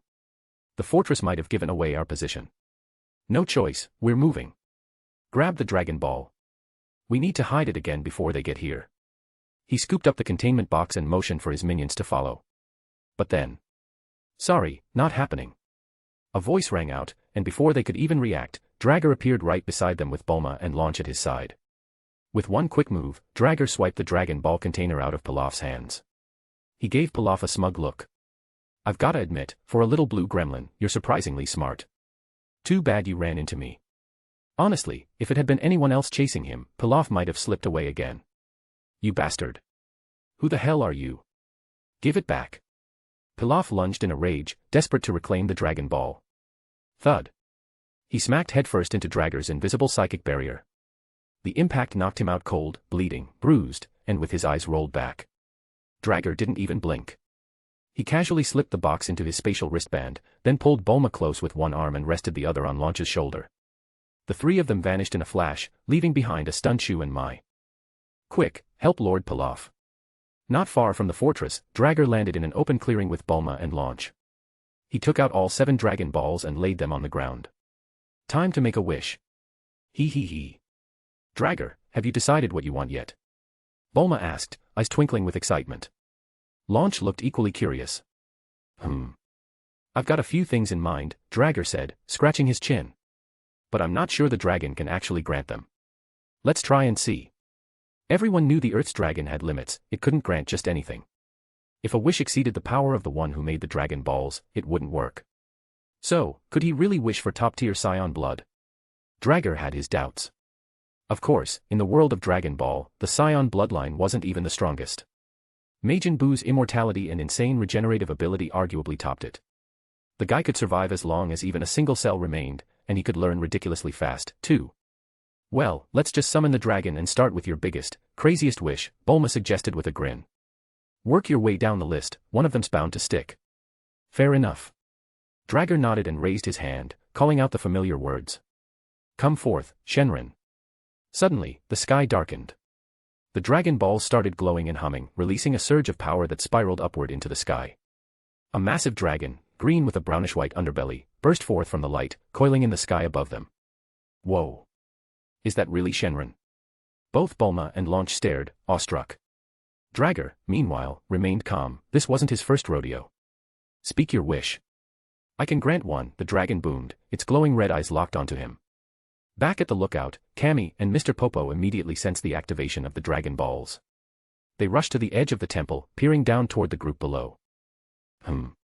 Even from thousands of miles away, Dragger felt the weight of their gaze. He casually glanced upward, his awareness tracing the source, and locked eyes with Cammy and Mr. Popo in an instant. Did he just see us? Cammy whispered, stunned. This was a first. Who is this guy? Popo muttered, equally shaken. Dragger's presence was far more powerful than they'd expected. A moment later, a calm voice echoed in their minds. I'll be visiting you soon, Cammy. There are some things we need to talk about. Then Dragger gave them a polite nod from far below, acknowledging them across the vast distance like it was nothing. He then turned to Shenron and said, Shenron, I want to gain the perfected Magian bloodline with complete mental stability and the ability to evolve and absorb without limits. This wish can't be granted, Shenron replied instantly. Drager nodded as he kinda expected that. Shenron, I want to gain the strongest possible scion bloodline, but without the tail. Can you grant that wish? Also, no need to remove my human bloodline. I want to be hybrid. Shenron fell silent, seemingly calculating something. A long moment passed before his deep voice responded. This wish can be granted. Right as he said it, his glowing red eyes shone even brighter. A beam of energy shot straight into Drager, engulfing him in light. With his heightened control over his own body, Drager immediately felt the changes. His body was being rewritten at the genetic level. A completely new power began integrating itself into his DNA. After a quick internal analysis, Drager confirmed it. This new scion gene closely resembled Goku's, but somehow even purer, more refined. Without a doubt, this was the real deal, top-tier scion bloodline. Hey, it actually worked. That's a surprise. Drager's face showed genuine amazement. He'd honestly thought Earth's Shenron wouldn't be strong enough to grant a wish like this. But clearly, the Eternal Dragon wasn't as weak as he'd assumed. Your wish has been granted, Shenron declared. With that, the mighty dragon vanished, and the sky slowly returned to normal.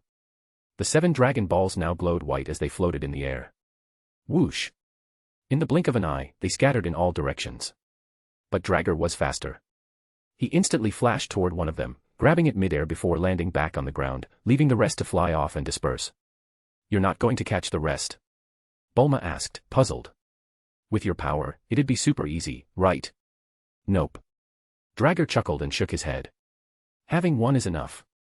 As long as we hold onto a single Dragon Ball, no one else can summon Shenron without us. Besides, he added with a smile, we can go treasure hunting all over again next year. Doesn't that sound fun? Of course, that wasn't his only reason. He needed the Red Ribbon Army to come back into play, just like in the original timeline, when Goku wiped them out. He didn't care about keeping the story on track or anything like that. It was just a setup. A trap. He wanted Dr. Gero to notice Goku's strength and uniqueness. That would kick off the android project, leading to the creation of 16, 17, 18, and eventually, Cell. When the time was right, Drager planned to swoop in and take all of that tech for himself. Free R&D, tailor-made by geniuses. A busted blonde. Too good to waste. Ooh. Bulma's eyes sparkled. I love it. A yearly Dragon Ball hunt sounds like a blast. But how long before they recover?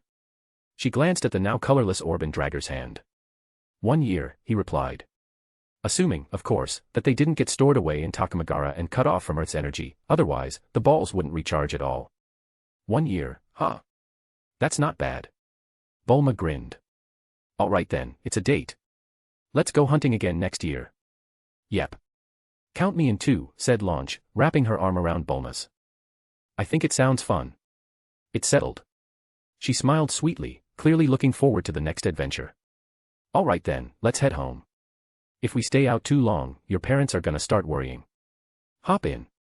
Drager tossed a capsule onto the ground. With a pop, a flying car materialized. He helped the girls into the vehicle, then took the wheel and slowly steered toward West City.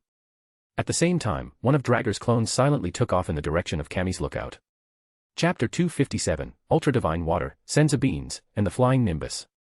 So this is our real first meeting, huh? Nice to meet you, Kami. Mr. Popo. About half an hour later, one of Drager's clones finally arrived at the lookout, smiling as he raised a hand in greeting toward Kami and Mr. Popo. Kami and Popo looked at the Drager standing before them, then glanced at the other Drager still flying in a hovercar thousands of kilometers away, heading toward West City. Their expressions turned a little wary. Is this a clone of yours? Why does it feel exactly like the real you? What kind of ability is this? Kami asked, puzzled. And another thing, you seem to know who we are. But I don't recall us ever meeting before, Mr. Popo added. Did the god behind you tell you about us? This boy, everything about him gave off a strange, almost divine feeling. If Kami hadn't already sensed that Drager wasn't malicious, and had also reviewed his past actions to get a rough understanding of his character, he probably would have taken a much more defensive stance.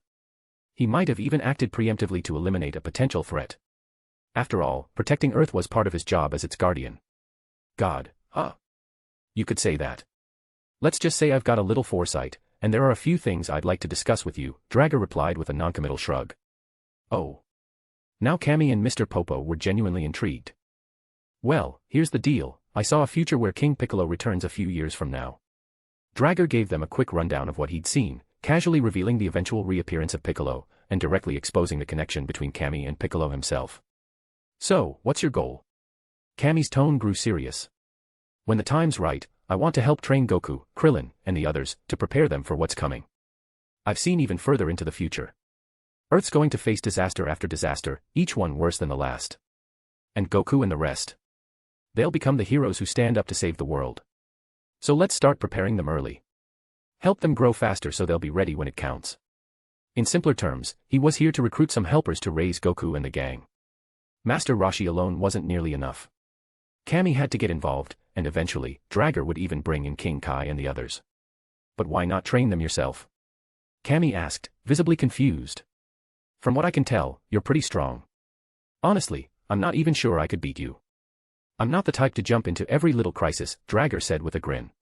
Plus, I've got my own training and research to do. I don't have time to be a teacher. And come on, Cammy, you seem like you've got plenty of free time. Besides, isn't protecting Earth literally your job? I figured you wouldn't say no. He smiled cheerfully as he spoke. Like hell he was going to volunteer himself to do all the grunt work. He was the kind of guy who passed the responsibility on to others, not the other way around. Cammy. Mr. Popo. Damn it, that kind of made sense, but it still felt wrong. Now they understood. This kid just didn't want to do the work himself. Fine, Cammy finally relented with a sigh. When the time is right, I'll step in and help guide them. But not now. They're just getting started in martial arts. Right now, Master Roshi is enough. Just like Drager said, Earth's safety was Cammy's responsibility. And Drager's obvious future seeing was no joke, Cammy couldn't ignore it. If what Drager said was true, it'd be too late to fix things after disaster struck. Of course, that didn't mean Cammy fully believed him yet. He'd wait and see if the prophecy actually came true. Then he'd decide whether to truly trust Drager. Is there anything else? Cammy asked. Actually, yeah. Mind giving me some ultra-divine water? Drager asked casually. What do you want that for? With your power, I doubt it'll help you much, Cammy replied, clearly suspicious. I just want to study it, Drager explained. I don't need it for myself, but people around me might benefit from it. That stuff's not to be messed with, Cammy warned. You do know the risks, right? The death rate is insanely high. You need a crazy mix of luck, potential, and sheer willpower just to survive it, let alone gain strength from it. It's really not something anyone should take lightly. Don't worry, I won't, Drager said confidently, nodding. I just want to break it down and study how it works. If I can understand the principles behind it, maybe I can figure out a way to remove the side effects. If I pull that off, then maybe I'd consider using it to help others grow stronger. If not, well, I've got other, safer methods to do that anyway. Drager shrugged again, cool and relaxed as always. He was nothing if not careful. No way he'd ever experiment on his own friends or family. Because if someone did die, well, he'd have to go revive them, and that would just be a pain in the ass. I see. Fair enough.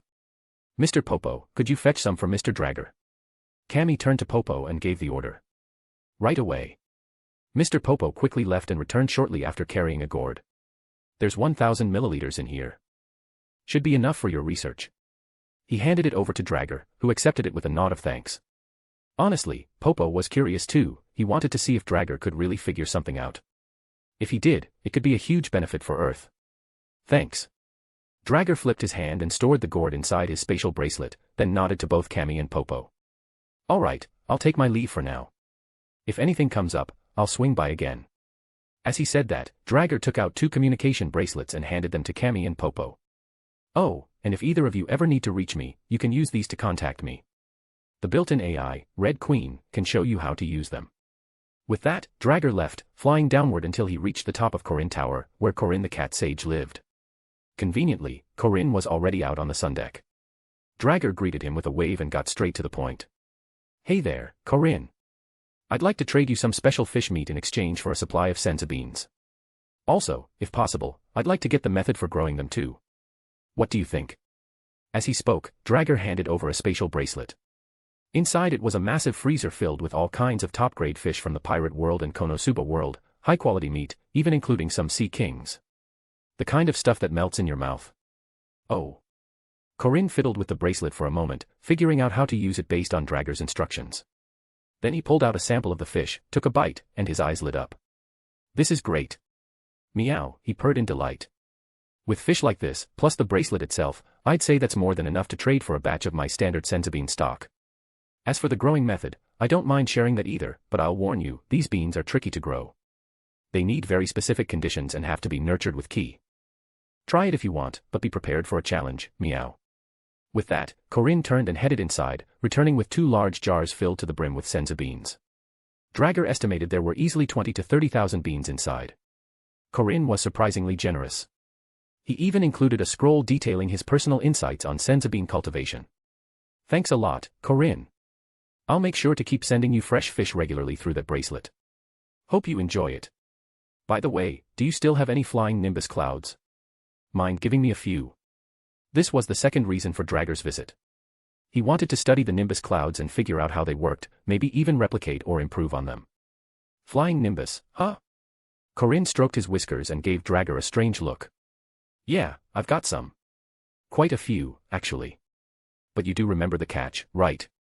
Not to judge or anything, but I don't think you meet the requirements to ride one.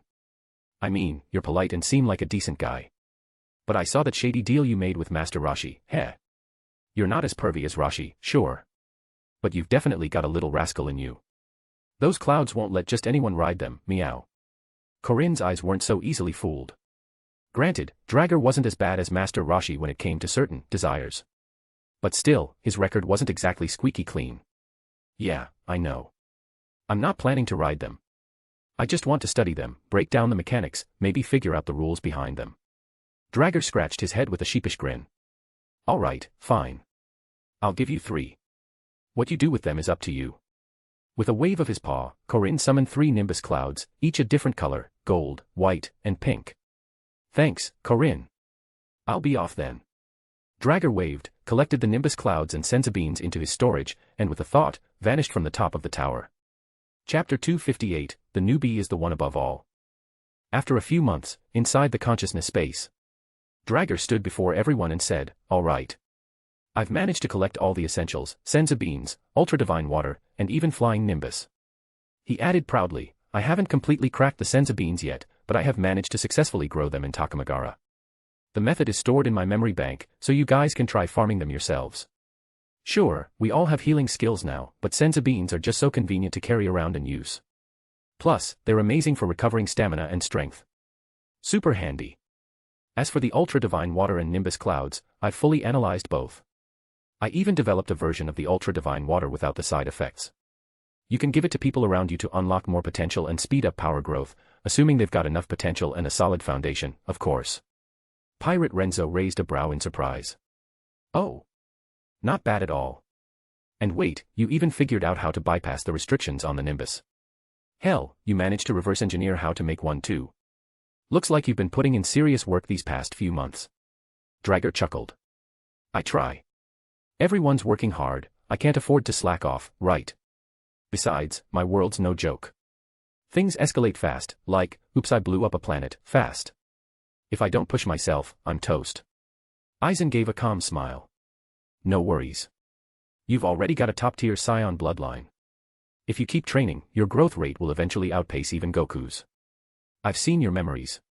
With your body training techniques, plus those powerful Sea King ingredients from your world, you've created a nice synergy with your Scion genes. Your progress recently has been impressive. But I should warn you, Ki has its limitations. It's just pure life energy. Its structure and utility are too basic. It doesn't do much for true evolution or transformation. It becomes more like a burst-type energy, great for explosive attacks, but not ideal as a long-term foundation. If I were you, I'd look into the paths of Super Saiyan 4, Super Saiyan 5, and Super Saiyan God. Remember, some people used to say these forms represent body, energy, and spirit.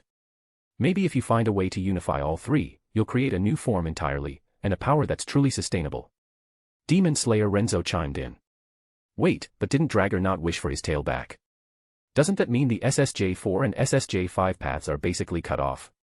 You can't transform without a tail, right? Drager shrugged. Tails look dumb. He continued, still, I'm planning to research Goku's genes and the role of the tail. Maybe I can bypass the need for one entirely, or better yet, integrate what the tail represents into the spine directly.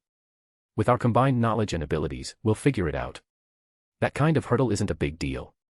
After all, just because Goku couldn't solve it in canon doesn't mean we can't. Aizen nodded. Exactly. I've just identified the key to my first perfect evolution. I plan to fuse my body and soul using the Hogyoku and fantasy creation, no shortcuts, no brute force like in the original timeline. This is going to take a while, so I'm just giving everyone a heads up before I disappear for a bit.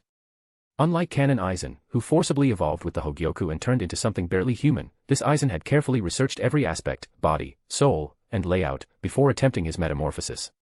Then we'll wish you success in advance, boss. Hero Renzo laughed. Once you're back, we'll be clinging to your thigh again. Haha. Laughter broke out all around. Eevee, oh. Another power-up on the way.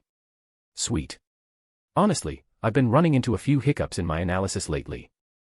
But you know how it is, once your strength hits a certain level, even the impossible starts looking like a walk in the park. Aizen nodded slightly. That's exactly why I haven't rushed to deal with the Wandenreich yet.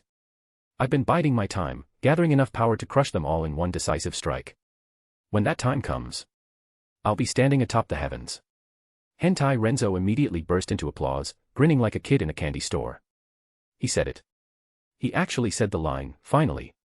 Pirate Renzo, arms crossed but clearly amused, gave a firm nod. I've been waiting to hear those words. Took you long enough, Captain. Demon Slayer Renzo stayed silent for a beat, then let out a low whistle. Chills. Literal chills. Anyway, Eevee looked around and asked, where the hell is that Uchiha guy? He hasn't shown up in half a year. Did he die or get sealed away or something? Hard to say, honestly, Demon Slayer Renzo replied, throwing up his hands. Could be anything. Maybe he got delayed by something. We really have no way of knowing. This space limits communication too much, we can't even tell if he's alive or dead, Aizen said with a sigh. Guess we'll just have to wait, Eevee nodded. Hentai Renzo suddenly perked up, grinning. Actually, I'm more curious if a new Renzo's joined us lately. Pirate Renzo leaned forward, intrigued. Oh. Who are you thinking of? Marvel Renzo. Hentai Renzo smirked. Aizen glanced at him with mild amusement. If you're gonna wish for someone from Marvel, at least go all in. I say, the one above all. What? The one above all. Eevee and several others nearly jumped from their seats, stunned. Demon Slayer Renzo blinked. Hold on, isn't that, like, the ultimate source of life and creation and the creator of the multiverse and everything that exists? The actual top of the food chain over there. Pirate Renzo whistled. Damn, imagine a Renzo with that power. We'd all be side characters overnight. Aizen chuckled softly. Assuming he even acknowledges us as characters to begin with. Thud, thud, thud. Suddenly, the sound of footsteps echoed from a dimensional portal nearby. Everyone turned toward it. Wait a second, Eevee raised an eyebrow. Is that actually the one above all showing up just because we mentioned him? Huh? Someone talking about me. A voice echoed out of nowhere. You've got to be kidding me. Eevee stared in disbelief. Just moments ago, the newbie Renzo had looked up with a dumbfounded expression, only to see a massive fist coming straight at him. Its source. A titan, hundreds of meters tall, tearing the city apart like it was made of cardboard. He had only just regained his past life's memories, barely enough time to learn from a passerby that he was in B-City, where there was something called the Hero Association and all sorts of freakish monsters. Then BAM, a skyscraper-sized giant showed up and started smashing everything. As the punch was about to land, newbie Renzo's vision suddenly blurred. Just before everything went dark, he could have sworn he saw a shiny bald head perched on the giant's shoulder. Am I hallucinating? The next moment, his consciousness shifted. He found himself in a pitch-black corridor, walking toward the light and voices at the far end. Just as he stepped out, he caught the tail end of someone saying, showing up just cause we mentioned him. He replied instinctively, huh? Someone talking about me.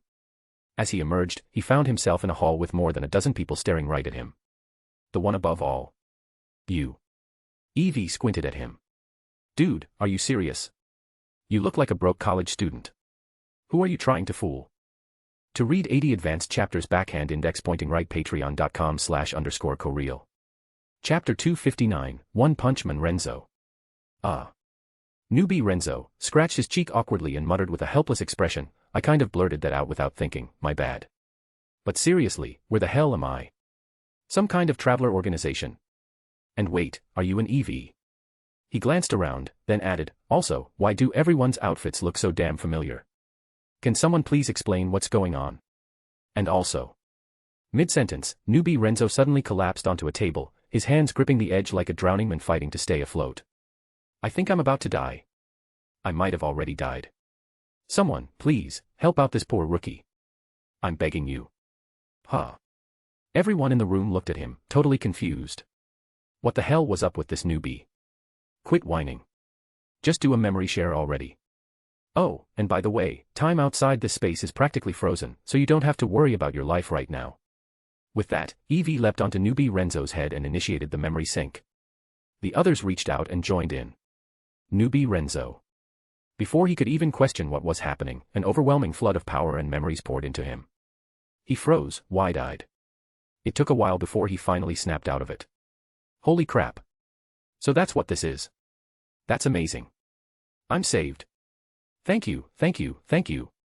You guys are lifesavers, literally. You showed up at the perfect time. Wahoo. He nearly burst into tears, overwhelmed with relief and gratitude. Calm down, would you?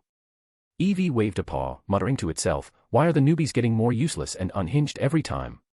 But yeah, you really are unlucky. Evie gave him a sympathetic look. Getting tossed into the One Punch Man world was bad enough, but to regain your memories just minutes before running into a giant monster. That's rough. If you hadn't ended up here when you did, you'd probably be our first confirmed casualty. Newbie Renzo looked like he was on the verge of crying again. No kidding. Just look at you guys, you all got off easy. Me.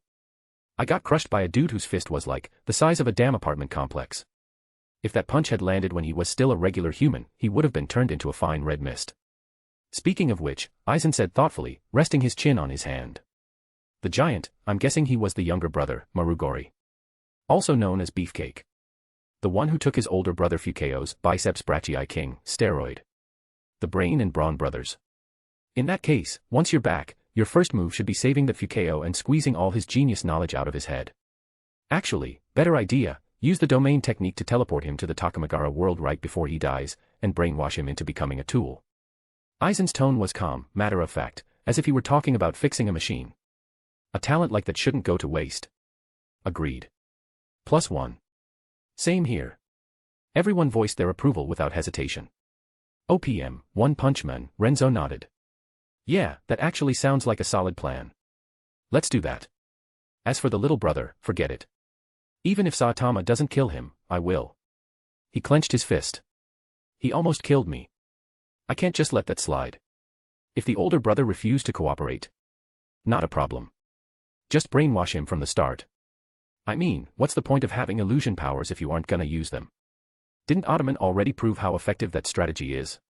He used the Sharingan to rise to power as Sultan without any resistance, then turned it on his enemies to win wars without spilling a single drop of blood. The guy literally said he wants to conquer the world bloodlessly, and so far, he's been pulling it off. He shows off his shiny new weapons and elite army, then the enemy commander just surrenders. Sure, he makes it look legit so the public buys it. And any idiot who might suspect something in the future, he will just rewrite the history books to make everything line up. Easy. Make use of everything and everyone, especially your enemies. Up to you, Aizen shrugged, just don't forget to collect the brother's genetic sample. Might come in handy. After all, the biceps brachii king serum alone might not explain that transformation. The little brother's genes could be part of it too. Good point. OPM Renzo nodded eagerly, then said, all right, I'll take care of that first. Let's continue this chat later, I need to get back and deal with this crisis ASAP. With that, Renzo exited the mental space and returned to his body. One Punch Man world. A surge of energy poured into Renzo, flooding every corner of his being. As the massive fist hurtled toward him, Renzo clenched his right hand and his aura exploded like a geyser. Sage Art, Armament Hockey, Impact Punch. He let it fly, and met the giant's punch head-on. Boom. The air around them cracked from the shockwave. The ground beneath Renzo caved in from the sheer force of the blow, forming a massive crater. But despite everything, he wasn't discouraged at all. Why? Because he actually managed to block that punch. Not only that, his fist had sunk deep into the giant's, tearing through muscle and flesh, shattering bones in the process. One of the giant's fingers was even bent at an unnatural angle, clearly broken. And yet, Renzo didn't have a scratch on him. Arg. That hurts. The giant let out a pained howl and yanked his hand back like a child burned by boiling water. But then, Renzo noticed something shocking. The massive wound on the giant's hand was already starting to close up, fast. Within a few short breaths, the injury had vanished completely. What kind of insane regeneration is that? Renzo muttered, his eyes narrowing. He kicked off the ground and soared into the air, hovering effortlessly mid-sky. Ah! Another hero. And you can fly. Man, I'm jealous. Over on the giant's left shoulder, Saitama tilted his head as he watched Renzo float in the air, his eyes gleaming with admiration at the sight of that wild, flowing black hair. Once upon a time, he had such glorious hair too. Sniff. Another hero. Brother. Smash him. Oh, and get that bald idiot on your shoulder too while you're at it. That voice came from Fukeo, the giant's older brother, who was standing and shouting from the shoulder. At those words, several veins popped on Saitama's shiny bald head. He jumped up in rage. Who are you calling bald? Your whole family is bald. Okay, big bro. The giant, completely ignoring Saitama's outburst, swung his massive palm, but to the right. Boom. A thunderous crash rang out. Still standing on the giant's left shoulder, Saitama blinked. Ah. He killed his own brother. What kind of grudge was that? The giant froze. Only now did he realize he'd slapped the wrong shoulder. Slowly, he lifted his blood-covered hand and looked at the gruesome mess on his right shoulder, where his brother had been. Nissan. Tears welled up in the giant's eyes, and without hesitation, he swung his hand again, this time at his left shoulder to crush Saitama. But Saitama had already dodged. Now floating not far from Renzo, he glanced at him with curiosity and asked, "Hey, your eyes changed colors. They look awesome. Where'd you buy those contacts? I want to get a pair too." "They're not contacts," Renzo muttered under his breath. "These are eternal Sharingan, damn it." What Saitama didn't know was that, just moments ago, Renzo had used a dimensional transfer to save Fukeo, dropping him into Takamagara instead. Then, he replaced him with the corpse of a nearby thug who'd been caught in the chaos. When the giant crushed that shoulder, all he killed was a random extra. "You bastards, just die already." Realizing Saitama had escaped, the giant snapped and roared again. This time, his attention shifted back to Renzo, who he now recognized as the guy his brother wanted dead. And since this was his brother's dying wish, he'd be damned if he didn't follow through. In the next instant, countless fists rained down like a tidal wave, aimed directly at Renzo and Saitama. Saitama took a direct hit and was sent crashing deep into the ground like a missile. Renzo, on the other hand, moved like a leaf dancing in the wind, calm, effortless. He weaved through the onslaught with ease, avoiding every single punch. With a sudden flash, he appeared behind the giant, hovering just a few meters away. Both arms stretched out, dimensional slash. A transparent blade of space shimmered into existence and sliced clean through the giant's neck. Slick. The attack cut so smoothly it almost looked like nothing had happened. Then, the giant froze. And a beat later, his entire head blasted into the sky like a cork from a shaken champagne bottle, while his massive body started to collapse toward the city below. "Oh no you don't," Renzo muttered, frowning. At 270 meters tall, if that body hit the ground, half of City B would be flattened. With just a thought, Renzo blinked onto the headless giant's shoulder. He lightly stomped down. Swish. The entire body vanished without a trace. Next, he flew up toward the still falling head. With a tap of his finger, gone. The giant's head disappeared too. Holy crap, who is this guy? Back at Hero Association HQ, a staffer monitoring satellite feeds watched the scene unfold in real time, jaw hanging open in disbelief. Chapter 260, Saitama, "Hey rich guy, let's be friends." A terrifying giant, taken down in a single blow by some unfamiliar guy. But what really left everyone speechless was that this unknown hero didn't just stop there. He actually made the giant's body vanish, completely erasing any risk of secondary damage to the city. Just like that. It was absurd. Unheard of. Who is he? Doesn't seem to be on our hero registry. Looks like some young guy we've never seen before. He's kinda hot though. Wait, I found something. There's info on him, but it's kinda weird. Weird how? Well, according to this, that guy, Renzo, is just an ordinary person. Probably just someone who's been hiding his strength, someone chimed in. Not that uncommon, really. True. So should we send him an invitation? The team leader gave a firm nod. Absolutely. Based on what we just saw, he clearly has a hero's heart. No one else stepped up to stop that thing, he did. And he even cleaned up the aftermath. That kind of awareness. That's rare. Plenty of heroes in the association were powerful, but how many would think to handle cleanup like that? We should give him a rank and benefits worthy of his contribution. Agreed. He basically saved an entire city. A-class, rank 2 seems fair. With the power he showed, I bet he'll rise fast once he starts building his record. Yeah, but putting him straight at A-class rank 2.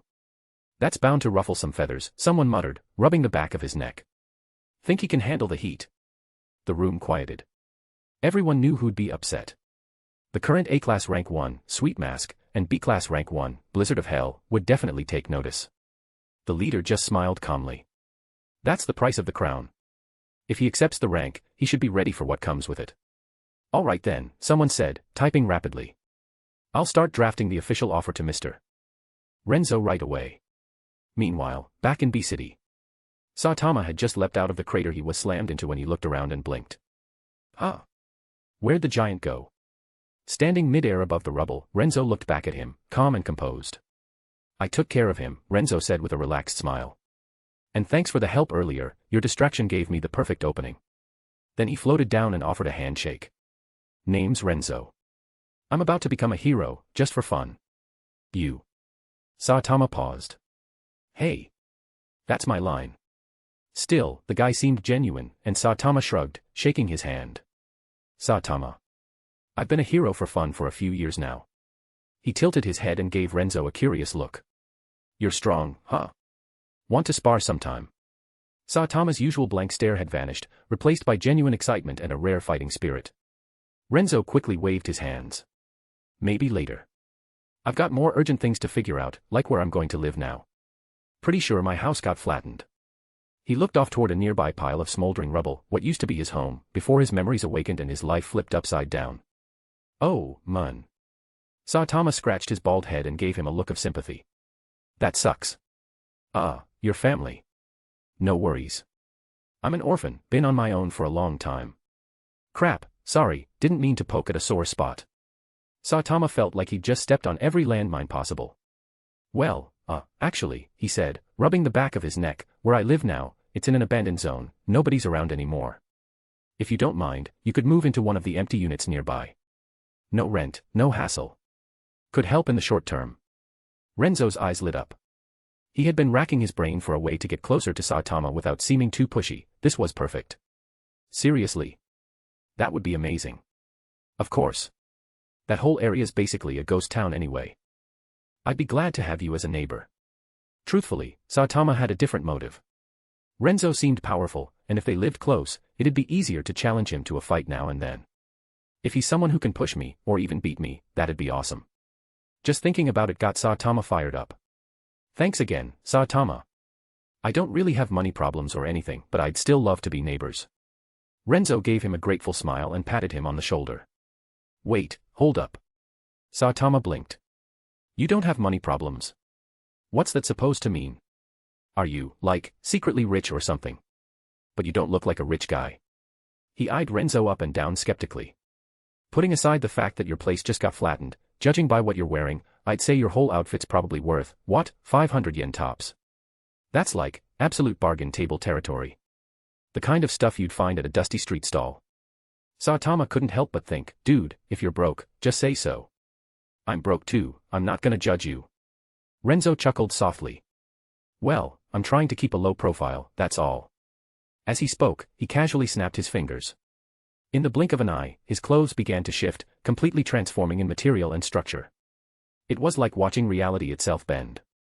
What was once a simple outfit was now a high-grade combat suit, made from a hyperfiber straight out of a Gundam universe, tough, flame-resistant, waterproof, acid-proof. Renzo had even embedded magical runes into the fabric. The whole thing was now a top-tier piece of magical equipment. Stylish and functional. Saitama stared, wide-eyed. What the heck?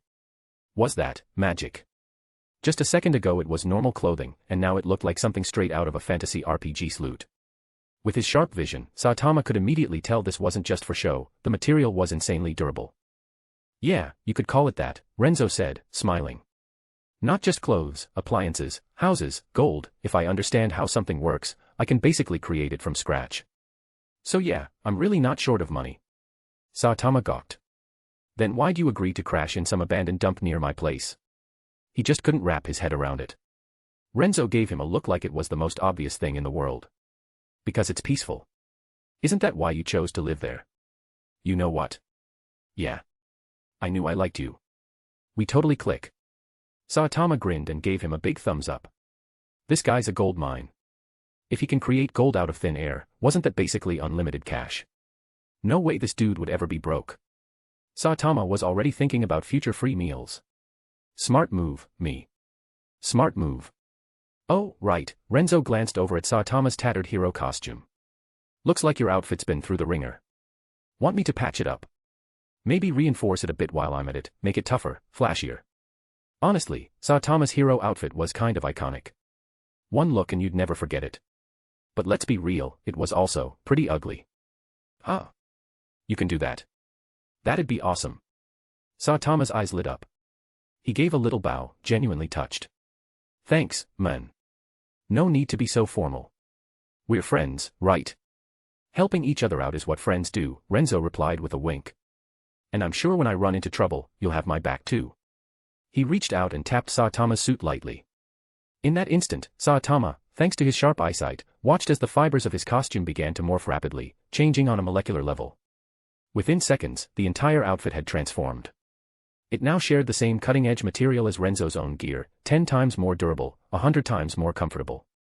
It felt amazing. And the design. Stylish as hell. Whoa. Saitama looked down at his new suit, his eyes sparkling like a kid who'd just unwrapped the best toy ever. He couldn't stop grinning. Dude, thank you so much. From now on, you're my best bud. Seriously, if you ever need anything, just say the word. As long as it's not something evil, I'll totally help you out. Now this is the kind of friend you want in your life. Just a single tap, and not only did his hero costume get fixed, it got upgraded to elite status. Now he didn't have to worry about it getting ruined in every fight. And even if it did, he could just ask Renzo for another quick fix. Easy. To read 80 advanced chapters backhand index pointing right patreon.com/_coreal. Chapter 261, Fantasy Creation is just that OP. Alright. Let's get going. First, let's check out the city where you live. Renzo said casually as he floated into the air using telekinesis, calling out to Saitama. Sure thing.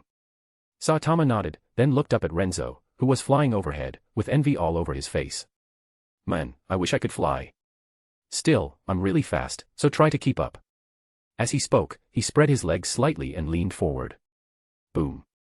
The ground beneath his feet crumbled in a 10-meter radius as he shot into the sky like a blazing comet, streaking westward. Renzo grinned and casually accelerated, breaking the sound barrier in an instant as a series of sonic booms trailed behind him. He quickly caught up to Saitama, and the two zoomed through the skies together. Flying is seriously awesome. Think you could teach me how to do that? Saitama gazed at Renzo with puppy dog eyes, clearly jealous. Every now and then, Saitama had to land on rooftops to keep up his momentum, kicking off again with bursts of speed. Sure, why not? Renzo replied without a second thought. Saitama was the kind of guy who remembered kindness and paid it back tenfold. Teaching him to fly wasn't a big deal. Besides, Renzo had plenty of research that would need Saitama's help later on anyway. And let's be real, a flying Saitama. That's gotta be fun. Wait, really? Isn't it natural? Saitama was stunned that Renzo agreed so easily. This was flight, after all. That had to be a rare and valuable ability, right? And yet, Renzo could teach it to others, and he was just giving it to him. This guy is way too nice. Tears welled up in Saitama's eyes. You're my best friend. Renzo just laughed. About an hour after the two had left B-City, the Hero Association finally arrived at the scene in a flurry of urgency. Most teams jumped straight into rescue efforts, while a smaller squad had been dispatched with a different goal: track down Renzo and invite him to join the Hero Association. Wait, where is he? When they arrived, Renzo was long gone, leaving the team completely dumbfounded. They quickly contacted HQ to figure out where he went.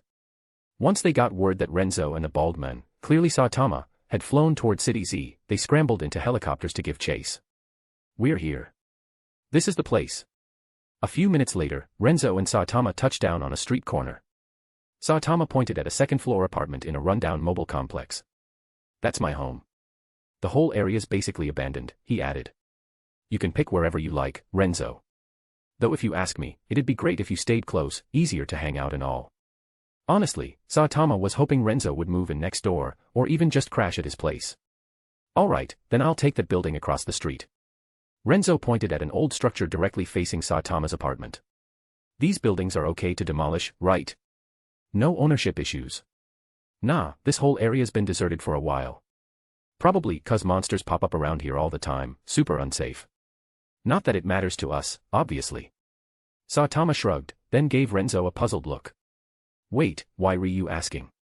Are you seriously thinking of tearing it down and building something from scratch? Isn't that a bit much? That would take forever.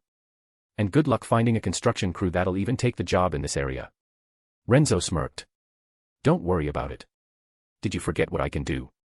Just sit back and enjoy the show. With that, he crouched down and pressed his hands to the ground. Earth style, moving earth core. Earth style, stone control. In an instant, the entire building, along with everything within a 1,500 square meter area, sank straight into the earth. The ground smoothed out and hardened like polished stone, becoming a perfect foundation. Then, both underground and above ground, starting from 150 meters below and rising upward, things began to change rapidly. Stone pillars rose from the earth.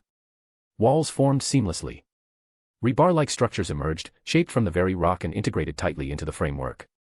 Fantasy creation. In just a few minutes, a sprawling luxury estate took shape right before Saitama's stunned eyes.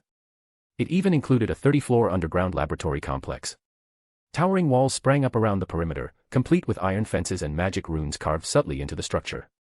Once triggered, either manually or automatically, those runes would activate a protective barrier to defend the entire estate. Including everything underground. Missing a bit of greenery, though. Renzo stood up, still deep in thought, rubbing his chin. Meanwhile, Saitama was frozen stiff with a dazed expression, as if trying to process what he'd just witnessed. Renzo lightly tapped the ground with his foot using wood style, and just like that, a soft green glow rippled outward from where he stood. Under Saitama's lifeless gaze, trees began sprouting up along the paths of the estate as if they'd been planted years ago. The open patches of land were instantly covered in thick, vibrant grass. He even created some underground water reserves to feed a beautiful artificial fountain in the courtyard, which started bubbling with fresh, flowing water. All done. Good enough to live in now, I guess, Renzo said casually, dusting off his hands and placing them on his hips like a proud craftsman. Good enough. Are you kidding me? I'd trade places with you in a heartbeat. Saitama grumbled, clearly envious as he stared at the luxurious estate that had just materialized before his eyes. Renzo chuckled. Not bad, huh? Come on, let's go check out the inside. Gotta celebrate my move-in somehow, and since you're my first guest, I'm treating you right. He slung an arm around Saitama's shoulder and started walking toward the main gate with him. As they approached, the iron gates opened on their own. A holographic projection of a graceful woman appeared in midair and bowed slightly toward Renzo. Welcome home, master, she said in a clear, calm voice. Yep, Renzo had gone the extra mile and even built a fully functional AI. He didn't need to write lines of code one by one, either. He just used his fantasy creation cheat to conjure a quantum computer, programmed and installed it on the 15th underground level of the estate, and voila, the AI was ready to go. Of course, this version of Red Queen was just a blank slate for now. He'd still need to gradually shape her personality and systems over time. Red Queen, give Saitama secondary access privileges. Let him come and go from the estate as he pleases, Renzo instructed. Yes, master. Command acknowledged. Saitama, you now have guest-level clearance. Welcome. Red Queen said with a polite smile and a bow toward Saitama. Ah. Saitama stared at the projection in stunned silence. Is this what they call artificial intelligence? And holographic tech? His entire understanding of reality had already been flipped upside down several times today, and now it was being shattered again. Honestly, after watching Renzo clap his hands and build a luxury estate out of nowhere, a talking AI projection barely even ranked as surprising anymore. Yep, Renzo nodded with a grin. She's an AI that I created myself. The holographic system is legit too. Anyway, let's go take a tour. Feel free to come hang out here anytime. You can even live here if you want, totally fine. He gave Saitama a friendly nudge forward as they headed inside. Ah, hold up. Saitama suddenly perked up, looking a little embarrassed. If you've got AI and holograms and all that tech, do you have anything like a virtual gaming system? He rubbed his hands together expectantly, eyes sparkling. After all, Saitama was a hardcore gamer, even if he sucked at it. Back in the original timeline, he lost horribly to King every single time. Not once did he win. But did that stop him from playing? Absolutely not. The man was addicted. Renzo raised a brow. Oh, yeah. I've got a dedicated gaming room.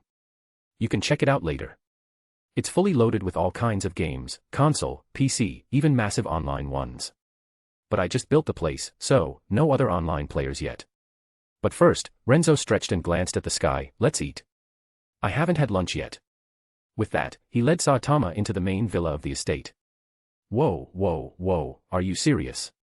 Saitama blurted out the moment they stepped inside. You're telling me this isn't just a hollow shell? There's working electricity, appliances, lights, decorations, everything already in place. This isn't magic, this is God level. Even though his soul was already numb from repeated shock, Saitama still couldn't help but vent his disbelief. This kind of cheat skill, he'd sign up in a second if someone offered to teach him. That said, he didn't actually ask Renzo to teach him this time. It was obvious this wasn't just one ability. Back when Renzo built the estate, he used multiple powers, like earth control or something like that. Clearly, it was a personal specialty. One of his signature skills. Besides, Renzo had already said he was welcome to visit, or even live here. Why go through all that hassle to learn it himself? Chapter 262, Creator X. If that's how you want to think about it, sure, can't say you're wrong. I do use an ability that normally only gods have access to, creation. Renzo shrugged casually and motioned for Saitama to sit down at the dining table. Then, with a snap of his fingers. Boom. The table instantly filled with a massive feast, over 100 different dishes, all beautifully plated and radiating mouth-watering aromas. All right, dig in. Eat as much as you want. If it's not enough, just let me know, Renzo said, gesturing proudly. You really make things way too convenient, Saitama mumbled, eyes glazed over as he stared at the luxurious spread. At this point, I'm not even sure you need money. You can literally create food out of thin air. Aren't you worried you'll lose all the small joys in life like this? Even though he was already numb from shock, Saitama still couldn't help but complain as he looked over the delicious dishes. It's always about comparison, huh? That's when reality hits the hardest. The contrast between this and Saitama's usual ramen pack life was just brutal. Oh. So the joys of life you're talking about, do they include fighting old ladies for discounts or trying to stretch a few coins till payday? Renzo grinned and teased. Saitama. No comeback.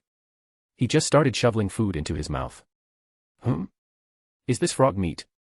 Damn, it's huge, and seriously good. I've never tasted anything like it. Wait a sec, how is this just cabbage? It's so good. What kind of cabbage tastes like this? And whatever this grilled meat is, I don't even know what animal this came from, but it tastes like a full meal in one bite. This stuff's ridiculous. Oh man, shawarma with spicy garlic is just the best. Several hours later. Finally, the Hero Association team showed up. They knocked on the gates of Renzo's estate and were quickly greeted by Red Queen's projection, who guided them inside with polite efficiency. Headquarters said the satellite feed showed Renzo-sama creating this entire estate out of thin air. And in just a few minutes, too. Totally unbelievable. No kidding. If I hadn't watched it with my own eyes on the way here, I would have thought it was some kind of prank. Seriously, this guy's powers are god tier. Ranking him as A-class number 2 is a joke.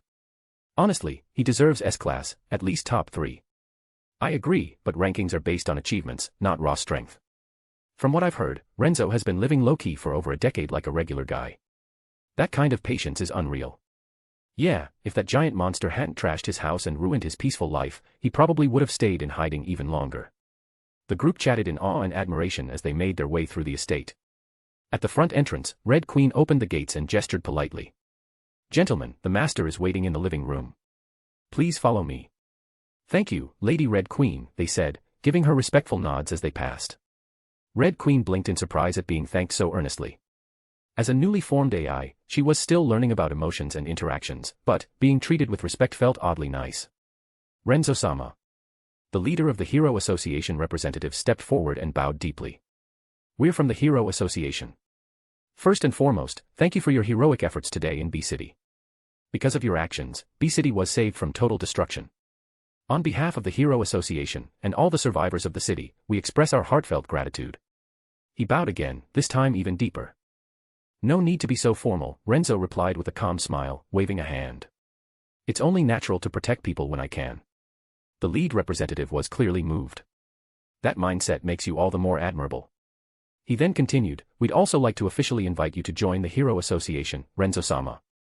Would you be willing to accept? He then gave a brief rundown of how the association worked and the benefits of being a registered hero. Once the explanation ended, the whole group looked at Renzo with a mix of nervousness and hope. Renzo thought about it for a moment and nodded. Sure, I'll join. Go ahead and handle the arrangements. Having official hero status would make a lot of things easier for him. Plus, he'd get access to their intelligence network. Not bad. Of course, Renzo already had plans to build his own satellite surveillance system, but it wouldn't hurt to use both. Ah, thank you so much for your support. The association rep practically lit up with joy, though his voice was still a little nervous as he continued. Also, just so you're aware, the association has currently placed you at A-Class Rank 2 with the hero title Creator X. Also, you can change your title after becoming S-Hero, he chuckled awkwardly, with your strength, just a few more rescue missions and a couple powerful monster takedowns and you'll probably shoot straight to S-Class. Before the guy could keep rambling, Renzo raised a hand and cut him off with a relaxed smile. You don't have to be so anxious. I don't really care about rankings. Being a hero isn't about what number someone assigns you. Just focus on doing the right thing, that's all that matters. I've looked into the Hero Association's ranking system before. Honestly, being placed at A-Class Rank 2 with just this one incident. That's already more than generous. So no need to keep apologizing. If you guys have missions in the future, just let me know, either directly or through Red Queen. If I'm free, I'll help out. Sure, having an S-Hero rank makes things easier.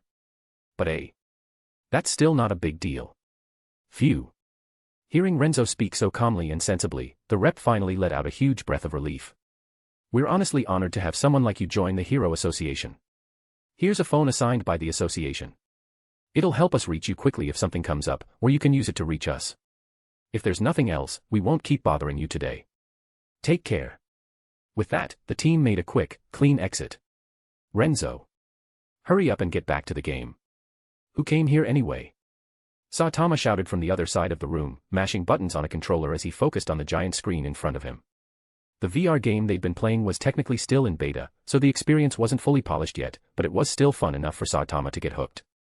Renzo walked over, gestured casually, and summoned another controller from across the room into his hand. Those guys were from the Hero Association.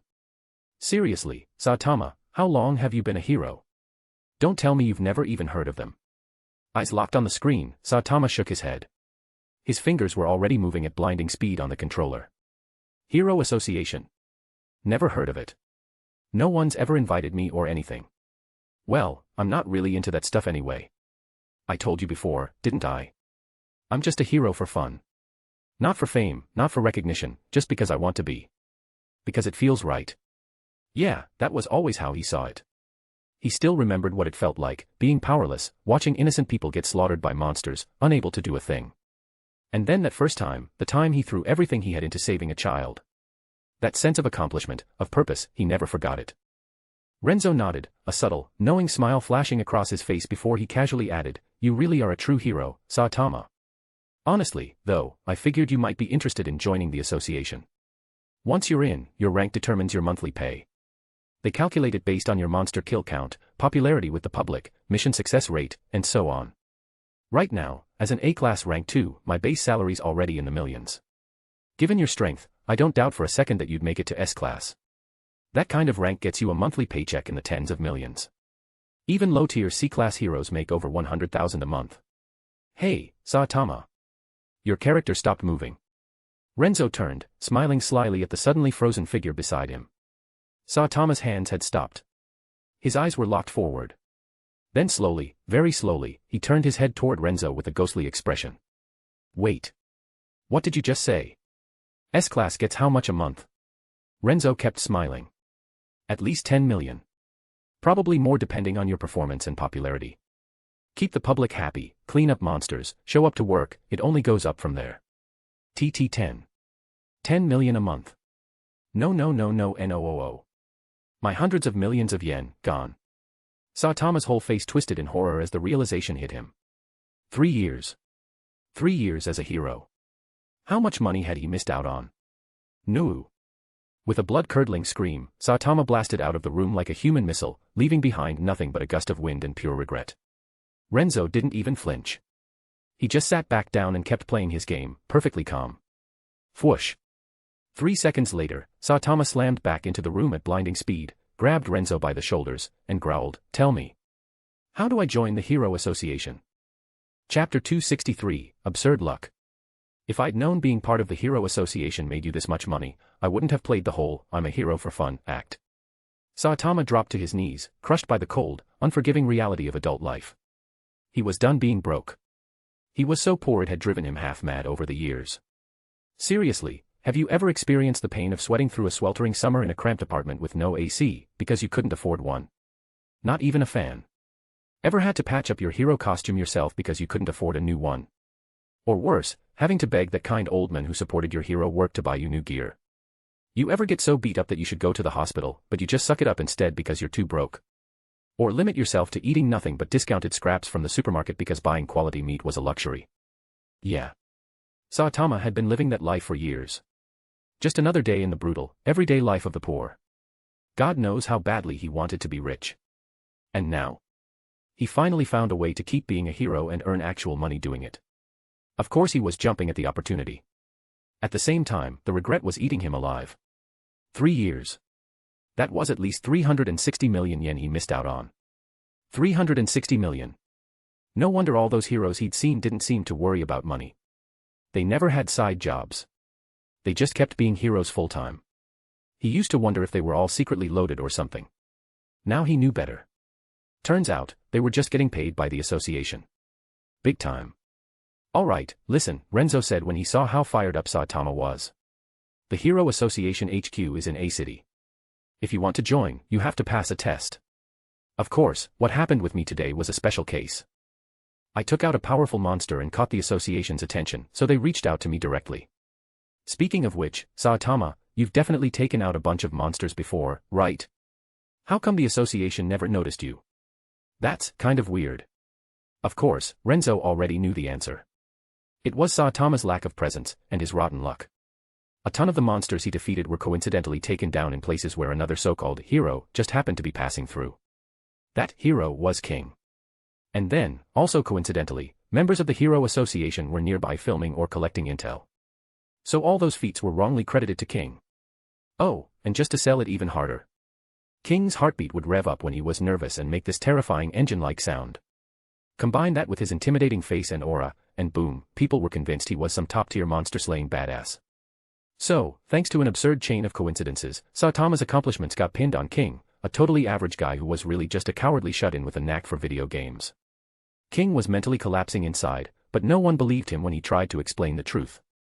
Everyone just thought he was being modest. Even his plain, average looks got spun into, he's so strong, he's reached a level of total normalcy, surpassing flashiness. Honestly, that's a weird kind of overpowered skill in itself. His absurd luck. Renzo couldn't help but think this whole situation was completely ridiculous. Were people in this world just blind? No, it wasn't just humans, even the monsters fell for it. How the hell had things gotten this off track? Still, in a weird way, King's incredible luck and weird heartbeat quirk had carried him this far. That in itself was kind of amazing. Maybe I should help him out, Renzo mused to himself. Train him, help him become the real strongest man on Earth. Yeah, that could be fun. A lot of anime fans back in his previous life had speculated that King's heart must be special. That sound it made probably meant he had some hidden potential, some power that just hadn't been unlocked yet. It wasn't like King never wanted to get stronger, either. He even tried to become Bang's disciple once, but got turned away with, "You're stronger than me, don't joke around." Yeah, stuff like that happened a lot. It wasn't that King didn't want to grow stronger, no one was willing to teach him. Because everyone thought he was already a top-tier badass. Can you imagine how soul-crushing that must have felt? Like he was the only sober guy in a room full of drunk people who insisted he was drunk too. All these thoughts flashed through Renzo's mind in an instant. Meanwhile, Saitama was still trying to make sense of it all. Yeah, it doesn't make sense. How could they miss me? Am I invisible or something? Did the Hero Association just not see me all these years? Renzo nearly laughed out loud. Saitama hit the nail on the head. Well, whatever. No point in whining about the past now, Saitama muttered, shaking his head. What I do need to know is, how do I join the association? How do I get paid? He was laser-focused now. So, I just go to A City and take the test, right? Not quite that easy, Renzo said, shaking his head. They don't run the tests every day. It's usually a once-a-month kind of thing. Then he turned to the air and said, "Red Queen, check when the last Hero Association test was, and when the next one's scheduled." "Yes, Master," came the prompt reply. Red Queen's projection appeared in front of them and said, "The last test was just 1 day ago. The next one will be in 29 days, almost a full month from now." Saitama. You've got to be kidding me. So I won't get paid for another whole month. He collapsed onto the couch like his soul just left his body. Why was the universe so cruel to him? How did he always manage to run into the worst possible luck? All he wanted was to sign up for the Hero Association, and of course, it just had to be the day after the test. What were the odds? This wasn't just bad luck anymore. This was full-on cursed. Even Renzo couldn't help but look at Saitama with a bit of sympathy. The guy had endured god-awful luck for years and still stubbornly kept going, eventually becoming one of the strongest beings on the planet. That kind of resilience was something else. Maybe when he broke his limiter, he used up all his lifetime luck. Renzo thought. Since joining the Hero Association was off the table for now, Saitama had no choice but to let it go temporarily. So, he stayed at Renzo's villa, living the dream, eating for free, playing video games all night, not a care in the world.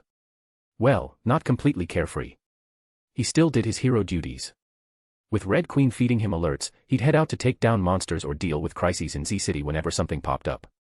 Renzo even gave him a special communication wristband just for intel support. Meanwhile, Renzo himself had been busy building a satellite surveillance network. He literally flew into geostationary orbit like Superman and started deploying a series of powerful satellites, big and flashy, no attempts at secrecy. Naturally, it didn't go unnoticed. Governments and the Hero Association quickly caught wind of it and reached out. When they found out Renzo had built his own ultra-advanced surveillance system, way more powerful than the association's, they were stunned. Then, almost immediately, they asked if he'd be willing to share his intel. And Renzo agreed. He let Red Queen give them access to a signal port, allowing them to tap into a portion of his real-time data feed on monster activity. The result? The Hero Association's efficiency skyrocketed. Their monster detection, response time, and threat assessment skills improved tenfold, maybe even more. Heroes could finally get ahead of crises instead of reacting too late. The public and the heroes alike sang praises. Even Sweet Mask, the famously picky #1, didn't show up to start trouble. As for Hellish Blizzard, she'd been too busy lately to even drop by. There's a ton of mosquitoes today. After breakfast, Saitama stretched and glanced at the sky, ready to head out and smack some monsters around for a bit of exercise. Suddenly, he clapped his hands and fired them at a mosquito buzzing by. Boom. A deafening explosion rang out beside Renzo. The air seemed to shatter under Saitama's strike. Renzo, now with his telekinetic shield flickering away, gave Saitama a deadpan look. Can you not hit so hard? My ears still work, you know. And worse, after all that, you still didn't kill the damn mosquito. Isn't that frustrating? He pointed at the little pest, still happily buzzing around like nothing happened. Renzo had just finished calibrating the satellite network and was planning to take a relaxing day off with Saitama. But after sensing the overwhelming swarm of mosquitoes rampaging 20 kilometers away. Yeah, that relaxation plan was officially cancelled. Not that Renzo was upset. In fact, he was kind of excited. Because this meant the House of Evolution arc was finally kicking off. What the hell? Saitama stared at the unbothered mosquito still flying around, feeling personally attacked. Is this thing taunting me? You think I can't squash a tiny bug like you? Boom. Boom. Boom. You little pest. Let's see you dodge this. Chapter 264, S-Class Heroes Take Notice. Boom. Boom. Boom. Each time Saitama clapped his hands, it felt like the air itself exploded. The ground trembled with every hit. It was obvious, he wasn't holding back. Suddenly, Red Queen's projection appeared beside Renzo, her tone serious. Master. A mosquito-type monster is rampaging in the northeast, 22 kilometers from here. Several civilians have already been drained of their blood. The Hero Association just sent out an urgent request for help. Renzo gave a nod without hesitation. Let HQ know, I'm on my way. Then he looked over at Saitama, who was still struggling to swat a mosquito, and shouted, Hey, Saitama. You hear that? A big mosquito monster just showed up. I'm heading over to deal with it. You coming or what? Saitama perked up immediately. Wait for me. I'm coming too. In the blink of an eye, he was beside Renzo, throwing an arm over his shoulder with a determined grin. Let's go. If I can't kill a tiny mosquito, I'll just beat the crap out of a giant one instead. Renzo chuckled. Heh. With that, he locked onto the coordinates and, whoosh, they both vanished from sight. The next instant, they reappeared in front of a building, more than 20 kilometers away. Incineration cannon. Down below, they spotted a blonde cyborg unleashing a powerful jet of flames, burning through a swarm of bloodthirsty mosquitoes. Genos, huh? Knew he'd show up, Renzo thought to himself. He wasn't just interested in Genos' combat skills, his modifications and power systems were intriguing too. More importantly, Renzo was curious about the genius behind Genos' upgrades, Dr. Casino. Now that was a scientific mind worth studying. Let's give him a hand.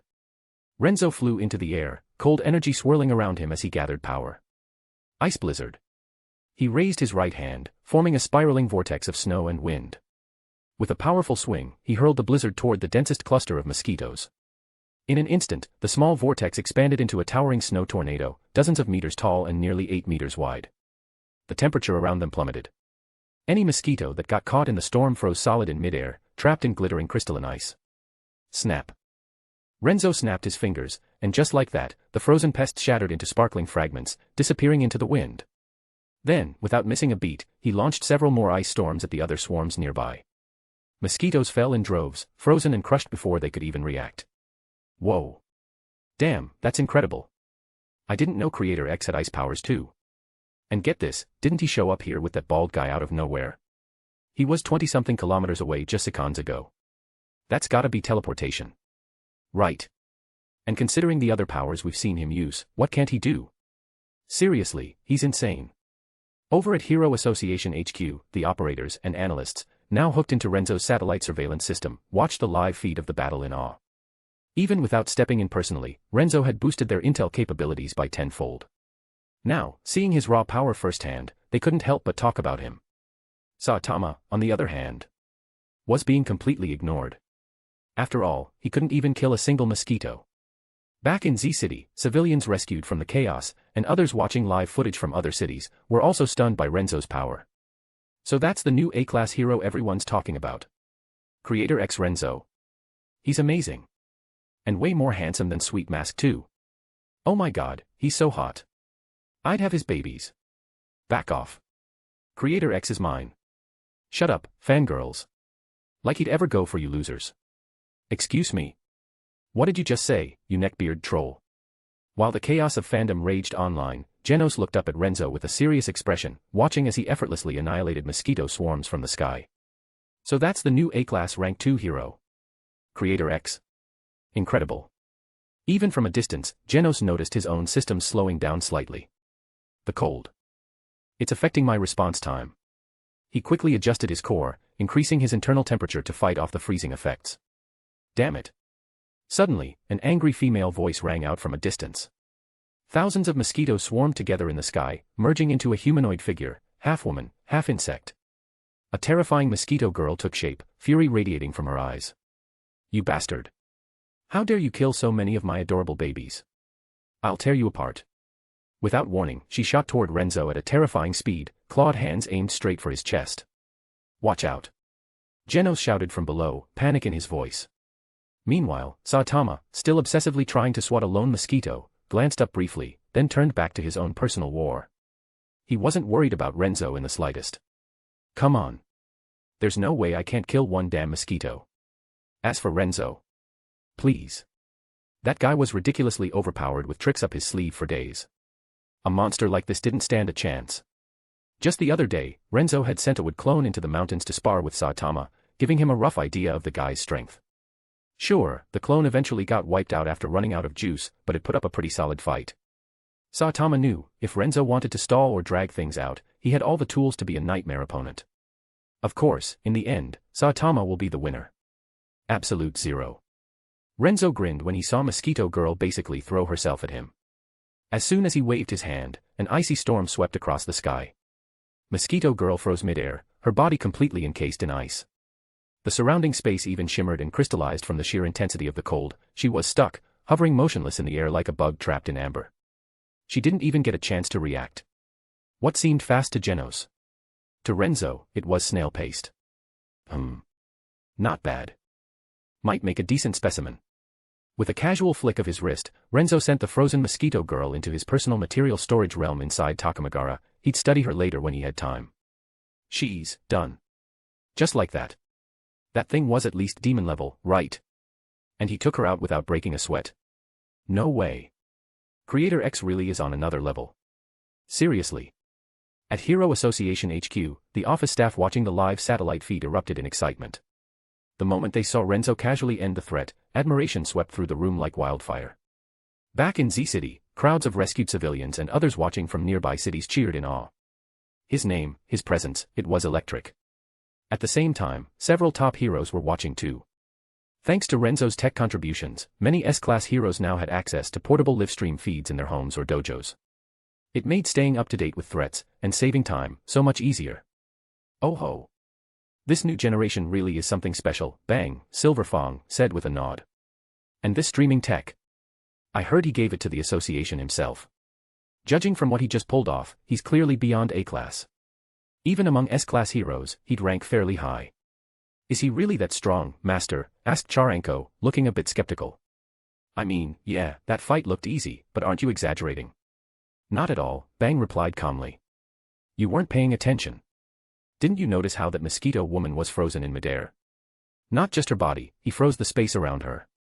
That's ice power at a spatial level. With that alone, Renzo deserves a mid-tier S-Class rank. And don't forget, he can fly, and he's shown signs of using spatial manipulation before. Remember how he just absorbed that frozen monster? That was clearly some kind of pocket dimension. His grasp of space-based abilities is no joke. Truly impressive for someone so young. And truth be told, Bang was actually relieved. If the next generation was this strong, maybe, just maybe, the old guard could afford to relax a little. Elsewhere, other S-Class heroes like Atomic Samurai, Child Emperor, Metal Knight, and even Puri Puri Prisoner gave similar assessments.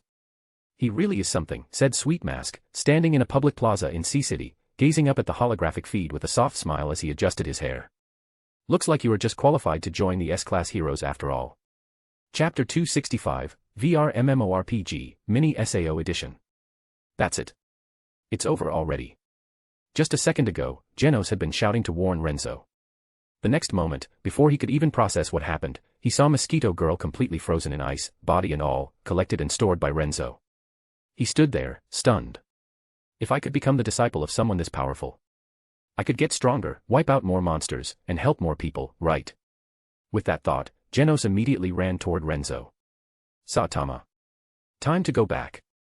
Renzo floated down from the sky, calling out to Saitama, who was still frantically smacking at mosquitoes. He couldn't help but roll his eyes. Seriously? This guy can't even kill a single mosquito. What's going on here? Huh? Saitama paused and looked over. It's already over. That was fast. Just then, Genos ran over and dropped into a full kneeling bow before Renzo. Renzo-sama. Please accept me as your disciple. Help me become stronger. Huh? Renzo looked at him, completely speechless. Aren't you supposed to ask Saitama to be your master? He's way stronger than me. Oi oi oi. This has nothing to do with me.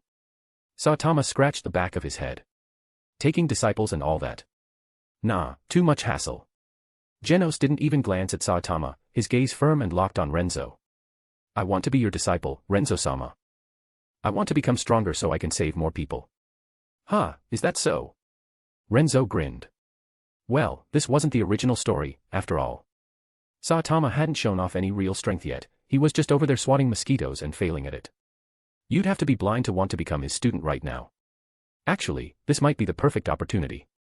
Renzo had been toying with some ideas involving cybernetic enhancements, and having Genos as a test subject could work out nicely.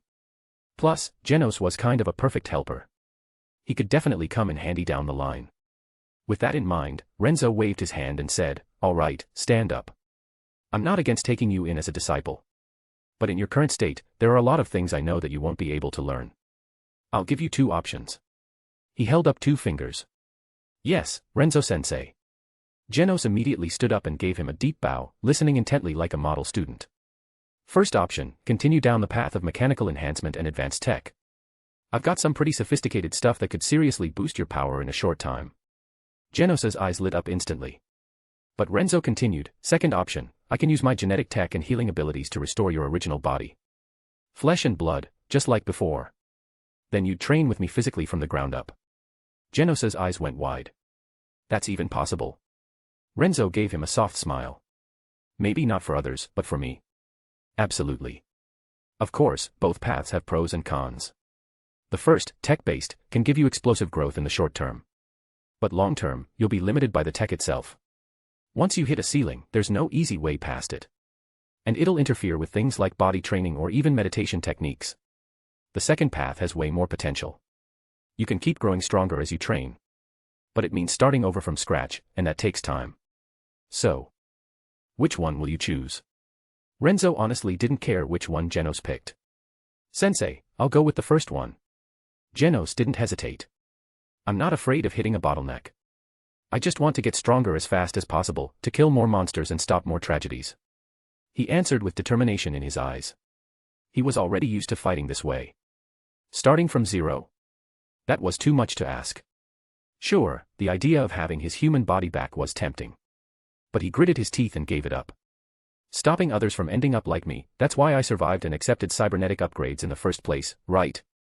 Potential doesn't mean much. Training takes more than time, it takes talent, and not everyone's cut out for it. Fair enough. Renzo nodded. You chose your path.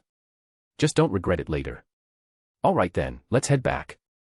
As for boosting your strength, I'll need to think through the details. Oh, and, Renzo glanced at Genos. I'll need to meet the one who handled your cybernetics. Dr. Casino, right? We'll need to talk. That's what I really want, he thought to himself. Huh. Genos blinked. You want to meet Dr. Casino? I'll need to check with him first. Of course. I'll send you some info later. Give it to Dr. Casino, he won't say no once he sees it. As he said that, Renzo waved at both Saitama and Genos. He put a hand on each of their shoulders, and in the blink of an eye, the three of them vanished from the scene, teleporting straight back home. Once they arrived, Renzo had Red Queen run a full diagnostic scan on Genos. After getting a complete breakdown of his physical data and systems, he promptly kicked him out with a flash drive in hand. Take this to Dr. Casino, he said. Wow. Saitama watched Genos leave, then turned to Renzo with a curious look. You're not usually into troublesome stuff, right? Why'd you take on a disciple? You really think the kid's worth it? He's got a solid mindset, Renzo shrugged. And I've been meaning to mess around with mechanical enhancement tech anyway. Might as well test some ideas out. It's not gonna take up that much of my time. Well, your call. Saitama waved it off. I'm gonna play some games. So, when's that VR MMORPG you mentioned gonna be ready? I've been dying to try it. Ask Red Queen, she's the one running that whole project, Renzo replied. But it should be close. Once it's ready, we'll launch an open beta, get a bunch of players involved. That's what makes it fun, right? I mean, what's the point of playing with NPCs alone? Might as well be a single-player game. As he spoke, Renzo called out, Red Queen, how much longer until the game's ready for beta testing? Good question, Saitama nodded. Red Queen's voice responded promptly, Master, the first round of open beta will begin in 10 days. At that time, the Hero Association will assist with promotion as well, she added. After all, the game is modeled after real-world events. It'll feature various types of monsters, and even basic training methods for players. With the monster hunting system in place, the game is designed to provide players with real-life benefits, like improving reflexes and decision-making during emergencies. Thanks to the Hero Association's contribution of detailed data on previously defeated monsters, development has progressed at an accelerated pace. That's right, this wasn't just some ordinary VR MMO. Renzo's goal was to build a game that could influence the real world. Something like Sword Art Online, but without the death traps. Even if the powers you gain in the game can't be brought into reality, the experience, combat skills, reflex training, mental toughness, that could make a real difference in players' lives. Plus, Renzo had personally developed a few beginner-friendly training routines, and even got support from top heroes like Bang, Silver Fang, and Atomic Samurai, who shared their basic martial arts techniques for the game. In the future, players could actually improve their physical abilities in real life. Who knows, maybe this would even lead to a new generation of heroes. Heh, Renzo chuckled. Sounds like even the Hero Association's excited for this game. All the more reason for us to make sure it lives up to expectations. Red Queen, let's make this count. Red Queen nodded in agreement. Huh. Saitama raised an eyebrow. I thought this was just a normal game, but you guys went all out, huh? And it might actually help regular people, too. That's seriously impressive. I mean, as a hero, I can't just sit on the sidelines, right? I'd like to contribute my training regimen too. What do you think, Renzo? Red Queen. Renzo. Red Queen. You mean that? 10 kilometers run, 100 push-ups, 100 sit-ups, and 100 squats every day thing. Renzo pinched the bridge of his nose. Exactly. Saitama nodded proudly. You do realize that's just a basic workout, right? Renzo said, exasperated. Nobody else has ever gotten stronger from that. It's insane that you ended up with that kind of power doing it. It's a miracle. One that can't be replicated. Saitama, you have to understand, you're the exception. What worked for you isn't gonna work for anyone else. Honestly, I bet even a regular C-class hero trains harder than you. To put it simply, Saitama, you're a total cheat code who somehow hit the peak of the world in just 3 years. Chapter 266, Walking Glitch. Saitama was the glitch of this world. Honestly, if everyone could just follow Saitama's routine and become as strong as he did, now that would be terrifying. Just the fate of Earth, it'd probably be in constant danger of blowing up every other day. Even worse, imagine a world full of bald guys. That alone would be a full-on global disaster. A calamity-level event. Huh. Saitama blinked in confusion. No way. I always thought that training regimen was super intense. I mean, back then I was practically killing myself doing it every day. That's because you were just a normal guy at the time, Renzo replied, rolling his eyes hard. So you're saying, my training method doesn't work for other people after all? Saitama asked, sounding kinda bummed. He genuinely wanted to contribute something useful, he wasn't trying to keep secrets or anything. But oh, reality slap. Well, it does help a bit, Red Queen chimed in just then, projecting a holographic screen in front of them. It displayed data showing the effects of following Saitama's routine for 1 month, 3 months, 6 months, a year, 2 years, even 3 years. People can get stronger, but only if they started out as your average, out-of-shape humans. And even then, at best, they'd just become decently fit civilians. Forget fighting monsters, they might not even beat someone with a little martial arts training. Saitama. So basically, he really was a one-of-a-kind freak of nature. Then how the heck did I get this strong just by doing that? Saitama scratched his head, completely lost. That's exactly what we all want to find out. Renzo suddenly perked up. And it just so happens I've got time today. Come on, let's run a full-body checkup. He threw an arm around Saitama's shoulders with a too-friendly grin and started guiding him toward the underground lab. Don't worry, I won't ask for much, just a bit of blood, some skin tissue, maybe a few other samples. If I can crack the mystery behind your powers, we might be able to benefit all of humanity. We could completely crush the monster threat. You're not trying to dissect me or something, are you? Saitama eyed him warily, starting to sweat under Renzo's unsettling gaze. Ahaha, no way. With your level of power, who could dissect you without your permission? No one can even scratch you, remember.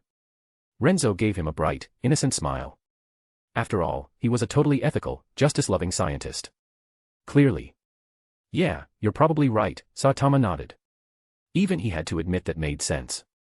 Meanwhile, Genos, having been kicked out by Renzo earlier, rushed straight back to Dr. Casino and gave a full report on what had happened, including the part about becoming Renzo's follower and the mysterious request Renzo made. Oh. So that's the so-called Creator X who's been making waves lately. Dr. Casino raised his eyebrows, surprised. Well, that's interesting. If it's him, then yeah, it's actually possible he has tech that could really help you. You know the satellite surveillance systems and virtual projection tech the Hero Association's been using lately? Those were all provided by him. And they're easily 10 times more advanced than what we used to have. You said he gave you some data for me. Hand it over, I want to take a look. Casino was clearly intrigued now. He wanted to see what this young upstart had put together that could actually impress him. Yes, sir. It's right here, Genos said, handing over a hard drive. Then, a little hesitant, he added, but please don't feel pressured on my account. If you're not interested, I understand. I'd never want you to feel obligated just because of me. If it came down to it, he could just give up on becoming Renzo's student. After all, Dr. Casino had saved his life, he meant far more to Genos than any potential upgrade. Haha. Dr. Casino chuckled and shook his head. You're still the same, huh? Always so serious. But don't worry, it's nothing that dramatic. I think that Creator X guy is mostly looking for a chance to exchange ideas with me. Probably just some tech talk between scientists. And frankly, I am kind of interested. Meeting him might be worthwhile. With that, he plugged the hard drive into his computer, pulled up the files, and started reading. Moments later, he was completely absorbed. Genos called his name several times, but Casino didn't even hear him. Curious, Genos leaned over, and immediately saw what had grabbed his mentor's attention. It was a document on neural resonance tech, a concept completely different from anything Dr. Casino had developed. No wonder he was so into it. More than 30 minutes passed before Casino finally looked up, muttering in awe, "What a brilliant concept. Totally different from my current approach, but extremely complementary. If we combine it with my tech, Genos, your neural response time could increase a lot. Come on. Take me to this Creator X guy, right now." Dr. Casino yanked the hard drive out and practically jumped to his feet. "Ah, that urgent?" Genos blinked, caught off guard. Of course, as someone with no passion for research, he had no idea just how excited Dr. Casino really was. "You don't get it at all, do you? Stop asking questions and let's go already." Dr. Casino rolled his eyes in exasperation and waved his hand. Yes, all right, we're going."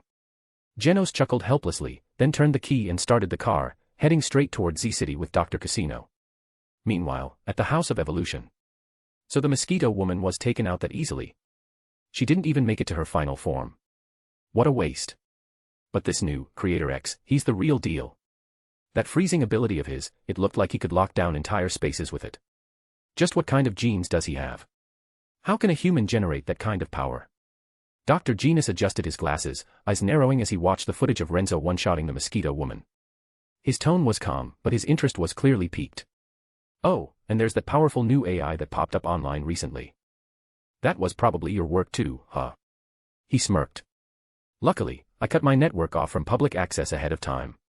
Otherwise, you'd have traced this place already. Well, no matter. I'll just have to capture you myself. Once I get a sample of your genes, and all your tech, I'll figure out what makes you tick." He. With that thought in mind, Dr. Genos immediately activated several of his earlier experimental creations and sent them out to capture Renzo. Ha. Let's see what secrets are hidden in your DNA. Maybe, just maybe, you'll be the key to unlocking the mystery behind human superpowers. Fascinating. Back in the underground lab beneath the luxury manor, on the 5th sublevel. With Red Queen's assistance, Renzo had just finished running a full-body scan on Saitama. After ruining a bunch of needles in the process, he finally managed to pierce Saitama's skin using one made of superalloy, reinforced with haki, chakra, and everything he had, drawing a tube of blood and scraping a tiny bit of skin tissue. Ow. That stings, you know. Saitama winced and stared at the little patch of missing skin on his hand, glaring at Renzo like he'd just been betrayed. "Oh, come on." Renzo shot him a look. "You shrug off punches, bullets, even blades, and this is what bothers you. That's different." Saitama retorted, dead serious. "Those don't hurt at all." "This did, you jerk." Fine. You big baby. Just this once." Renzo rolled his eyes and cast a healing spell, waving a hand toward Saitama. In an instant, the wound began to close before their eyes. Within seconds, fresh skin had completely covered it up, looking good as new. Whoa. Saitama stared at his arm, stunned. "That healing magic of yours is insane. No wonder you said you could help fix up that cyborg guy, Gidge, was it? Is that some kind of superpower too?" Saitama added curiously. Renzo just smiled, eyes still glued to the analysis of Saitama's blood. "Nope.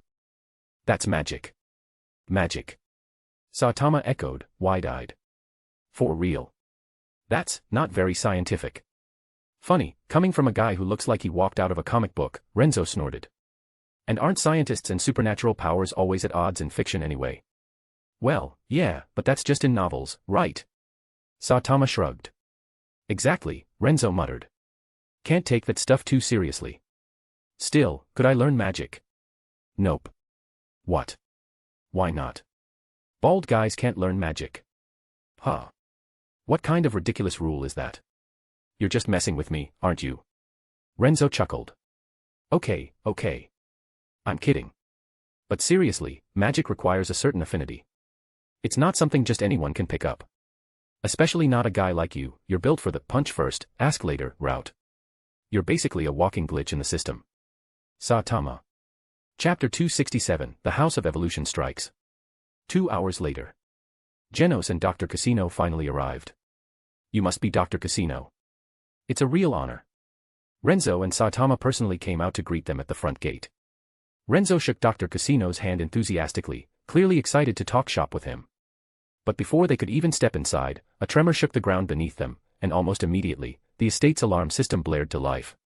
Red Queen's hologram flickered into view right in front of them. "Master, something, or someone, is trying to break through the underground perimeter. The underground defense system has been activated." As she spoke, she waved her hand and projected a live feed onto a translucent screen hovering in the air. The footage showed bizarre creatures, mutant animals of some kind, ramming into an energy shield underground. There was a giant frog, a mole, a dung beetle, all of them slamming themselves against the barrier, causing the rumbling they'd just felt. Those are monsters. Genos frowned, immediately stepping forward. Renzo-sensei, allow me to handle this. But before he could take action, Dr. Casino's eyes narrowed. Wait, look closely. They've got serial numbers. These things are genetically engineered, test subjects, no doubt. Engineered. Genos blinked in surprise. Why would someone send artificial monsters to attack his teacher's estate? Had Renzo made some new enemies? No need to make a mess out of it, Renzo said casually. You'd wreck the whole place if you went all out down there. I got this. He stepped forward, raised his foot, and lightly stomped the ground. Earth shockwave. In the next moment, the footage on the screen showed the monsters being pulverized by an unseen force. Not even a scream. 1 second they were attacking, then bam, reduced to mush on the spot. Genos. Dr. Casino. Saitama scratched his bald head, staring in awe. Whoa. Earth magic now. You seriously have an attack called Earth Shockwave? Is there anything you can't do? Honestly, he was a little jealous. The guy had everything. Oh right. Saitama suddenly smacked his forehead. You did promise to teach me how to fly, didn't you? Or were you hoping I'd forget that? Of course I didn't forget, Renzo shot back with a sigh. You're the one who kept putting it off. Addicted to video games and impossible to drag away. At this rate, Saitama is going full NEET mode. Ahaha, that might be true, Saitama replied with an awkward laugh. Anyway, they are here. Suddenly. Over a dozen more mutated creatures, each a different animal hybrid freak, charged in from multiple directions and surrounded Renzo. The leader, a hulking black gorilla, pounded its chest and sneered, so you are pretty strong. Took out the mole squad without breaking a sweat, huh? But let's see how you handle us. Without warning, he lunged forward, swinging a fist at Renzo's head. From the side, a bipedal lion rushed in to flank him. At the same time, the rest of the freaks, green mantis, pangolin, and more, charged straight toward Genos and the others inside the estate gate. TCH. More of them. You've got to be kidding me, die. Genos growled, activating his high-speed mode and shooting forward like a missile. Wham!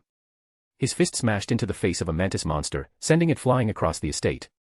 It crashed straight into the second floor of a nearby building, blasting a massive hole through the wall. And that was just the beginning. In a blur of motion, Genos punched the next few attackers one after another, sending one through the roof, another into the ground, and reducing everything around him into a cratered mess. He was like a one-man demolition crew. Dr. Casino winced with every impact, watching his surroundings crumble under Genos's rage. Saitama, meanwhile, stood frozen in place, mouth hanging open as he stared at the building Genos had just punched a hole through. That was his house. You idiot. Saitama finally snapped out of his stupor, forehead veins popping as he stormed over and grabbed Genos by the collar. What the hell do you think you're doing? Look, he yelled, jabbing a finger at his poor, half-destroyed house. Do you see what you've done to my place? That's my house, damn it. Sure, he'd been staying at Renzo's place lately and hadn't planned on moving back anytime soon, but that was still his house. His appliances, clothes, and all his stuff were still in there. And now it was basically rubble, all thanks to Genos. Genos looked genuinely confused. Huh? What's wrong? Saitama's face twisted. What's wrong? That's my house you just wrecked. What do you think is wrong? Genos scratched his head awkwardly. I mean, I thought this was an abandoned neighborhood. Didn't know anyone actually lived there. But if you've suffered losses, I'll pay for the damage. Oh. Saitama's anger cooled a bit. He narrowed his eyes. You sure you've got the cash for that? Of course, Genos nodded confidently. I don't have a fortune, but I can cover a few million yen. Why don't you calculate the damage? No need for that much. Just give me 500,000 yen and we're good. Saitama let go of Genos' collar and even patted it down with a friendly smile. As long as you've got money, we're cool. Renzo watched the whole exchange and couldn't help but chuckle. You've really become a money grubber. I mean, I'm letting you live here for free. What do you need all that cash for? Saitama rolled his eyes. That's not the point. This is your place, not mine. I still want my own home, my own independence, you know. Despite his usual laziness, the guy still had a bit of pride left in him. Whatever floats your boat, Renzo shrugged, then turned his gaze to the armored gorilla and beast king still pinned underfoot. Now then, why don't you tell me who sent you to stir up trouble here? What's your goal? And where's your base? Ah. The two monsters tried to move but realized it felt like a mountain was pressing down on them. They were completely immobilized. So, they could only smile nervously. If we talk, will you let us go? The gorilla asked cautiously. Renzo rubbed his chin thoughtfully. Maybe. Depends on who gives the better answer. I don't have all day, so you'd better start talking. Why yes, of course. I'll go first. Back off, you damn monkey. You trying to die? Oh please, bring it on. Renzo sighed when the two idiots started arguing again, looking ready to throw hands. He gave a light grunt, and that alone shut them both up immediately. The gorilla broke the silence first. It was Dr. Genus. He sent us to capture you because you killed Mosquito Girl, one of his precious test subjects. He's the one who created us too. He runs this organization called the House of Evolution. As for where the base is, we can take you there. Just please spare us. Yeah. We'll cooperate. Please don't kill us. Renzo chuckled. Not bad. At least you know how to beg properly. He lifted his foot off the two monsters and gave them each a kick. What are you waiting for? Lead the way. Move too slow, and I'll change my mind. Why yes sir. Right this way. The gorilla and Beast King scrambled to their feet and started trotting ahead to guide the group. I'm heading out for a bit, Renzo said. Anyone interested can tag along. Dr. Casino, maybe sit this one out. I doubt you'll keep up with us. Head inside and rest, Red Queen will take care of you. With that, Renzo leapt into the air and flew after the monsters. Wait for me. Saitama called out as he launched himself after them. No way was he missing out on something this interesting. Besides, that guy who sent the monsters. He was responsible for the damage to Saitama's house. If there was any chance of getting compensation, Saitama was definitely showing up. Doctor, I'm going too. Please wait here safely, Geno said respectfully before dashing after his teacher. Chapter 268, Carnage Kabuto. About half an hour later. Sir. This is the place. See. We did exactly what you asked. So, can we go now? The gorilla and Beast King, who had run several hundred kilometers to get here, nervously rubbed their hands together as they pointed to the building in front of them, speaking to Renzo with uneasy smiles. Renzo used his mental sensing ability to scan the area. Sure enough, Dr. Genus was down in the underground facility. He nodded in satisfaction. Yeah, you didn't screw it up. You can go. He waved them off but added with a warning glare, don't let me catch you doing evil again. If I do, I won't hesitate to crush you. Got it. Yes, absolutely. We swear. The two monsters looked like they'd just been pardoned from a death sentence. They immediately turned and bolted away at full speed, faster than they'd run all day, like they were afraid Renzo might change his mind. Sensei, are you sure it's okay to let them go? Genos asked, walking over, still a bit uneasy. They were monsters after all, and from what he could tell, not exactly weak ones either. Sure, they didn't last a second against his teacher, but Genos could still sense some danger from them. Don't worry about it, Renzo replied with a casual wave. I left a little surprise on them. If they try anything, they're dead men walking. Anyway, enough about them. Let's head inside. With that, Renzo strolled toward the facility entrance. Wait, Sensei, are you sure it's safe to just waltz in like that? There could be traps. Shouldn't I blast the place first, just in case? Smack. Renzo whacked Genos on the back of the head and laughed. What do you mean, blast the place? I might still have use for this facility. And besides, what kind of trap could actually hurt me? Quit worrying and move. Then he disappeared into the entrance in a blink, leaving Genos sighing and hurrying to follow. Inside the facility, Dr. Genus was watching it all unfold through the security monitors. He smirked as Renzo and the others stepped into the building. So, they've shown up after all. Impressive. He muttered to himself, if even Beast King and Armored Gorilla were no match. I guess it's time to bring out my trump card. He reached over and activated his ultimate creation, Carnage Kabuto. After some time, Renzo and the others had entered a huge open hall. The second they stepped in, red warning lights began flashing along the walls. Clank. Clank. A giant humanoid rhinoceros beetle-like monster emerged from the shadows. Ha ha ha. Thanks to you guys, I've finally been unleashed again. Carnage Kabuto cracked his neck and flexed his claws. To show my appreciation, I'm going to tear you all apart. Piece by piece. K ha ha ha. As soon as he finished, he vanished in a blur and charged straight at Saitama.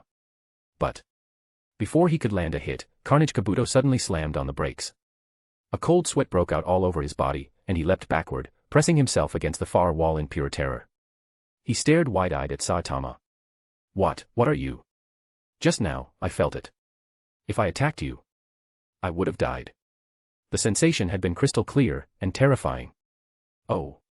Saitama tilted his head. Your instincts aren't bad. Looks like you've got some power in you. Might be fun. He turned and looked at Renzo and Genos. This one is mine. Go for it, Renzo replied casually, and disappeared in a flash, leaving the hall. Huh. Genos blinked. Sensei just left. Probably off to find the guy pulling the strings, Saitama said with a grin. Fine by me. I've been wanting to stretch a little anyway. He rolled his shoulders and cracked his knuckles, grinning as he casually strolled toward Carnage Kabuto. You bastard. You think I'm scared of you? Watch as I show you my ultimate form. Infuriated by the sheer disrespect, Carnage Kabuto roared, his body turning red-hot as steam began rising off him. Carnage mode. Boom. A massive surge of energy exploded out as he transformed into his final form, a towering, purple and green striped humanoid beetle. His body ballooned in size, and the pressure rolling off him multiplied 1,000-fold. Beep beep. Warning. Massive energy surge detected 184 kilometers north of Z-City. Threat level, Dragon. Beep beep. Warning. Warning. Carnage Kabuto's transformation didn't go unnoticed. The moment his power spiked, satellite surveillance systems picked it up. Back at Hero Association HQ, the alert system lit up like a Christmas tree, and loud alarms blared non-stop. Did I hear? Dragon level. The director's face went pale. Who's the nearest S-class hero? Can anyone be deployed right away? A threat level of Dragon, A-class heroes wouldn't even scratch it. Only S-class heroes stood a chance against a Dragon-level threat. And even then, some of the lower-ranked S-classes might not make the cut. A staff member, clearly anxious, quickly responded, Sir. The recently promoted S-class rank 16, Mr. Renzo, Creator X, lives in Z-City. But, we haven't even had the chance to notify him of his promotion yet. And aside from him, the only one close enough is Lady Tornado, but even she's over 400 kilometers away. It'll take time for her to get there. The director didn't hesitate. Contact both Creator X and Tornado immediately. See if they can assist. Especially Tornado, tell her it's urgent and we need her on site ASAP. And if Creator X agrees to help, make sure he knows to play it safe. Have him stall the monster if he can until Tornado shows up, better they take it down together than risk anything reckless. It's Dragon level, after all. That was the best he could do for now. Understood. The staff quickly split up and began reaching out to both heroes.